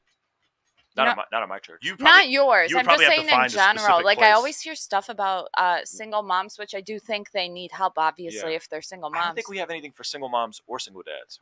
There's like single moms. I'm saying not at my church. Yeah, no, I know. I just thought you would know more in the community. I have a lot of single dad friends. Yeah. That have custody of their kids. Yeah. What we take them through is a course called Men Skills, which is like group therapy, psychology, and Bible study. And so I love Bible study. Yeah, connecting all three of those with a curriculum designed by experts and that whole thing. So I have never heard of a single guys group. I meant like where they kind of give guys, like, let's say, I don't know, cribs and stuff, like donations and whatever. Like there's always things for moms. I see them all the time, but I never see them for dads. I haven't seen that. Maybe it's because less dads have full custody. I don't know, but all right. So let's go to these questions here. For Torsia, which is better, a man who is hands on with everything, car repairs, house repairs, lawn care, or a man who can pay for it all? a guy that can do it. A guy that can do it. So you find that to be more masculine. Okay. I love working on cars. Nice. Dr. Matt Rosmati. $10. Appreciate $10. There we go. Some traditional values will never change with technology. Men will prefer women that are pure, even though we have paternity tests, and women will prefer men who make more, even though they make money. Yeah. It's not all about money, baby. Well, make more, but just say value, just in general, like masculine things that men can do, because money is not actually, there is no evolutionary corollary for money. I think the majority of human existence, there was no money. The ability to make money, like competency. So competency, but hold on. So money is a sign of competency, which has caused people to become attractive. I knew you were going to say that. Yeah, yes. for sure. Hey guys, come in. Let's get them all in here, man. They don't really want to. Okay. All right. Indeed. Say less. All right. Cool. You said your bro to come pull up? I wish he couldn't. His kid. He couldn't get it. Anybody watch his kid? Who? Bev. Shout out to Bev, the insulting, and Torsia, the insightful. Yeah. Bev is a bitch. Okay. She's my Most people alter are ego. Insulting and the insightful. Bev was not here. Most people are not religious. The church has failed to men. Probably has failed men. Most churches pander to women. Even Ruslan accepted on the debate with the lead attorney. Religion won't save men. The red pill will. Okay. What? I don't think he was a little wrong. You want to respond to that? I don't know if the red pill will save men. What I think is the gym might help you. I think men will save themselves. Going to they do. Some of you guys just need to go to an endocrinologist. That might save you. I will say maybe I got to do a better job of delineating between what is red pill and what is manosphere. You mean like because incel. A lot of times, like for example, I assume just off the conversation points that someone like Andrew Tate was red pill. Yep. Come to find out, he wasn't. Right. But he was in the manosphere space. So it's hard to here's the problem. Sometimes. So in 1687, Isaac Newton writes Principia Mathematica, and he describes gravity. I believe in gravity. It does not make me a gravityist. There's no red pill like Union card. There's no red pill dues. We don't pay. I think red pill is a technology. It's almost like a lever, like Archimedes lever that you use. And I believe in it as it is a derivative of evolutionary psychology. But like you're red pill aware. I think that's a way to say it rather than being red pill. You know what I'm saying? So I think it gets a little, and obviously I know less red pill aware people than I know red pill. Right. They call themselves red pill that because it's fun to belong to a cult, right? For sure. But the thing is, it's just right. It's just it is. Yeah. He said it, not us. We didn't say it, bro. It's fun to belong to a group. I'm not saying red pill's a cult, but the thing is, when you kind of did. But what I am saying though is the idea of like red pill. Red pill is just think of it like a technology, or just like Isaac Newton discovering calculus. Now I can use calculus to measure the angles of curves and stuff like that. Now, because I can do that with calculus, this is a tool I can use. Red pill is a tool. If I understand gravity, I can either use it for a hydroelectric dam or to throw someone off a balcony. One outcome is good, one outcome is bad. Red pill is like that. It's like a but tool. you won't call yourself a mathematician just because you know calculus. Correct. You use calculus. For sure. I can rock with that. I can rock with that. Red pill expert. Leon or Eon, $10. Oh wait, did you already do that one? Yeah, we already read this one. Another one. Yeah, we did this one already. Yeah, we did that one. That's it. Leon. Okay. Y'all want to do a few more of these? Let's do a few more. Yeah. I got some really good ones. Hey, Kylie, you want to come in here? Are you bored? Kylie, get your ass. I offered her a mic and headphones. You want to said come? no. Come on, I'll move. I want to know. Thank you so much, Torsia. This is a big shout out to Rolo. Thank you for some of these questions, bro. For throwing me some of these. He wants to know. From Rolo. What? Yeah. This is from Rolo. Shout out to Rolo. Yeah. Shout out to Rolo. Rolo. When are we doing part 2, bud? You won't do part 2 with me. I want to know, why is premarital sex forbidden by religion? Why is premarital sex Forbidden by religion, yeah. By Jesus or by religion? That's just what I have as the question. Just why is premarital sex forbidden Because by religion? Marriage was designed for one man, one woman, in a covenantal environment to raise kids. And so if what's optimal is for that environment, that is how the good Lord designed it, to prevent that. And so if we're looking at the byproduct of that, you're talking about the most sexually satisfied people are people that were virgins and got married. Yeah. Okay. So, which is kind of I actually wanted to hear Torsh's point on like me addressing that Solomon had multiple wives, but every time we talked about having a wife. Yeah, so like you mentioned like I talked about how Solomon had multiple wives, but every time he spoke about marriage, he spoke of wife as singular. And I said it heated me or something. Yeah. What was that? Is that what you were asking? Why was that? I hate the idea of like polygyny or anything. Polygyny. Oh, so you agree? Polygyny. Okay, yeah, indeed. like, so he like Okay, sent me this. indeed. Like, what do you think about like that when it comes to marriage, like the different types of marriages in the Bible? Because we even have some Christian communities trying to push polygamy now. Like, Well, I mean, like if you look in well, Utah, you got a big there's a Christian lot base of them over that have there been that pushing does- polygamy. I think we have to back up. He has the concubines. He has the slave girl. He has the But this polygamy. is the different things Yeah. from the Bible, though. He This has is the male different soldier. 500 porcupines. Yeah. So one, a couple of different scriptural elements. Not everything that's in the Bible is prescribing behavior. There's a lot of stuff that's just descriptive. So when we're reading the scriptures, not everything is prescribing how humans should behave. There's some stuff that's just history. Yeah, it's not what God said to do. It's just Yeah. a story. The yeah. majority of Job is Job's goofy friends arguing with each other about why Job fell out of right standing with God. yeah. I love it. I love it when the stories are explained that way. So The much. majority of Job can be completely ignored. Absolutely. Right? It's so like when you take a hyper literal approach to scripture, you're ignoring what's actually happening, and that this isn't prescriptive behavior. So most of what he's describing there is not what God prescribed in Genesis. It's not what Jesus echoed in Matthew and other gospels, I believe, and it's not what's also reaffirmed in Ephesians and with the titles of a bishop, elder. So that's just, and scripture also has to interpret scripture. So if we see this thing and we see this thing permitted polygamy for a time, that doesn't mean that's prescribed by God for all people all the time, right? And even if we were to say most men like multiple women, which we could debate on that, whatever, I would say sure, yeah, and where does that get men in the Bible? It gets them in really bad. Yeah, you can read the situations. stories about it. Yeah. you can read the Most stories people about like multiple desserts. Yeah, most people. Yeah, All things are permissible, but not all things are beneficial. Yeah, yep. There's a Living lot in of your things that pleasure we in have another natural, way. natural. Like would you say it's just living in your pleasure in a different way, kind of? Absolutely. Yeah. Okay. Yeah. But I mean, I'll point back to the Wilt Chamberlain quote. He said, "I've been with 1,000 women, but what I found more fulfilling is making love to one woman 1,000 times." Right. And even Andrew Tate actually said that in a quote, like not even a few months ago. Like he was talking about how he was more happy, like there was more value in one woman than if he would have taken one woman seriously than having 4 or 5 of them over 5 years. I wish I could bring that. I gotta find that clip. That's a really good one, and it's like one of the few ones where he talks like that. Yeah. Polygamy is not allowed in the New Testament. I will say it's interesting. Every time I talk about saying like me having 0 sexual partners, the common response is like, how will you know you'll like it? And I'm like, I have nothing to compare it to. Exactly. Yeah. You know what I'm saying? Yeah. It's like, well, what if it's not good? I'm like, it'll be good because that's all I know. It's gonna be good. You know what I'm saying? No matter what, it will be good. Whatever it is. Right? Is it the manosphere that's driving this disincentivation? I can't even. I got such a hard word. Torsia, what are you doing to Kylie? This is inappropriate. Or has it been Christian over podcast. feminized by the church for the past 3 decades? Hold on, let's read that again. Is the manosphere driving this insensitivization, or has it been the over feminization of the church for the past 3 decades? Yeah. I've never made the claim that it's the manosphere driving this insensitivization. I don't think I've ever made that claim. Okay. It's a big word. But I like that word though. how is an idealistic romantic love destroying modern churches? How is an idealistic romantic love destroying modern churches? Destroying? Yeah. I don't think it's destroying modern churches, but what I do think is this idea of a soulmate is a little bit unrealistic. Yeah, a soulmate's a complete hogwash and nonsense. Some stupid shit. Yeah. That's why I really agree with Rollo in the book. Yeah, because and that's the thing. You can fall in love with somebody who is toxic towards you. Mm-hmm. You know what I'm saying? And, Sure. and so this person that you're connected to, the soulmate, and that's the reason and purpose behind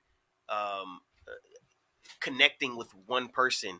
And allowing that to be the one you unify with. But when you have multiple people, but you always think about that one, it will always hold you back from actually experiencing the design of it, right? Mm-hmm. And so that's why I think it's tough to talk about exploring and finding out who you're connected to, because the one person you might connect to might be the one you, as you'll call, pair bond or make a soulmate with, and you'll never be able to actually shake off that feeling. And when some people say they shake it off, who knows? You know what I'm saying? But at the end of the day, I think it always affects us as we move on. Yeah. As humans, can't speak from experience. Are female imperatives assimilating patriarchal religions? Female? What you got to define that. Are female imperatives assimilating? I copy and pasted all of this. So assimilating? Are female imperatives assimilating patriarchal religions? assimilating. Oh, so basically, it's feminism impacting Christianity, culture, religious culture. Our female imperative assimilation. Yeah, it's feminism impacting. I would say yes. Yeah, I'd say yes. I would say yes. Unfortunately. Yeah, I would say yes. At a high rate. Oh, too. so like destroying them, like getting rid of. Yeah. Okay, got it. I didn't. I would say yes. Like replacing them. Assimilating meaning like they would stay the same, but you just brought them in. Okay, got it. I see. Or why are so many religious men confused about masculinity? Because the mainline church has went way off the rails. They went way too woke with orthodoxy. Yes. Okay. And do you call it woke? I don't like the word woke. Because I got some solid people that use the word woke, like Dr. Eric Mason. Yeah. That's why I don't, because he wrote a book the word about woke, it. and it's like, yo, it's more feminized. I wouldn't call it. Yeah, it's not woke. It's just very feminine. Like the church has become hyper feminine. I feel like. Yeah. What's causing men to abandon religion? You think? I think it goes back to the tree of knowledge. There's just so many things they see. Yeah, there's too much to know. There's just infinite things to see and to know. There's infinite. Like the problem is, like me growing up in the church here in Texas, I just didn't understand that there were, Baha'i Christians who lived in Iran, and that there were Orthodox people that lived in, Eastern Europe, and that there were like billions of people that were Buddhists, and Buddha was Indian, and all these kind of things, and just there's all this stuff that you learn, and then I think that's the reason why. It's like a lot of times, 86% of the time, you become the religion of your parents, and that's when we lived in the 1850s or you lived in the 1750s. That's all you saw. There were 150 people you were around your entire life. That was it, unless you fought in a war. That was about it. And so that's it. That's why you ended up joining that religion. And so now we have the experience. I know more about physics than Isaac Newton. Think about that. Yeah, that's Think crazy, how crazy that is, right? Yeah. I understand relativity to a greater detail than Albert Einstein, and that's because I've seen the experiments done about it, right? So because of that, I think that's what the reason is. We have the advent of all previous knowledge at our fingertips, and I think that's what makes things and that's the tough confusing. Part because it was the tree of knowledge of good and evil. Yeah. And so for example, like sex is good, right? But if I expose sex to a child, it no longer becomes good because he's exposed it to a time where he wasn't supposed to be exposed to it, right? And so I think not everything is good or bad. Yeah, and so it's also at what time and season are you experiencing the thing, good. Right? And so as we're talking about this, like the teaching is in Ecclesiastes from King Solomon, who we talk about has his multiple wives. Like one of the themes is knowledge is cool, you know what I'm saying? Like obviously the reading of books is endless, but wisdom and understanding, right? A lot of times kids aren't knowledgeable, kids aren't wise, but they understand, and that understanding allows them to make those connections as they grow up and say, "But wait, you were doing this, but you were saying this, right?" They didn't know how to like verbalize it. They didn't know how to communicate it. They didn't have the wisdom and the experience to communicate that. But understanding, and that's why I feel like we should really get to the point of understanding each other, because just because we know a lot, I feel like people ascribe their knowledge to how dominant they are in conversations and how competent they are in the society. But like, yes, knowledge is great, but do you care to actually empathize and understand what's going on? Right? I think we have to put a greater emphasis on wisdom and understanding. That's why all therapy a lot of relationship therapy just tells you to understand your fucking partner. That's all you got to do is try to understand. 70% of Christian men report being addicted to online pornography. Why is pornography an addiction for religious men, you think? I think it's an addiction for all men. Yeah. Any man who's struggling is addicted. So why is it an addiction? Because men like to look at pretty girls. Yeah. And they can't self-regulate. Why are 70% of men overweight? Because they can't self-regulate their sugar and their starches. I feel bad for the 25 and under because I just can't even relate sometimes. It's evolutionary mismatch. So like whenever you take, there's a great book by Jared Diamond called I can't remember what you guys look it up. He's an anthropologist at University of California, LA, UCLA. Sorry. He writes his book, and every time they take these traditional tribes of Inuits that live in these Polynesian islands and have never been exposed to McDonald's, as soon as they're exposed to McDonald's, every one of them, they all just become morbidly obese and diabetic. because they had lived in an ancestral environment where food was scarce. You would eat get protein once every 3 weeks if you were lucky, because the tribe was able to kill the meat. And then we put ourselves in this situation where I push a button and then food just shows up. And that's the reason why. And also that's also the reason why testosterone levels are low. One, because we don't need as much testosterone. And two, because men who would have normally not been selected for by women who have low testosterone are having just as much sex as everyone else, because they become multimillionaires or they win a Nobel Prize or something like that. So that's another reason why testosterone levels are low. Yeah. Nice. Question: do you feel like your respect for religion and its aspect of the ideology behind religiosity comes from a possible connection to family members that are religious? I mean, I know that my initial introduction to Christianity happened because of my grandparents and my parents. Yeah. I definitely think so. But that's, I mean, again, like I said, 86% of the time you're the religion of your parents. For sure. It's not very common that your parents grow up Christian. You know, like Kareem Abdul-Jabbar, his parents grew up Christian. He ended up turning Muslim. Yeah. It's not that common. That's the 14%. So yeah, I mean, there's definitely something to that. I mean, there's a bunch of different studies that you can have on this. I do think net religion held society together rather than break it apart. But there are a couple of like the Inquisition and the Crusades, like examples of just like massive nonsense that happened, or just little things like house arrest for Galileo for the rest of his life for saying the Earth goes around the sun, stuff like that. I think so. For me, Giordano Bruno being tied, quartered, and murdered. Just for me, the what is it?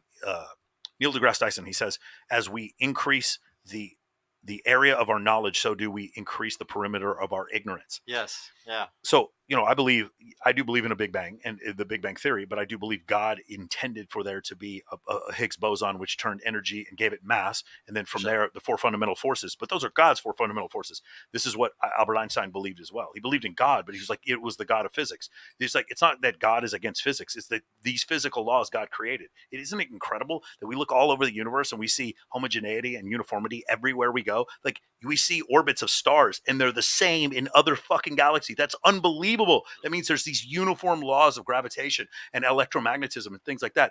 To me, that's it. That would be this. I mean, it doesn't mean necessarily Fibonacci sequence is the fingerprint of God. Yeah, but apart from going into like details like the Crusades and things like that, do you believe it's unfair to ascribe a ideology or a system of morality by the abuse of it?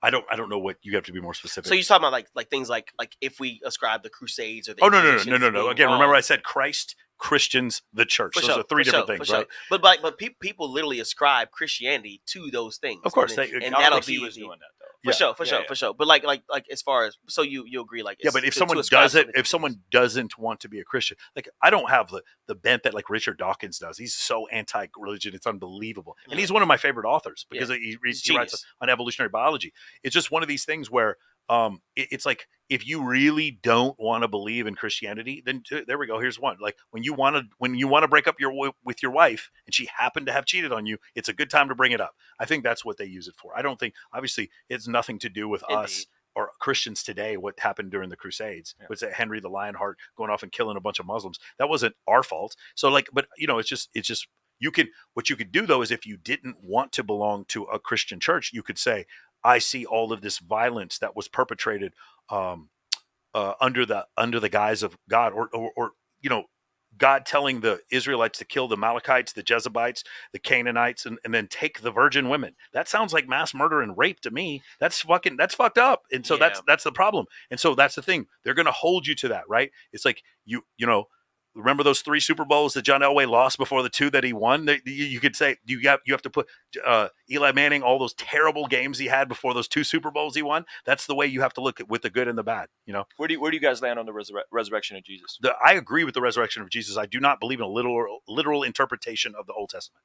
Okay, so you believe in the interesting, bodily resurrection. You believe in the bodily resurrection. I do, but hold on. I do so because of faith. I believe in gravity because of evidence, and I believe in the resurrection of Jesus because of faith. Okay. But I do not intertwine the two, and this is where things get really, really scary. Is that the idea that I'm going to use this faith that I believe to then change physical laws? I do not do that. When you can prove to me something exists in a physical world right now, that is what I believe. So if we find, like for instance, there's a genetic proclivity for divorce. If we find that that's the case, or the fact that like they've tried the whole pray the gay away thing where you send guys to gay camp and make them straight, it doesn't work. Which means there's a genetic component to homosexuality. So that then calls into question a few things that I learned in the Old Testament about an abomination. So you see what I'm saying? So when you talk about the genetic I guess inclination to homosexuality, even like, by the way, it could be hormonal. It could just be hormonal, or just, but it is biological. Do you also the possibility of even culture I don't think culture makes people homosexual. They just the idea. Not Because, to say just homosexual, because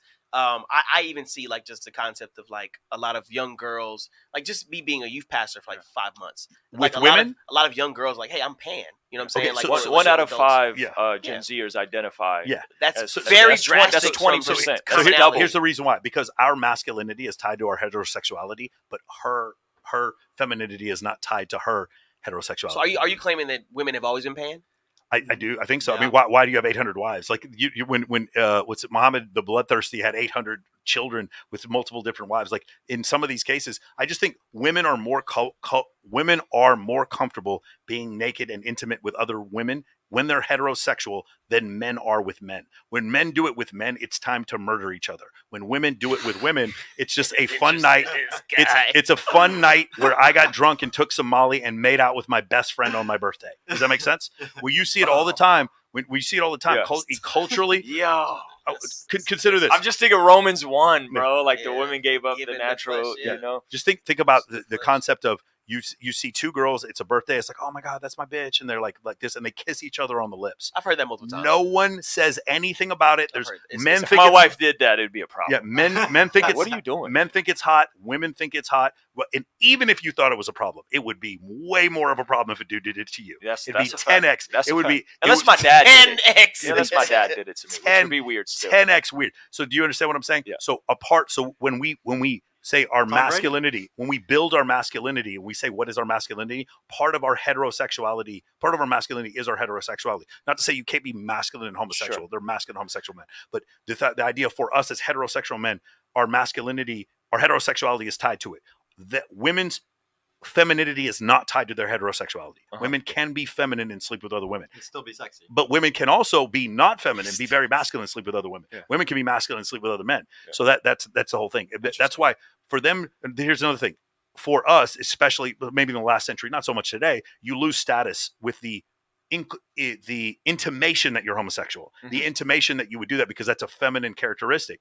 Women making out with other women, they do not lose any status whatsoever. They don't. In fact, I personally believe the reason why Jackie L let John F. Kennedy hook up with all those other women is because she was bisexual. I think that's the reason why she let him hook up with Marilyn Monroe, because there's multiple cases where he's like, she lets me do whatever I want, and I think that's the reason why.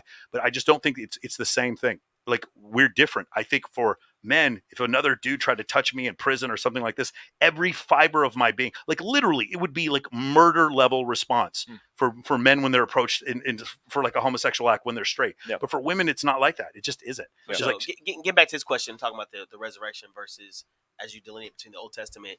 So like even in New Testament acts of what is claimed to be the Christ, right? yeah, So the like Book of Revelations. what just Yeah, like walking on water, or turning someone who's blind and making them see. You know, we have cases in Africa where people are literally blind and then they for see sure. and things like that. So like, is apart from the Old Testament, Mhm. saying New Testament acts, I can see where this possibly happens or does happen. Right. So if I believe so, I choose to believe so because of faith. I do not choose to believe so because of evidence. Does that make sense?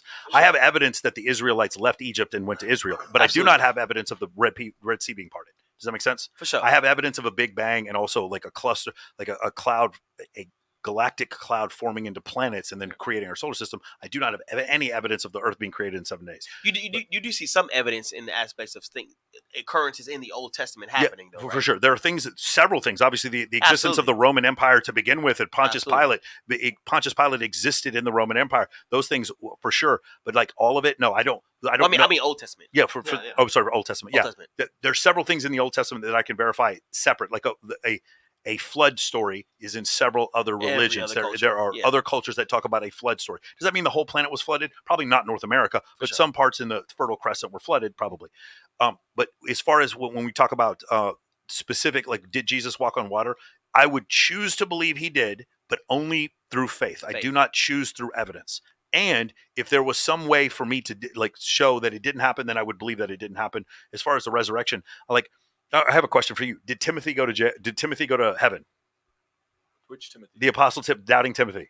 Doubting Thomas. Oh, Doubting Thomas. Yeah, sorry. yes, Doubting I think Thomas went there. Yeah, I feel like he gets a bad rap, man. He doubted one time, and that's like, yeah. But my point, his whole thing is like he's a doubter. It's not that he was a doubter. It's that he's the only man in history who got to believe in the resurrection not through faith. Well, probably Mary Magdalene as well. But remember, he got to see. They all did.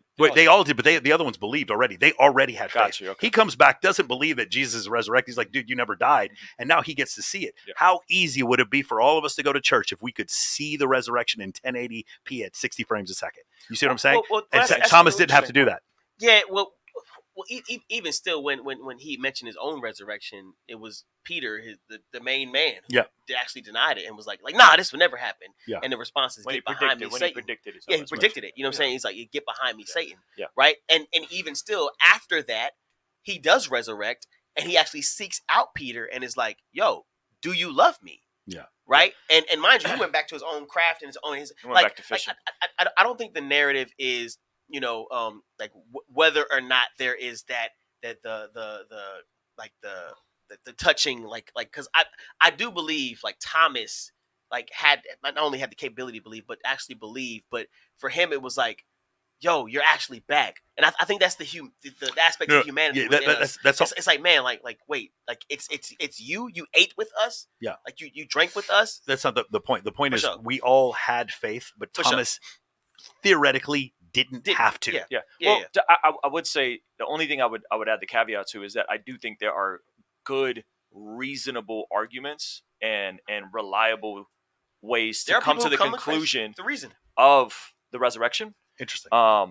That's not evidence. We need a video camera and a time machine for sure. Right. The fact you believe in the resurrection with faith. And also, there's other things that you have that are reasonable. They're reasonable. It is reasonable, right? But when I talk to my friends in physics, it's not reasonable to them. To some of them, it is. But that's fine. But quantum physics, quantum physics, they're talking about reason.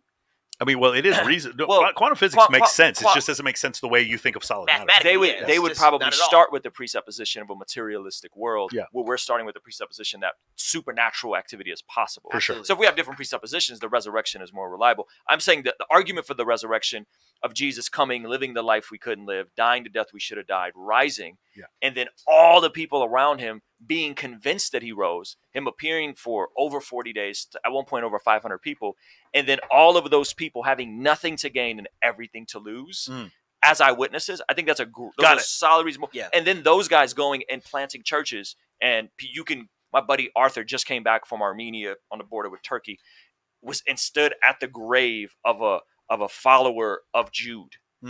You know, that like one generation removed from Jesus. Like there's these people are around, these people laid down everything and were martyred.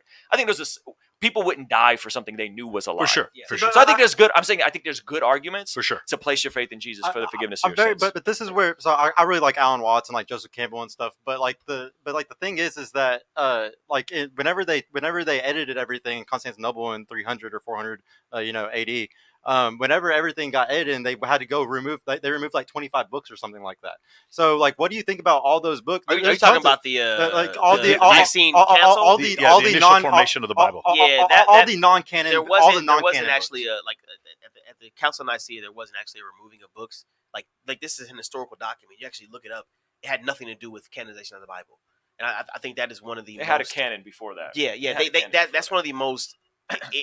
Uninterpreted things like all the Gnostic books, all the the non-canon stuff from Dead Sea Scrolls, everything like that. Do we just ignore all that? I'm not. Well, so whether or not it's used as canon, I think that because here's the thing: a lot of those Gnostic books and apocryphal books, whether or not they're used as canon, we see even quotations in the scripture. So whether or not it's actually used as canon, it's used as literature. In the same way, if I was to speak today and we're using things like red pill, blue pill, we know what that means and what's a reference. It's Matrix. Why? Because we know and we've read and heard about the Matrix, right? And so whether or not it's in the canon, it was being used as a form of literature. You know what I'm saying? So absolutely. So were they reading these books as a culture? Yes.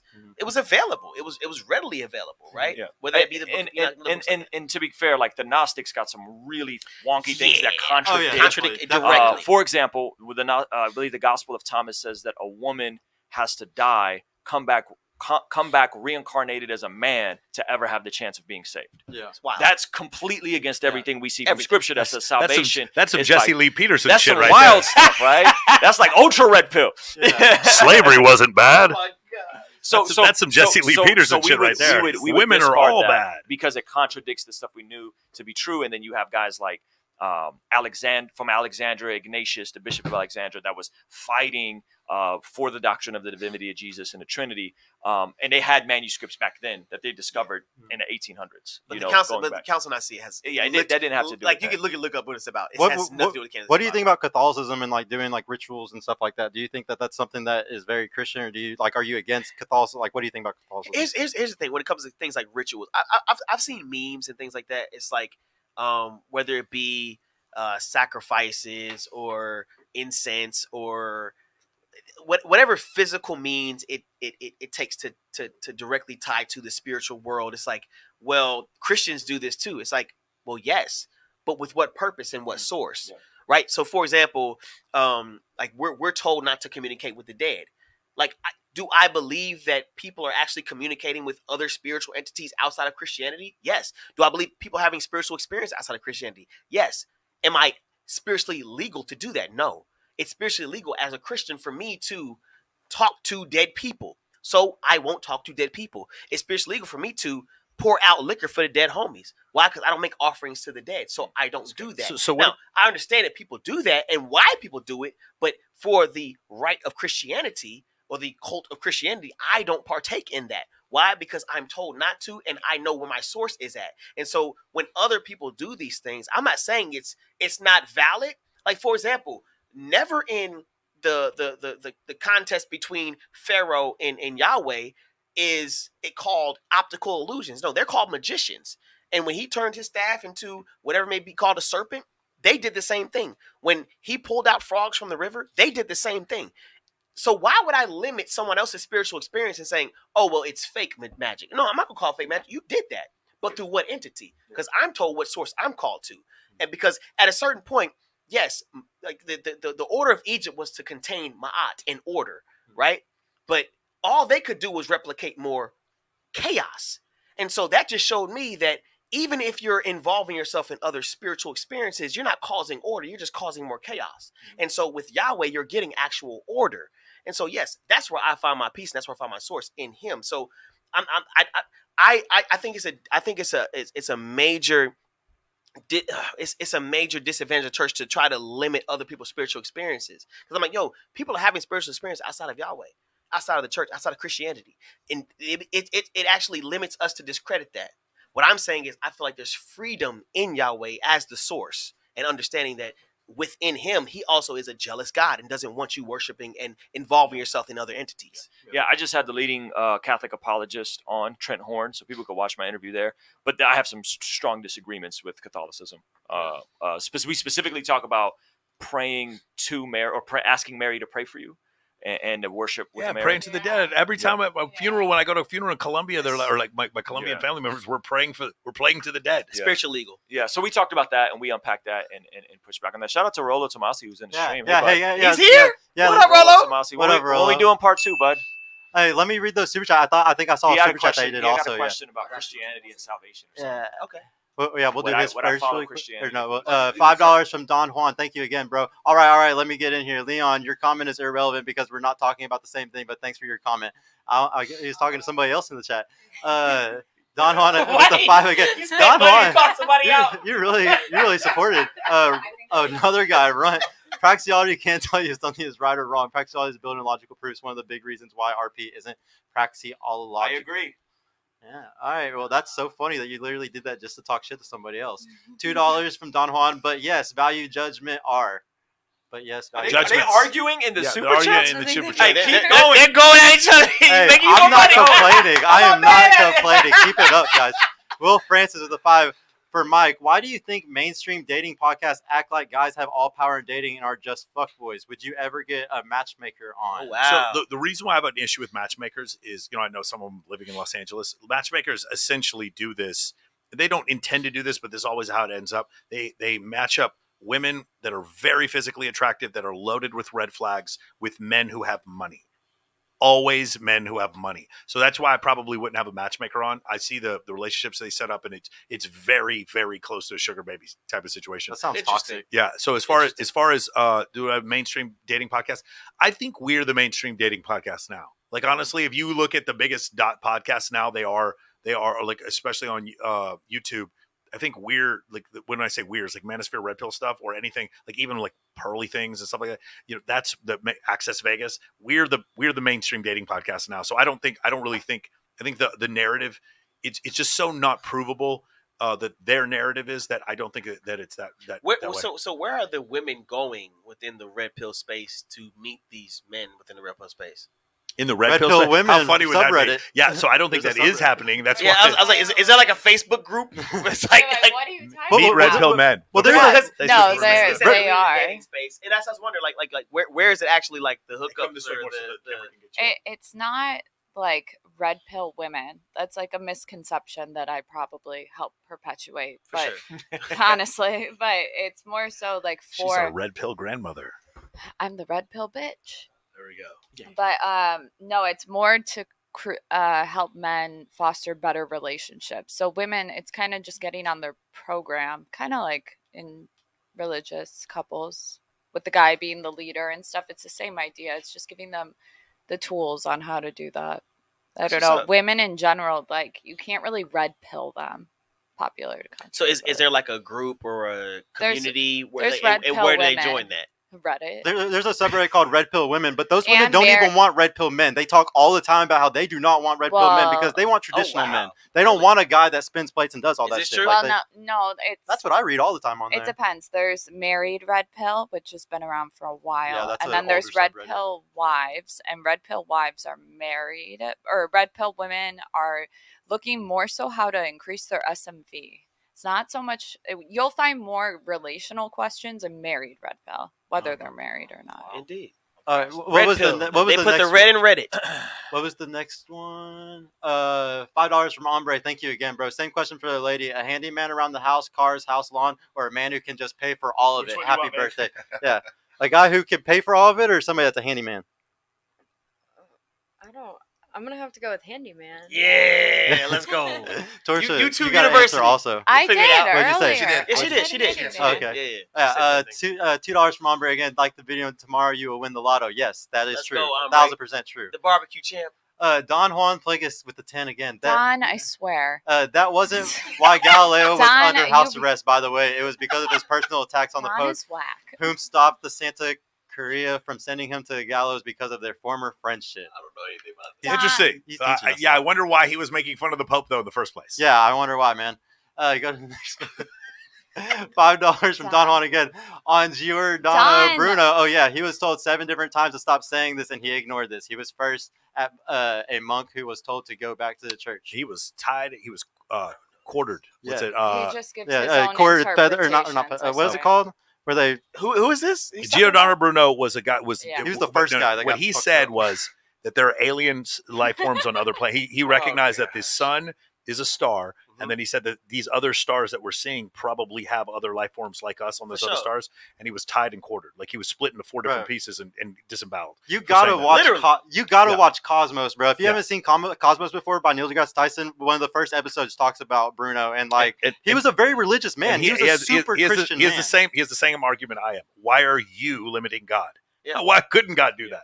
There's a lot of people in the Christian space. I have a question. It's kind of random. Same thing. But why do you think people diverted from religion in general?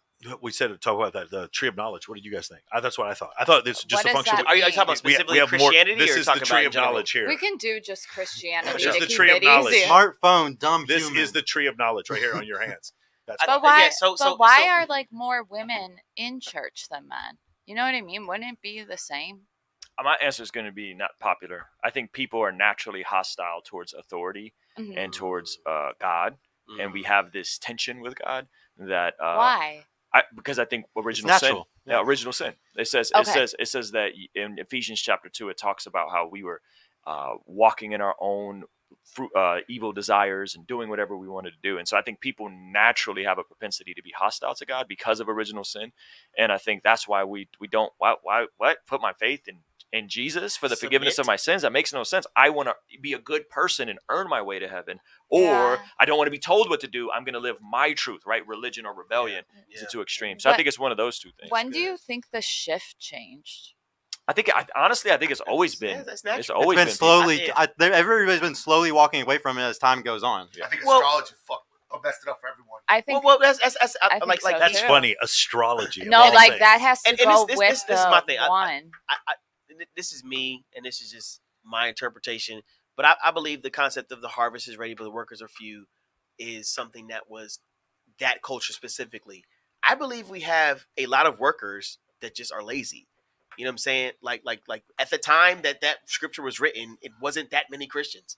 Now we have a lot more people that are ascribing to be Christians, but just not doing the work. In the same way, when COVID happened, like people had the ability to work, but did they work? It was like, hey, we're having a struggle if people actually want to show up to work because they know that they can just get paid and not actually have to do anything. So I believe that it's a lot of people that are knowing that they have their quote unquote Christian ticket card into heaven, but don't want to do any work, don't want to actually serve people, don't actually love people, don't want to actually visit orphans, visit widows, like actually be there for people. And so I think that what we can do as a church better is maybe publicize what we're actually doing that is good. You know, and of course, some things that are private, absolutely keep private. But I do believe that there is a definite people's perception of the church. I get it. I understand it. I don't get it. Well, no. So when I say perception, like people have a negative perception. It's like man, people have church hurt. The church does this. The church did that. The church historically did this. I understand why that is because that's all you've been exposed to. And so for me, I'm like, maybe if you had more knowledge and saw that, you know what I'm saying, as we're talking about Oak Cliff and Village Oaks, like I literally moved to the hood 2 years with Dre for the purpose of mentoring and discipling kids. Like I literally survived actual drive-bys because I knew that if like my mom is calling me and saying, hey, I saw on the news there was a drive-by here. Why are you not back home yet? I'm like, because I still have work to do here, right? And like I still got to actually care for these kids, right? And so the work needs to be done. And so without people doing the work, I believe that when we withdraw ourselves from the actual work that Jesus was doing in washing people's feet, getting dirty, I think it's not enough people getting dirty. And then even when people are getting dirty, when people are quote unquote leaving the faith or having tough tough aspects of like wrestling with their faith, we're not throwing enough parties. Like in the same way the prodigal son had a party when he came back. We're not throwing enough parties. We should be party promoters. In the same way we should be servants. And so I think if we balance those two and make sure that we're actually there for people where they need to be met at, and we could do a better job of that. I do admit that, right? And so that the narrative isn't, yo, the church is this, and this. And I'm like, man, like, but the church is so many things. But maybe I get if all you've been exposed to is this, then you'll say that it's this, right? Also, humans just want the path of least resistance. They're gonna go and use their phone and become horrible hedonistic fucks because it's easy. No, but I think like there's something else. I wonder if the drop in divorce disincentivized men to go because you could see a large drop in men attending church after they were divorced. I don't know exactly if maybe they were shamed because it's kind of on the guy, I know, but you know some studies on divorce and like leaving in the Christian church, right? Or no? What specifically? Like men leaving? Is it the same as the world as it is in the church, or is it like in terms of the percentages, or what are we talking about? No. It's not. It's nowhere near the same. Yeah, because I think it gets diluted sometimes. What do you mean? What's not the people same? Who are religious and go to church frequently are less likely to get divorced? No, I'm asking: was there a drop in men or women going to church after the drop in divorce, which I believe was around the 9th? There was a couple. There was one right after drop in divorce rate. Going to church. Going to church, yeah. After drops in divorce. Oh, I haven't looked at that. Studies basically on people going to church after they get divorced. I don't know. No, not after. Okay. They left. Like I said, in my experience, I feel like churches that heavily orient towards family have a lot of men in them. Right. You know, rather than what is a viral sermon or what is being talked about. I don't know like the viral stuff you guys. I don't listen to that. This is church culture. You know what I'm saying? Like this. I would just go back to I'm not convinced that the numbers that dropped in mainline church, which self-reports all these different mainline denominations, reflect an overall drop in church attendance.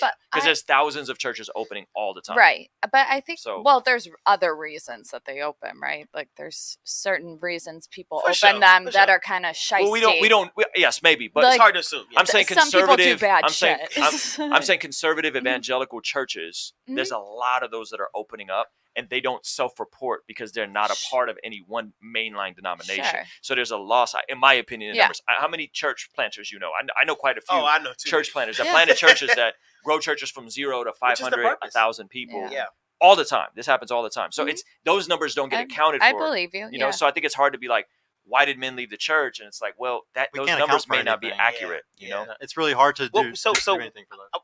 And me asking, like, because I'm asking purposely. I definitely get it. What was your experience, and what has been your experience with the church?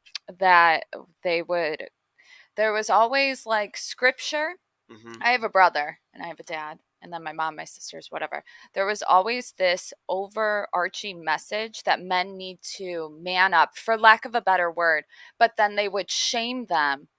Every time it came to holidays, they're like, men need to do this. You're doing this wrong. But like scripture would contradict it a little bit.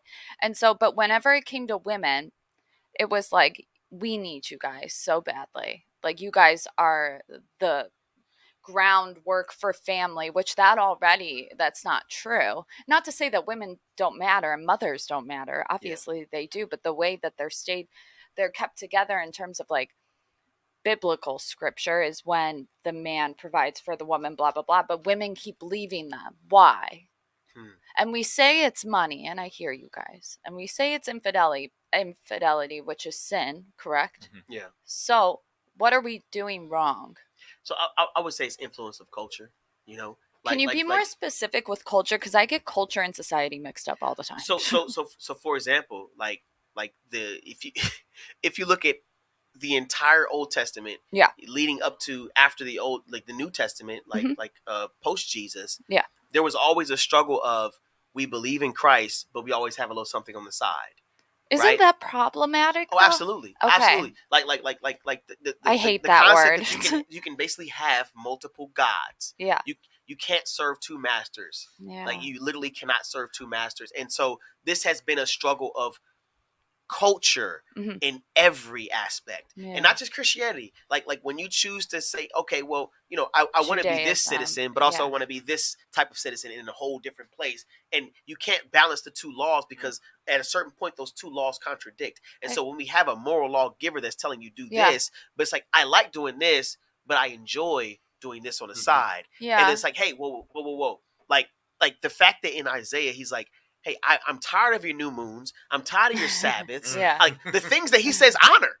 Like honor the Sabbath. Why is he tired of it? Oh, because they were just making sacrifices to, I sin. If I know I sin, I just can make a sacrifice and be good for that. But what's the intention? What was the heart behind it? Like why are we literally just sinning for the sake of falling on grace and falling on the law? And it's like, hey, I'm sick of this. Get rid of it, because you're missing the point, and I want the relationship with you, right? And so I think that the reason that is there is because we try to play both sides and think that we can do and serve multiple masters. Yeah, like what I was saying before or whatever with the okay. I think you guys agree on this. Yeah.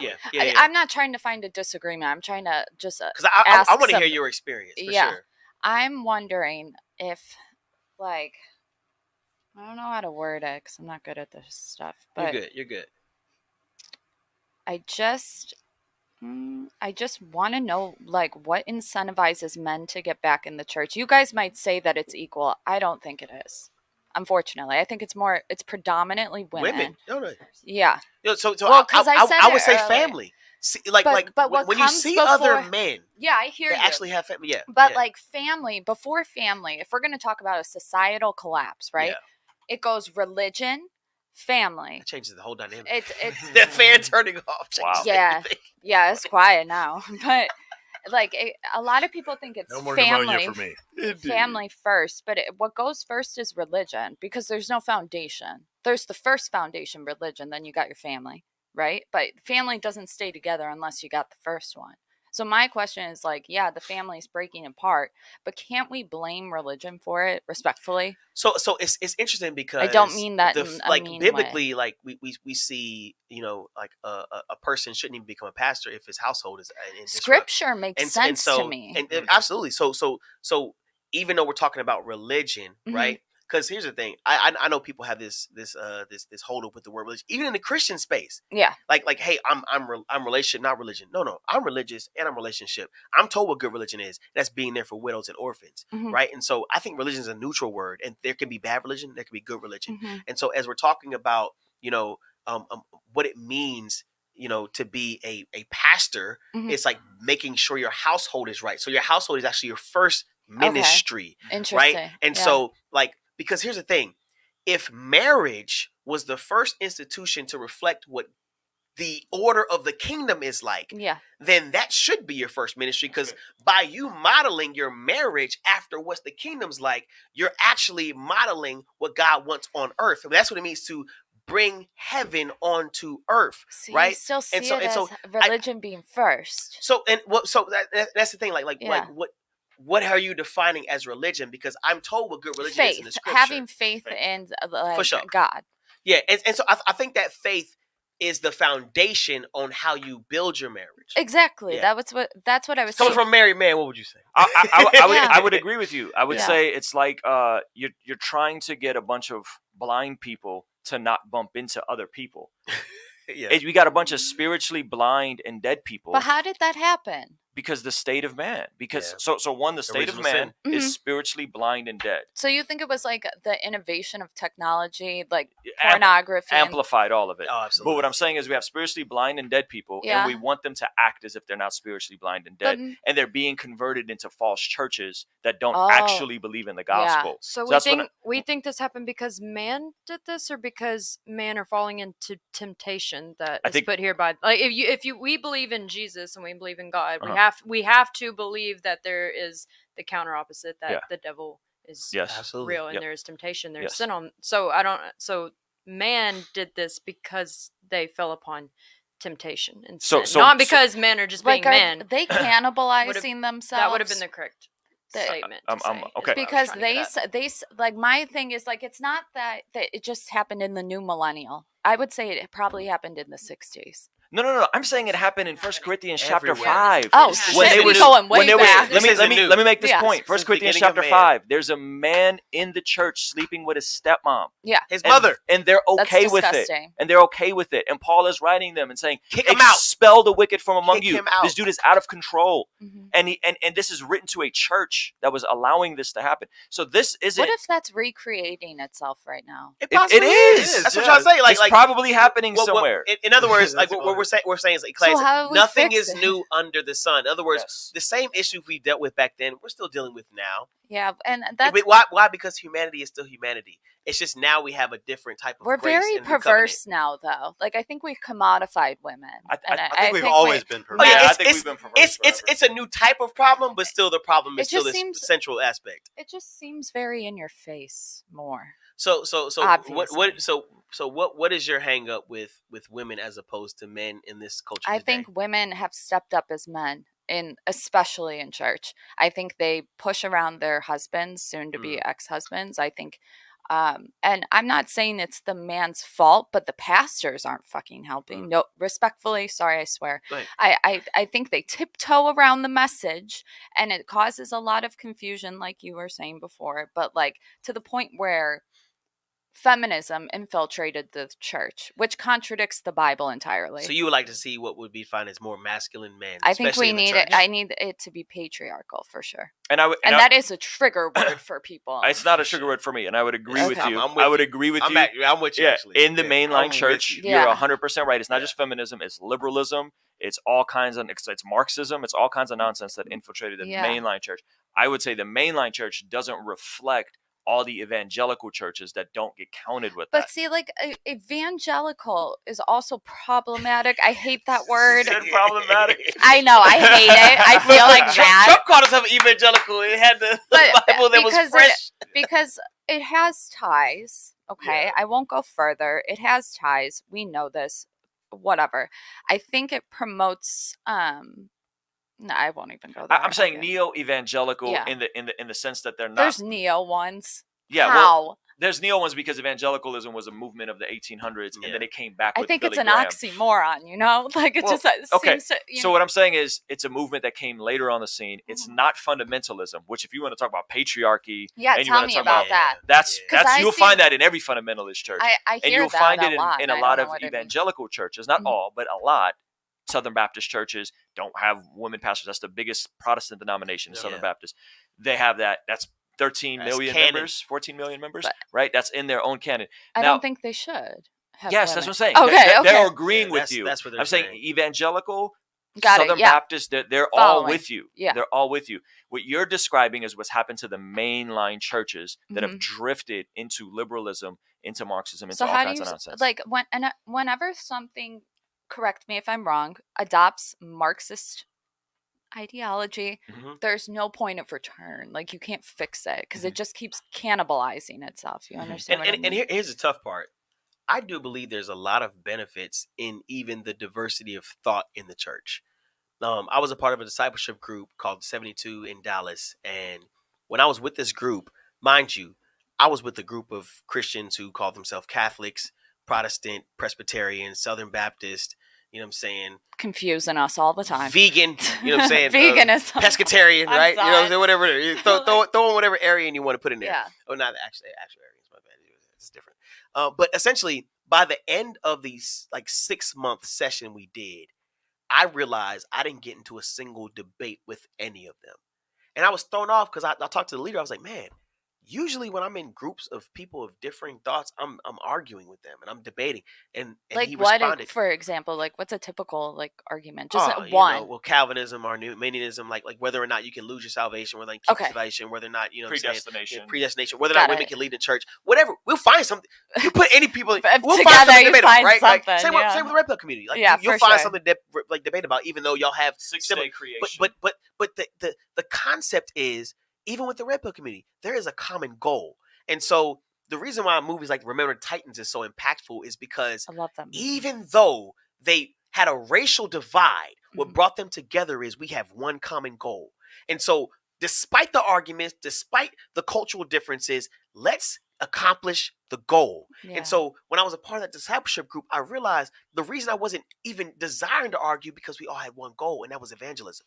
And so we were literally set on the goal, going to the hood, going to churches, going to places and making sure that we are all in one heart and one mind. And so I do believe that even though there are those places, because here's the thing, I don't want to even downplay the churches that are not of the denominations that we're talking about, and they're not talking about the ones that are the because I'm like, yo, there's still some benefit in what I see that they're doing, right? Whether it be in spiritual gifts, whether it be in how they communicate the God, whether it be in how they love their communities, that's a part of your belief set. For sure. It's in-house. It's in-house discussion. But I say that in relation to even with the red pill camp, right? Yeah. Like you disagree with a few of the red pill points. Hell yeah, I do, baby. But you still have the same mission.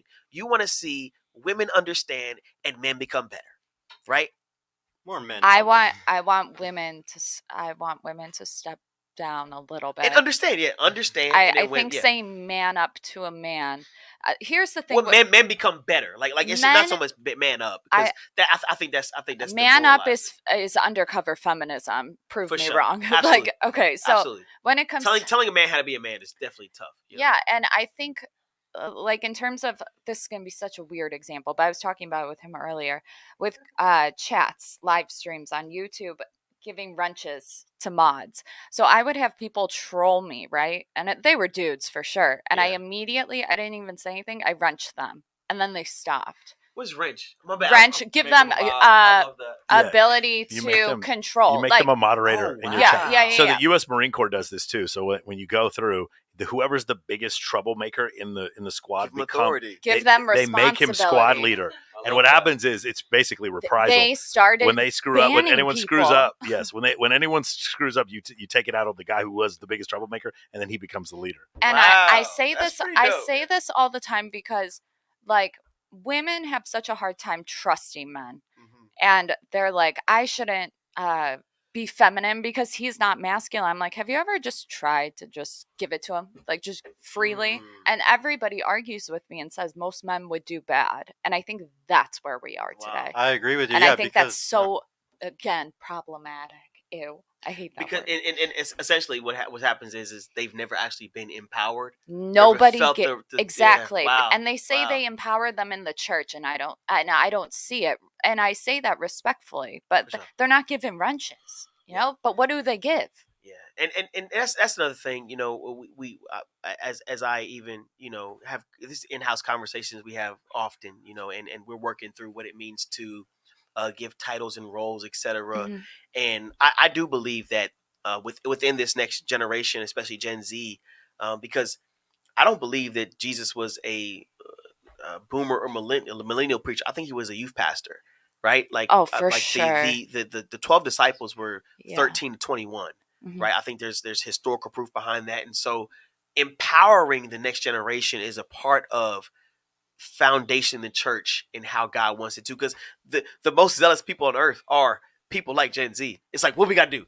Give me a cause, give me a tweet, and we're there. I think so they'll fix a lot. For sure. Absolutely. I have a lot of hope with them. I'm fully confident. And I think it's when the boomers start to allow resources and we start to humble ourselves and work together with Gen Z, these types of things will happen, right? And so I'm actually encouraged to know that the zeal that Gen Z has when because they're getting the knowledge, because we're coming out of the age of information, and I think we're going to go into the age of application, right? And so there's all this information. What are we going to do with it, right? And I think that's why podcasts, debates, things like this are important, because we can debate the information, but what are we going to do with it? How are we going to apply it? And I think the application is going to come next. In your opinion, how would you give advice to women without being sexist or misogynistic? I hate those. I had to ask it. We get called this all the time, baby. Here's the thing. I've looking for ideas. I've realized that, because you're talking about a guy who. I'm talking about. I have a lot of female friends, and you can see that. And this is somebody who is non-sexual with my female friends. I have a lot of female friends. So. You actually have a lot in common, actually. Yeah. And with that being said, I think it's just long suffering. As people, we're going to be wrong. But I think we get to the point of we disagree, so that means we have to disassociate. I think that's wrong, because at the end of the day, just because you disagree doesn't mean you have to separate. And I think when you get to the point of, like I said, understanding, seeing somebody's heart, I've literally, even in the conversations I've had on my podcast, Black Men Do Talk podcast, you know what I'm saying? We hear DUE, you know what I'm saying? Overdue Conversation, Black Men Perspective. The reason why we have those conversations, we've had women, we had a podcast yesterday, and I just really talked about how, going 100 in relationships, right? Yeah. And the premise was, yo, they won't. I don't even say, hey, cook for me. I say, hey, give me some dishes to clean. It shouldn't and the even purpose be of that asked. is, well, that's the thing. Give me some dishes to clean. Oh, I see. You know what I'm saying? That's how you sport it. Yeah. And the reason I say that is because, men actually desire to be served for. Men actually desire to be cared for. And if you're saying I need to do something on my part, cool, but give me something to do. Yeah. You know what I'm saying? And so with that being said, we had women come on a podcast and were like, man, I looking back, I never cooked for my man. Looking back, in all of my dating experience, they've always cooked for me, but I never even thought to do that. And they were like, maybe this was society that taught me that, right? But they were able to acknowledge this is society that actually has taught me how to treat men. Yeah. And here's the thing: we do not communicate together. Yeah. And so, in order to actually disagree, but come together and stay together. But and that's what even relationships look like, and marriage looks like. Disagree, but come together and stay together. Yeah, that's good. So with workplace, I'm not moving, but just try to follow me. You're good. So in the workplace, women will incorporate specifically, because I don't know about any other industry that actually has HR, but women will say #MeToo, but then they will also say, men don't invite us to lunch. Have you heard about this? I haven't heard this. Oh, shit. Yeah. Oh, no, this is good. What I think you're referring to is the whole situation with Mike Pence. No. Don't invite us to lunch. Do you know when Mike Pence, he said that he will not be alone in the same room with a woman. He did say that, but in doing so, what the counter argument was, well, you're not cheating on your wife, but you're not allowing these women who want to push forward their careers access to the vice president of the United States. See, I'm talking about something. I'm talking about the fact that men are afraid to be in elevators with women when they in the workplace, but yet They're women afraid because don't. of Women because of say, the accusations. maybe, but it's like stay away from me. But then it's also men aren't inviting us to lunch, therefore I can't get a promotion because the only way to get a promotion is one-on-one. Yeah, that's exactly what the hell? The Mike Pence thing. Yeah. But like, how do you bring people together when they constantly Zoom say, calls. "Get away from Zoom me"? calls will fix all. MOA, baby. I did not touch her butt, Your Honor, and we were on a Zoom call. Yeah, We're on a Zoom call. So here's But it's sexual here's the thing. harassment, or it's. I believe that women who are truly discriminated against should do the best thing possible, and that's just sue the company. But do you realize you've hit the lottery when you've been discriminated against? Like if you truly have been discriminated against, sue them. And that, like, I told my friend, because she was actually discriminated against, and I was like, look, if for her gender. Yes. No yeah. way. How did she prove that? So I'm she looking for yeah, ideas. so she actually is a she's a nurse. And she spent respect 2 degrees, right? And she had a counterpart who, mind you, she got hired before this person. Mind you, I'm with you. I'm like, yo, like, women ask for raises less. You know, I know all the stats as well. And so I was like, yo, and so as we're talking, I was like, yo, like, did you ask for a raise? Like, yes, upon arrival. And I was like, cool, because we were debating. Most guys negotiate right when they get there. Yeah. And so she negotiated, and she said, hey, we just don't have they replied, we just don't have the finance to do that. And I'm like, oh, well, that's trash. But they hired a guy. And then the guy that literally had no degree got the same job with more pay. And How'd she know the pay? She asked him. And then she actually brought that case to them and was like, hey, I know he's getting paid more. She's like, hey, we don't discuss people's pay here. What's his name? Justice for that guy, because that fucking blows. But here's the thing. I told her, I was like, you have an actual lawsuit on your hands. Right. And she said, I wish I would have communicated to you because she said, this is where she's like, this is where my default feminine emotions came in, because I was operating my emotions and I couldn't think in logic. Like, hey, I was literally done wrong, and I can prove I was done wrong. Well, she was being logical because she sought out to ask him about his. But she wasn't being logical to take the next step and say, hey. And I was like, look, get with that guy, go to every single facility. Let you get hired first, and then go there, and then sue all the facilities around you. You'll hit a lick. Isn't that illegal? No. That's got to be illegal. It's called an audit. You can entrap people to discriminate against you. Sure. It's called auditing companies. Wait, what do they call it when they send in Are you going to treat people fairly? 16-year-old to like Look. If anybody needs a quick little lick, if you really feel like you are societally getting discriminated against, to audit people. Yeah. Go and audit somebody. He just wants to audit the company. Here, I gotta read these. We're so behind on these. Don Juan with the $2 super chat. I'll be hyperbolic too. You know I know how we don't eat paint, guys. Don't eat. I'll give $100 to see Trollo versus Alex PWF. Man, I don't think it's gonna happen. Yeah, Alex is gonna pay a lot more. Rollo just sent me a response to that, and I'm not gonna read it on the air. But I don't think he's gonna do it. Yeah. I will. Shout out to Rollo tweeted in though, man. Yeah. I'm gonna go probably try to do something with Alex, and then I'll bring Rollo's 96 thesis to Alex and vice versa. Alex, this is for you. 96 thesis. Yeah. He's a retard. All right, $5 for the Don Juan play. That was from Rollo. We have evidence that Joseph made it to Egypt. We don't have evidence for Moses. Good job, Mike. Thomas did go to heaven and was stabbed in India. Wait, what? He always gets these harsh takes. You are. Don Juan is a little Thomas troll. did go to India though. Okay. He's one of my what's the next one? Little church history. Thank you, Rollo. The Rational Man with $5, man. Ruslan, would you still be a believer if salvation wasn't a part of Christianity?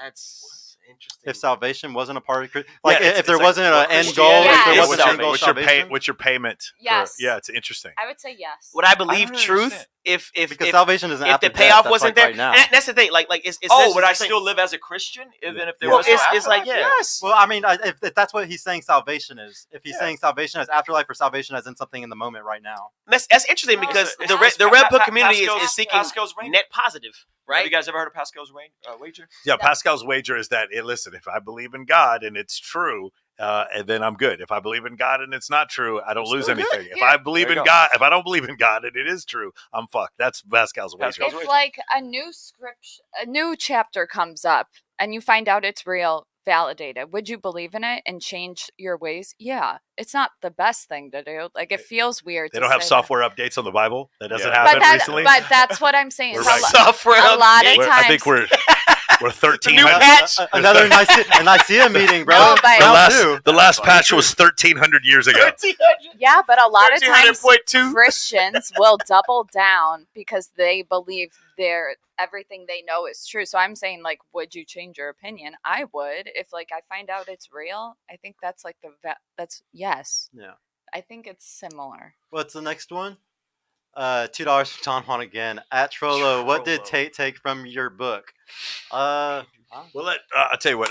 I will address that. I'm going to see Rollo on Thursday. We're going to do a show together, and we'll ask him what Tate took from his book. Yeah, we'll see, man. Yeah, for sure. Access Vegas. Access Vegas. Access Vegas. There you go, Rollo. Jesse, $2 from Maurice. Jesse Lee spits facts when he's not trolling.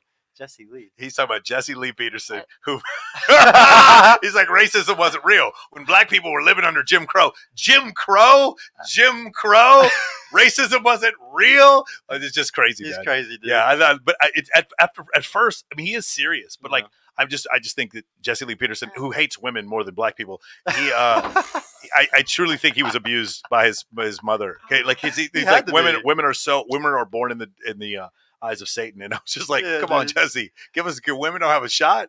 Women are all just screwed up, Jesse. Come on. A lot of them. Super I love sin. women. I think like we're kind of Jesse Lee Peterson fucking thinks ourselves. Jesse Lee Peterson thinks slavery was an inconvenience. Like dude, that dude is crazy. We had a time where we didn't have jobs. We had Roombas coming. $10 from Rational Milk. Have you forgiven your mother? Have you forgiven your mother? Do you consider abortion to be murder? If so, would you support prosecuting? Yeah, I did ask you that one. Yeah, we did ask that, man. Rollo, let's do another collab, bro.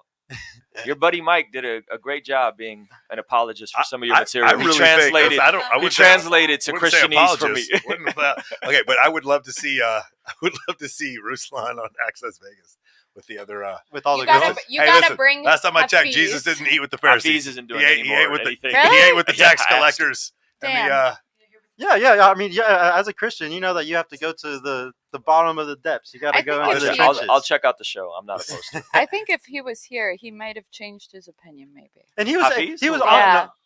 If Hafiz was here? Yeah. How do you pronounce I don't think he actually changed his opinions. Hafiz lives in Dallas. Does he? Yeah, I know. I wish he would have came. Yeah, talk to his roommate, Chris, the other dude in the roommate. I was going to try to do something with him, but I never heard. Chris is in Houston at Texas. Okay, there you go. What's the next one? $2 again from Don Juan. He was, dude.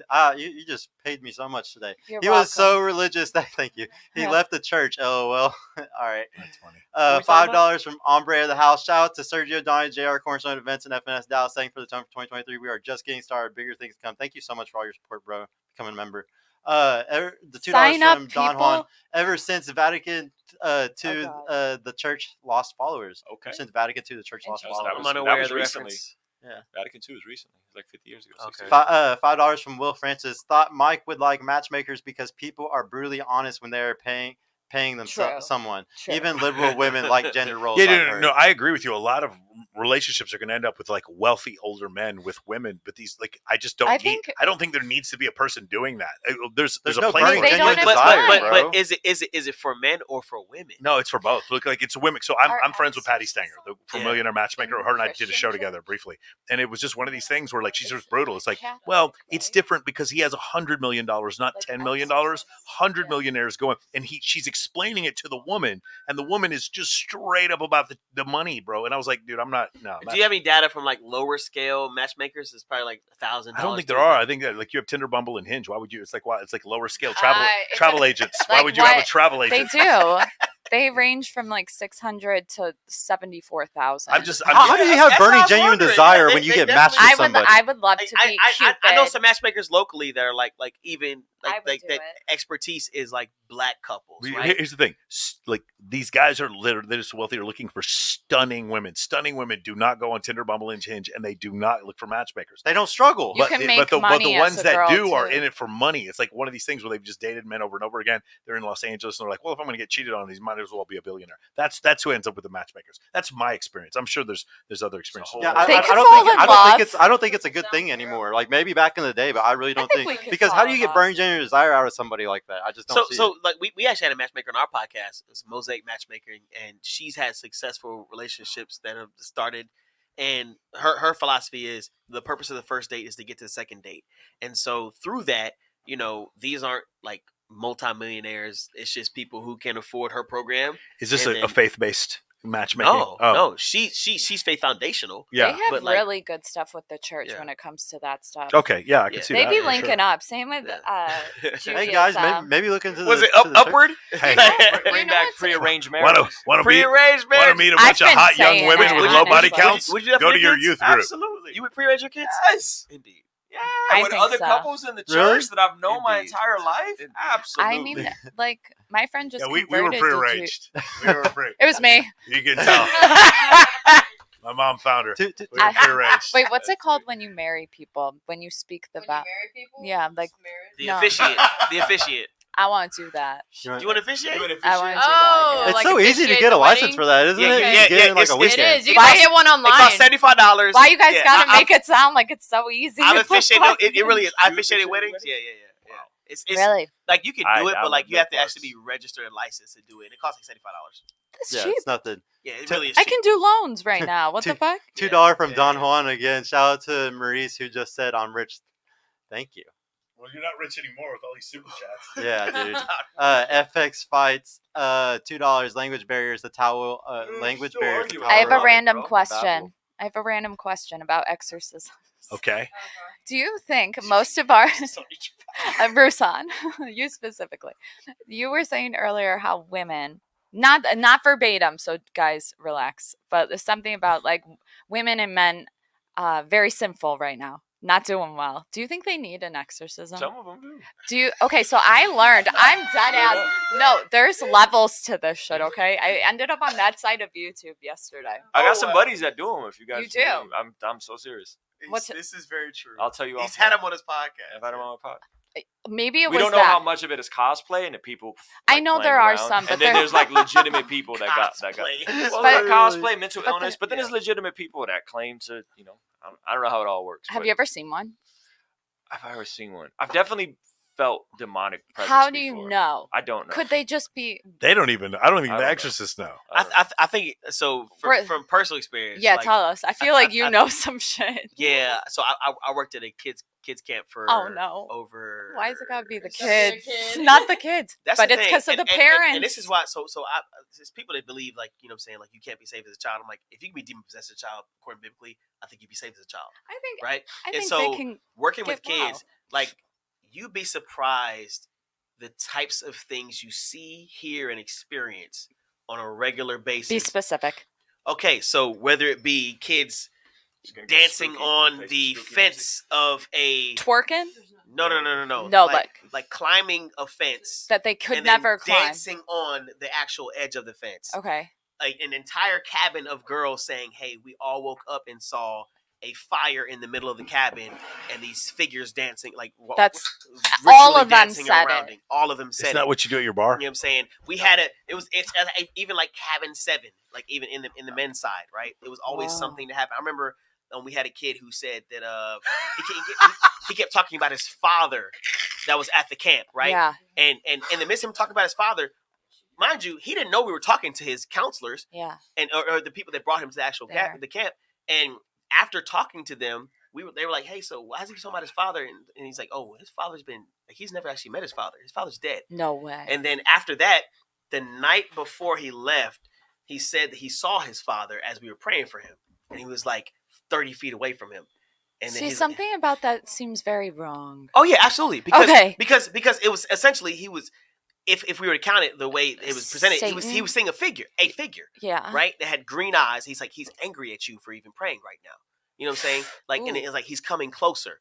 And as he's saying that, Oh. we're just continuing in prayer, right? And so, like, I've had literal spiritual experiences, and a lot of it has come from me working with kids and children. They because- say kids are susceptible to like Absolutely. parents. Yeah, That, yeah, It's yeah, sad. yeah, yeah. Poor And parents. so I believe generational curses are essentially demons that set up camp in families. What is? Do you think people cast spells on people right now? Do you think there's witches? Absolutely. I think like Absolutely. the new age. Yeah, shit. that's. Oh yeah. Some, no. It's a little occultic. That is no. It's real. It's occultic and it's valid. Yeah. Like, but I don't believe a Christian can be hexed. Really? Yeah, not at all. Where there's light, there cannot be darkness. What if they weren't practicing? I got a guy. Let me know. I could use one. $2 from Eric Tang. I joined MOA and now I belong to the streets. Damn it! We man. lost one. What is MOA? It's my company. Okay, Eric, I'll see you tomorrow on this call. I belong to the streets. I don't know how you belong to the streets. I was like, Dad, what? $20. Is that New Zealand? From Tomo J.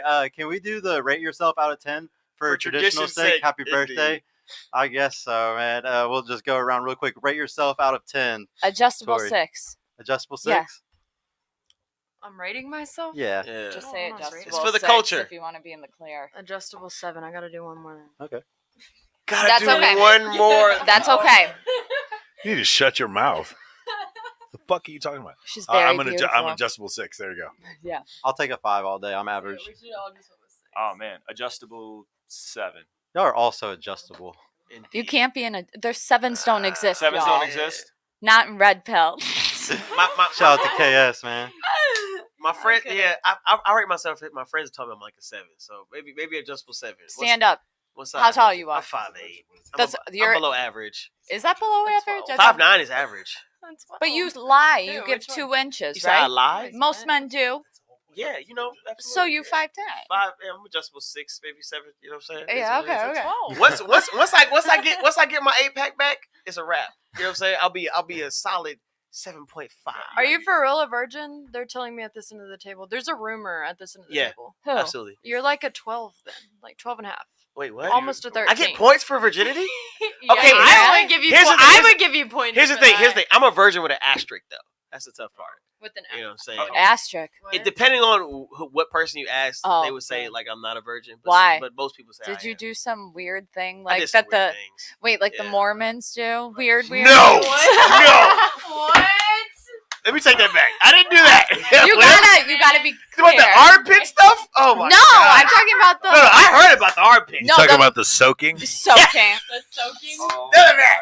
They No. move the bed for I'm you. so lost on all of No, this. I don't no, even know any of this. Shout out to the Yeah. Mormons. Like, if I came out of shirt, Go to it would Urban- say virgin-ish. Go to Urban You know what I'm saying? Dictionary and look Yeah. up soaking. Wait, but how can you be Yeah. virgin-ish?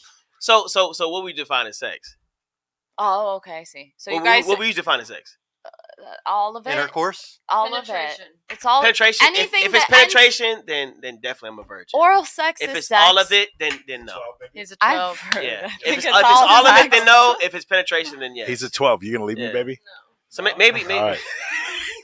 Man. Hypergamy fails again. Hypergamy Fails again! $2 from Don Juan. Mike, they're all tax deductible. LOL. Don, calm down. Dude, he's all over us, man. What's Don the is next mad. Don is mad. one? $2 from Let's Start from FX Flights. Let's start with baptisms and worker classes. That's what we're doing. We're doing a baptism class at MOA. We're starting that I up. think No. I think we should do an exorcism class where we just You can't Get- teach it. with a bunch of girls. Hear me out. That have done some bad shit Okay. and I don't have think some. all women need exorcism. I just think Not all of they them. need teaching. No, I think so too. No, Jesse Lee no, Peterson. It's a joke. They I all agree need with her. exorcism. But I think I agree with Jesse her, Lee. they do. That's Jordan Peterson's daughter, right? No, Jesse Lee Peterson is that black dude who thinks that slavery was an inconvenience and that black. Oh, people- you talking about the guy who did the slut walk joints? I don't know. No, Yes. Yeah, you're a Is that slut. Jesse? Is Yes. that Jesse? Well, Amber Rose, yeah, Amber Rose on. You're a slut. You're a slut. I just hear your He's snake. like the greatest thing on YouTube. His accent always start. I'm like, is he a troll or is he Have you serious? forgiven your mother? Have you forgiven your mother for being a whore? My mother wasn't a whore, though. I love my mother. No, she hated you. Your mother made your life. No, really, she was great. No, you need to like, forgive bro, your this- mother. You haven't forgiven your mother yet. I feel like that's how Christians see red pill, like what we sound like.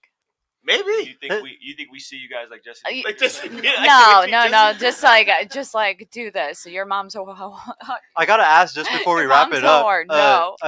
Before we wrap it up, I gotta ask. So do we feel like we came to any conclusions where we can come together on a lot of these things? Is the faith community, red pill community, a lot more closer than we think? I feel like we talked about our stuff. We clarified. Maybe Manosphere as a part to Red Pill. What I would say is Red Pill is like a tool, and the religion, there's Manual. actions that go into it. Religion does have prescriptions, and so I don't think they're the same thing.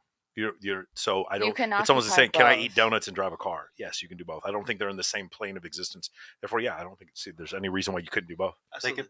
I really want to see more of this. If there's anything that bothers me, it's the divide. That's why I'm glad it bothers you, but the reality situation, my channel is never going to blow up because all I do is read statistical surveys and stuff, and I know like I don't put any red meat. I put on people who completely disagree with me, and I'm like, all right, well, let's go over these 10. Are you usually this nuanced? Yeah, extremely. Yeah, that's what I have. Like, because no one else. Your channel is nobody else will be. Not sensational enough. It's not sensational enough. It's so See, but I agree with you though that we're in the age of information, and we're going to go into the age of application. And I think people like him are going to be, because his program teaches pre-selection to be closer to women and stuff, and that's something that a lot of people in Red Pill aren't talking about. Like a lot of the prescriptions are the opposite. A lot of the prescriptions are opposite. So I think you might say that you're never going to be popular, bro, but I highly disagree with you. I think that you're going to be one of the main people over the next decade because this is something like. And by the way, I've talked to you more about MOA after this because I'm pushing it even harder over the next decade if I can. Because I support what you're doing so much, bro. I appreciate it. And I really it's all about prescriptions, man. That's all I care about, and I think you give out some of the best ones, honestly. I appreciate. You got a lot of experience, and that's what matters. So, do you feel like people are scared to do prescriptions because they're scared of accountability? No, they're scared to say prescriptions. Yeah, because if it comes back that we don't actually go into a recession or Bitcoin doesn't quite make it back to 60K, then they look like an idiot. No, because most people already take Red Pill and they spew it incorrectly. God forbid they give prescriptions too. I think the prescriptions should be based off of actual experience or marriage or the church. Like you're in the church, you have a lot of experience. Yeah. You're very smart. You read a lot of books. You're somebody that people should look to because you actually tried to learn all the information. Fuck me, right? I'll just go fuck myself. Obviously, now there's tons of Red Pillars. I brought him, but there's a lot of Red Pillars who've only read fucking 2 or 3 books or something. Don't take prescriptions from them. But that's what I'm saying. So I don't think it should ever be necessary giving prescriptions unless you have experience and are cool. Yeah, you gotta have experience. 1,000%, you gotta have experience. I think we all give prescriptions. That's a bit inadvertently and advertently. Yeah. Just don't eat paint. I think what we would agree on is the 35% of men that haven't had sex and are depressed and sad. And how do we help those guys? Yeah, I think that's probably so. Here's the funny thing, right? What did the woke people do to help them? They canceled Andrew Tate. That's what they did. Now, what happened to Andrew Tate? He got more popular. What happened? Did you fix any of it? Did you fix any? Oh, so what happened? 80% of men are deemed unattractive. They slowed him down. 80% of men are deemed unattractive on social media. Did you fix that when you canceled Andrew Tate? No, you didn't fix any of it. No, they're going to get uglier. Just uglier. That's the point. Yeah. So it is. Whatever will we do without Andrew? I think we're all prescribing the thing. No, it's like. Do you think Andrew Tate's a net positive or negative? It doesn't matter. Like the point is. I know to some people he was. To some people who were on the verge of just utter and complete destruction. I think he was a huge positive. Yeah. I think to other people it was one of. So here's the thing. I think there's certain books. I'm not going to say which ones, and Rational Male is not one of them. There's certain books in the Manosphere I do not recommend to men who are been with a lot of women or hate women. I do not recommend them. Yeah. There's a few books, Yeah, I know. You don't have to say. Yeah, you probably figure out which ones. I've read ones. all of them. In general, I like the books, but there's some guys I wouldn't recommend these books to. For right? Sure. So it's that kind of situation. I don't not negative. I think Andrew was really good for some people and really bad for others. Some of the stuff he was teaching in his course. I think once he was making $10 million a month, you got to take that shit down, dude. That is crazy. Why are you snitching on yourself? Yeah, self-snitching like crazy. Yeah, crazy. And he grew up in Chicago. I was like, you didn't know about the rap? The rappers would self-snitch all the time. That's how they caught a lot of them. Yeah. It's like he didn't grow up that much in Chicago. He was in Luton, but Luton is just that. I mean, he grew up in Section 8 housing in Luton. I think people that you look up to can sometimes do really horrible things, and they should serve time. You guys think he's going to serve time for this? I think he's going to be there. The problem is the variable of the Romanian court system. Yeah. So, for instance, in the United States, if I don't charge you, I have to release you in 72 hours. They don't have that rule there. Right. I don't know how they have officially arraigned him, but they haven't denied him bail. They just said you have to stay another 30 days while we rip through your shit. I don't know. I don't know how it's going to I be. don't think they found anything yet, Yeah. but I Also, don't know I if think we they know. another There were I six. thought they There kept was, them another 30 there because was, they did find something. I think they kept them because they didn't, and there were 6 witnesses, and 2 of them dropped out. I saw that. That would be very disconcerting. I don't know That's how. concerning. I don't know how because you prove any of this. And the other thing is, one of the really big issues is I've had some friends who are very anti Andrew Tate, and they're sending me 10-second clips of him as evidence. That is really problematic. That's what to me. I'm having a problem. That is really problematic to me. Now, here's the thing. I think he says some things. Again, he did it.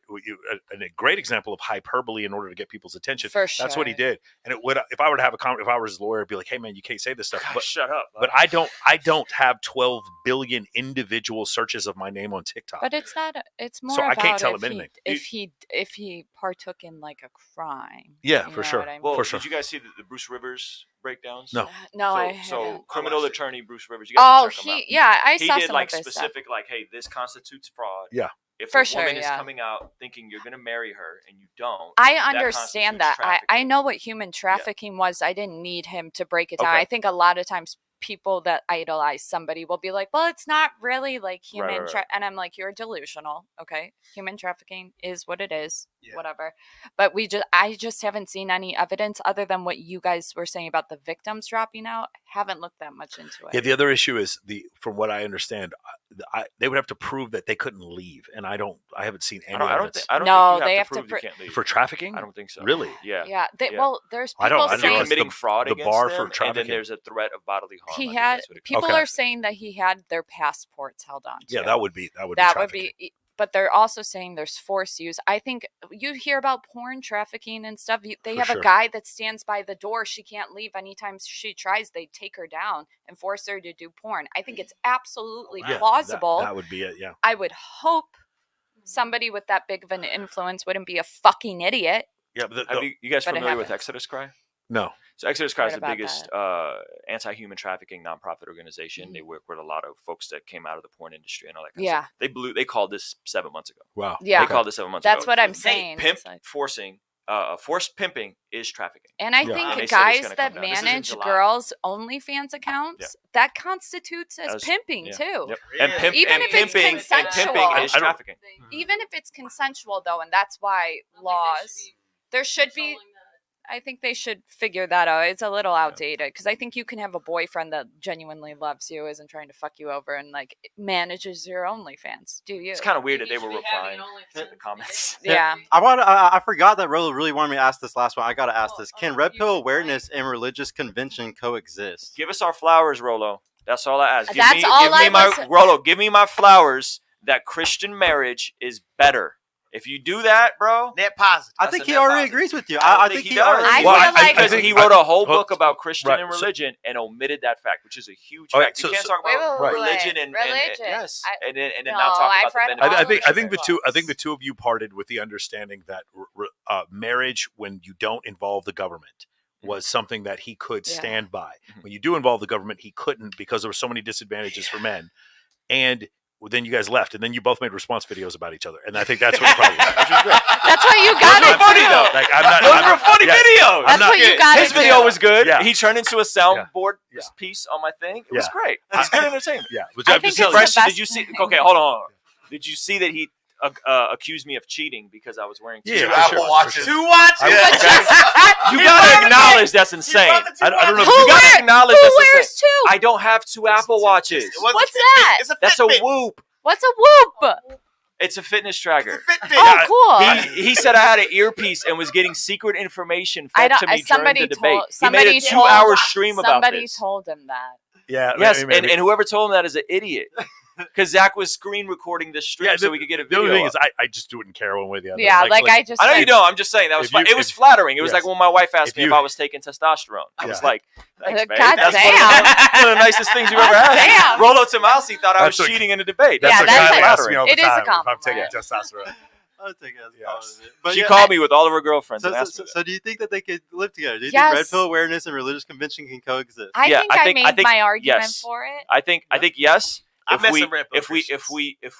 if we can be sober about what is praxology, if we could be sober about the benefits of Christian marriage, absolutely. Okay. And I'll I would just say send that. them to you for prescriptions. Send them to me if they need to get plugged into a church. Yeah, I really for mean sure. How that. about this? For sure. Everyone from this point forward who's about to get married, you have to describe your marriage to Rollo and Ruslan. And then they get to vote. That's vote. And the lead attorney. And the lead And the attorney. lead attorney, for real. The prenup. If you need You a gotta prenup. take a personality 10 test. bands. Yeah, personality test. You got to get the prenup, and you also got to go to your lawyer in your city Wait. and pay the $1,000. And you gotta do premarital counseling. premarital at a counseling too. church. Yeah, that was the 4 things that he Yeah. said. And read 5 love languages. Yeah. I keep Oh, adding yeah. stuff on. I'll do all the stuff. Well, he did say like Purpose of 4 or life. 5 things. Perfect. No. I like it. Oh, not for marriage. Yeah. $2 from Don Juan again. Ruslan, don't cheat next time with Trollo. Wow. He keeps Yeah. going. It had thrown in there. He had to get you, bro. Go the watches. $4.50 from Jeffrey from Europe. Thank you, bro. Is that Euro? Yo, Street, when you said Christian girls are terrible daters, boy, the way they came for you on your podcast. That's facts. Christian women are terrible daters, man. Yeah, see, he talks So shit on you Christians. agree? He does. He talks shit on Yes. Christians. No. I look. I address this on my podcast. Yeah, Like, I brought you I a guy truly- who loves to argue against Absolutely. Christianity. I'm gonna clip this up for sure. God damn! I've been Heard it from the saying source. it. Christian women are terrible Here, daters. go to Like this- they're awkward, and when you have this "I am the prize" mindset, Mhm. you feel as though like Well, like- people tell them they are. Nobody's honest with that women. for sure, and they really do feel like they are the prize, and so like I wonder why. The conversation I have is like Christ is the prize, and as you both seek it, Come like on. y'all have that both mindset to go in Preach. the same direction. But when you make one gender pedestal over the other, Mhm. you're just like Thank saying you. that I'm supposed to pursue you, and this is why you have a lot of Christian men in marriages that are unhappy or in relationships that are They're unhappy. not I've respected. never been cooked for. I got cooked for one girl. I'm like man, because I was yo, she's the prize. You know what I'm saying? But then Go on I a date with a Christian woman. So you finally gonna got cook to for date me? somebody who actually cooked for me. I was like, man, I gonna feel cook so for me right special. now? I'm glad you said that because a lot of red pill guys will say, "Find yourself a Christian woman." I was like, "Do it, fucking do it, my guy. Have I'm fun." having a whole series of Good luck. newlywed Christian couples on my channel. Oh, Just really? doing It's interviews, gonna be yeah. dope. Yeah, It's it's gonna be all ages. We gotta see We it. just What have does the first two CJA has Rolo's in the like? thumbnail on the first one. It's called Red Pill Hates This Couple. I didn't title the video. I don't like. This one right here. If there's no belief in an objective moral law, while I do agree with you about their God providing an objective moral law, God does not have the monopoly on a moral law. Okay, we I mean, hear this Hammurabi- all the time. It's- Hammurabi had a moral law before he believed in Jesus. So that's not the only way to have a moral law. I That's just the only thing. like you can be moral The- without the- it. the- It I- bothers me. I hate my it. problem is the idea that everyone who is Hindi and Buddhist does not have a moral foundation. I don't That's agree with goofy. that. That is Yeah. so goofy. But Yeah, it's been an argument. I've said this, forever. and this is probably not popular with Christians, but there's multiple ways to come to morality. Whether you're talking about cons, deontological ethic, you're talking about utilitarianism. Yeah. There's multiple ways people can come to morality. It's your I heart think- naturally. I don't think anyone here disagrees on objective moral standards. I think we would all agree that there are net positive things we should be doing and things we shouldn't be doing. I think you guys would probably say, well, we operate in reality. Dudes are going to smash No. girls. I It like is what it magical is. thinking. The fuck? But I He's a would girl. say, I would say the I value. do. I'm a girl. I would say the value I probably hold in high esteem is not reality, but restraint. That's you know, okay. I would Sure. call men to restraint and not have a high That's body good. count. That would be the difference, Okay. I think. Okay. I hate men with All right, high last body one. counts, Last so one. It's all good. $2 from Don Juan again. Follow Sartain, join MOA, go to church. Okay, Be Don. happy. There we go. I like all this. Everybody wins. Done. All What right, the Don. hell? I'm watching with you, Don. That's what I'm talking He about. changed his whole. By the time of the end of this, he changed. He's my boy. You feel me? RP is You not gave him a prac- rich. You gave Don a rich. Oh, he just changed everything though. $2. RP is not a praxeology. Ah! R.I.P. Ludwig von. Don has a wrench on my Rothbard. channel. I'm pretty Does he? sure. There we go. Yeah. Look at that. Give him a rich. Well, shout out to you, Don, bro. I really See how appreciate he's you. wild right now? I really God. appreciate you, bro. church, step in, bro. I got you. Man, thank y'all all so much for coming, guys. This is this is the greatest birthday gift I could have ever fucking had. Like, Thank you for having I've been alive for 32 years, and I don't think I've ever been this happy about my birthday in my entire life, guys. Oh. Like this is I wish we had really a cake dream for come you. true. Oh, that's Yeah, no big deal. I fuck, don't we like cake. suck. It's fine. I don't even like cake. I don't even like cake. Masculine. I really don't. But no, like guys, like I can't. This is my favorite people at one table. I really Wow. cannot express to y'all. I look up to so many people here, and now I'm sitting at a table with y'all. It's absolutely the craziest thing in the world to me. But thank y'all all so much for coming, man. Everybody, please go support these people just like how they came and supported me like this. We got to show them love right back. Please go and follow them up. Go and support MOA if you're a person that needs any good prescriptions with getting better in life. And if you're a Christian guy and you really want to go into the church, I really think Ruslan has the best church route. Like, depending on what you're wanting, I think I got two of the best people in the manosphere in the world here. Yeah, here we go. Yeah, Torsha, 2 ways. And just to say, in about a week or two, guys, I will have a dating course coming. It's going to be pretty cheap, and I really hope I can help some of y'all out with my organic dating, like I like to teach y'all to. Give my Torsha follow. Yeah, already. Hey. But no, thank y'all all so much. Does anybody want to shout out their channels really quick? I just wanted to say hi, Dad. That's all. He didn't actually get to put our joints on there yet. But yeah, what? Because we actually didn't do the introduction. Oh, we didn't even do. Yeah. We went straight to it. We went straight in. I hate it. Do the intro now. I thought we were killing it. Do the outro. Yeah. Well, can you? It's all in the messages. Jr. Do you know what I'm talking about? The banners. Go to the banners really quick. I thought nobody is. Go to the banners and pop up everybody's just really quick. Go to Michael. Do MOA mentoring really quick for Michael. Guys, if y'all go to that website, if you need a good mentor, that's the best place to go, man. We'll attach it to the YouTube channel too. Everything's gonna be attached. I already have my MOA link. It's not safe for work. Click my link if y'all want to go to MOA.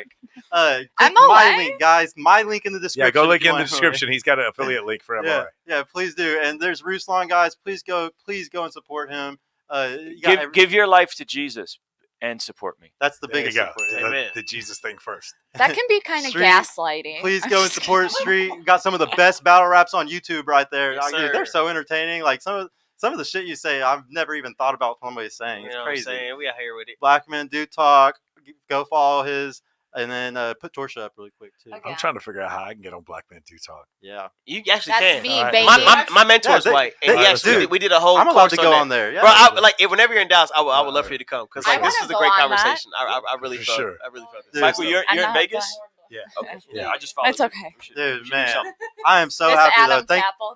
Thank y'all all so much again. Thank you, everybody that came and showed up. Man, I really appreciate all y'all. I will see y'all on Friday, I guess. We're going to do the next show on Friday. Or no, actually, depending on tomorrow, we might do something special. We'll just see. It just depends how bad the weather is and shit. But the weather's bad enough and we're all stuck here. Fuck it. We're all another stuck. show. Yeah, we're coming to do round 2, baby. Probability of that. We're going to do round 2 if we have to. But yeah, thank y'all guys so much. We will see y'all next time, though, either tomorrow or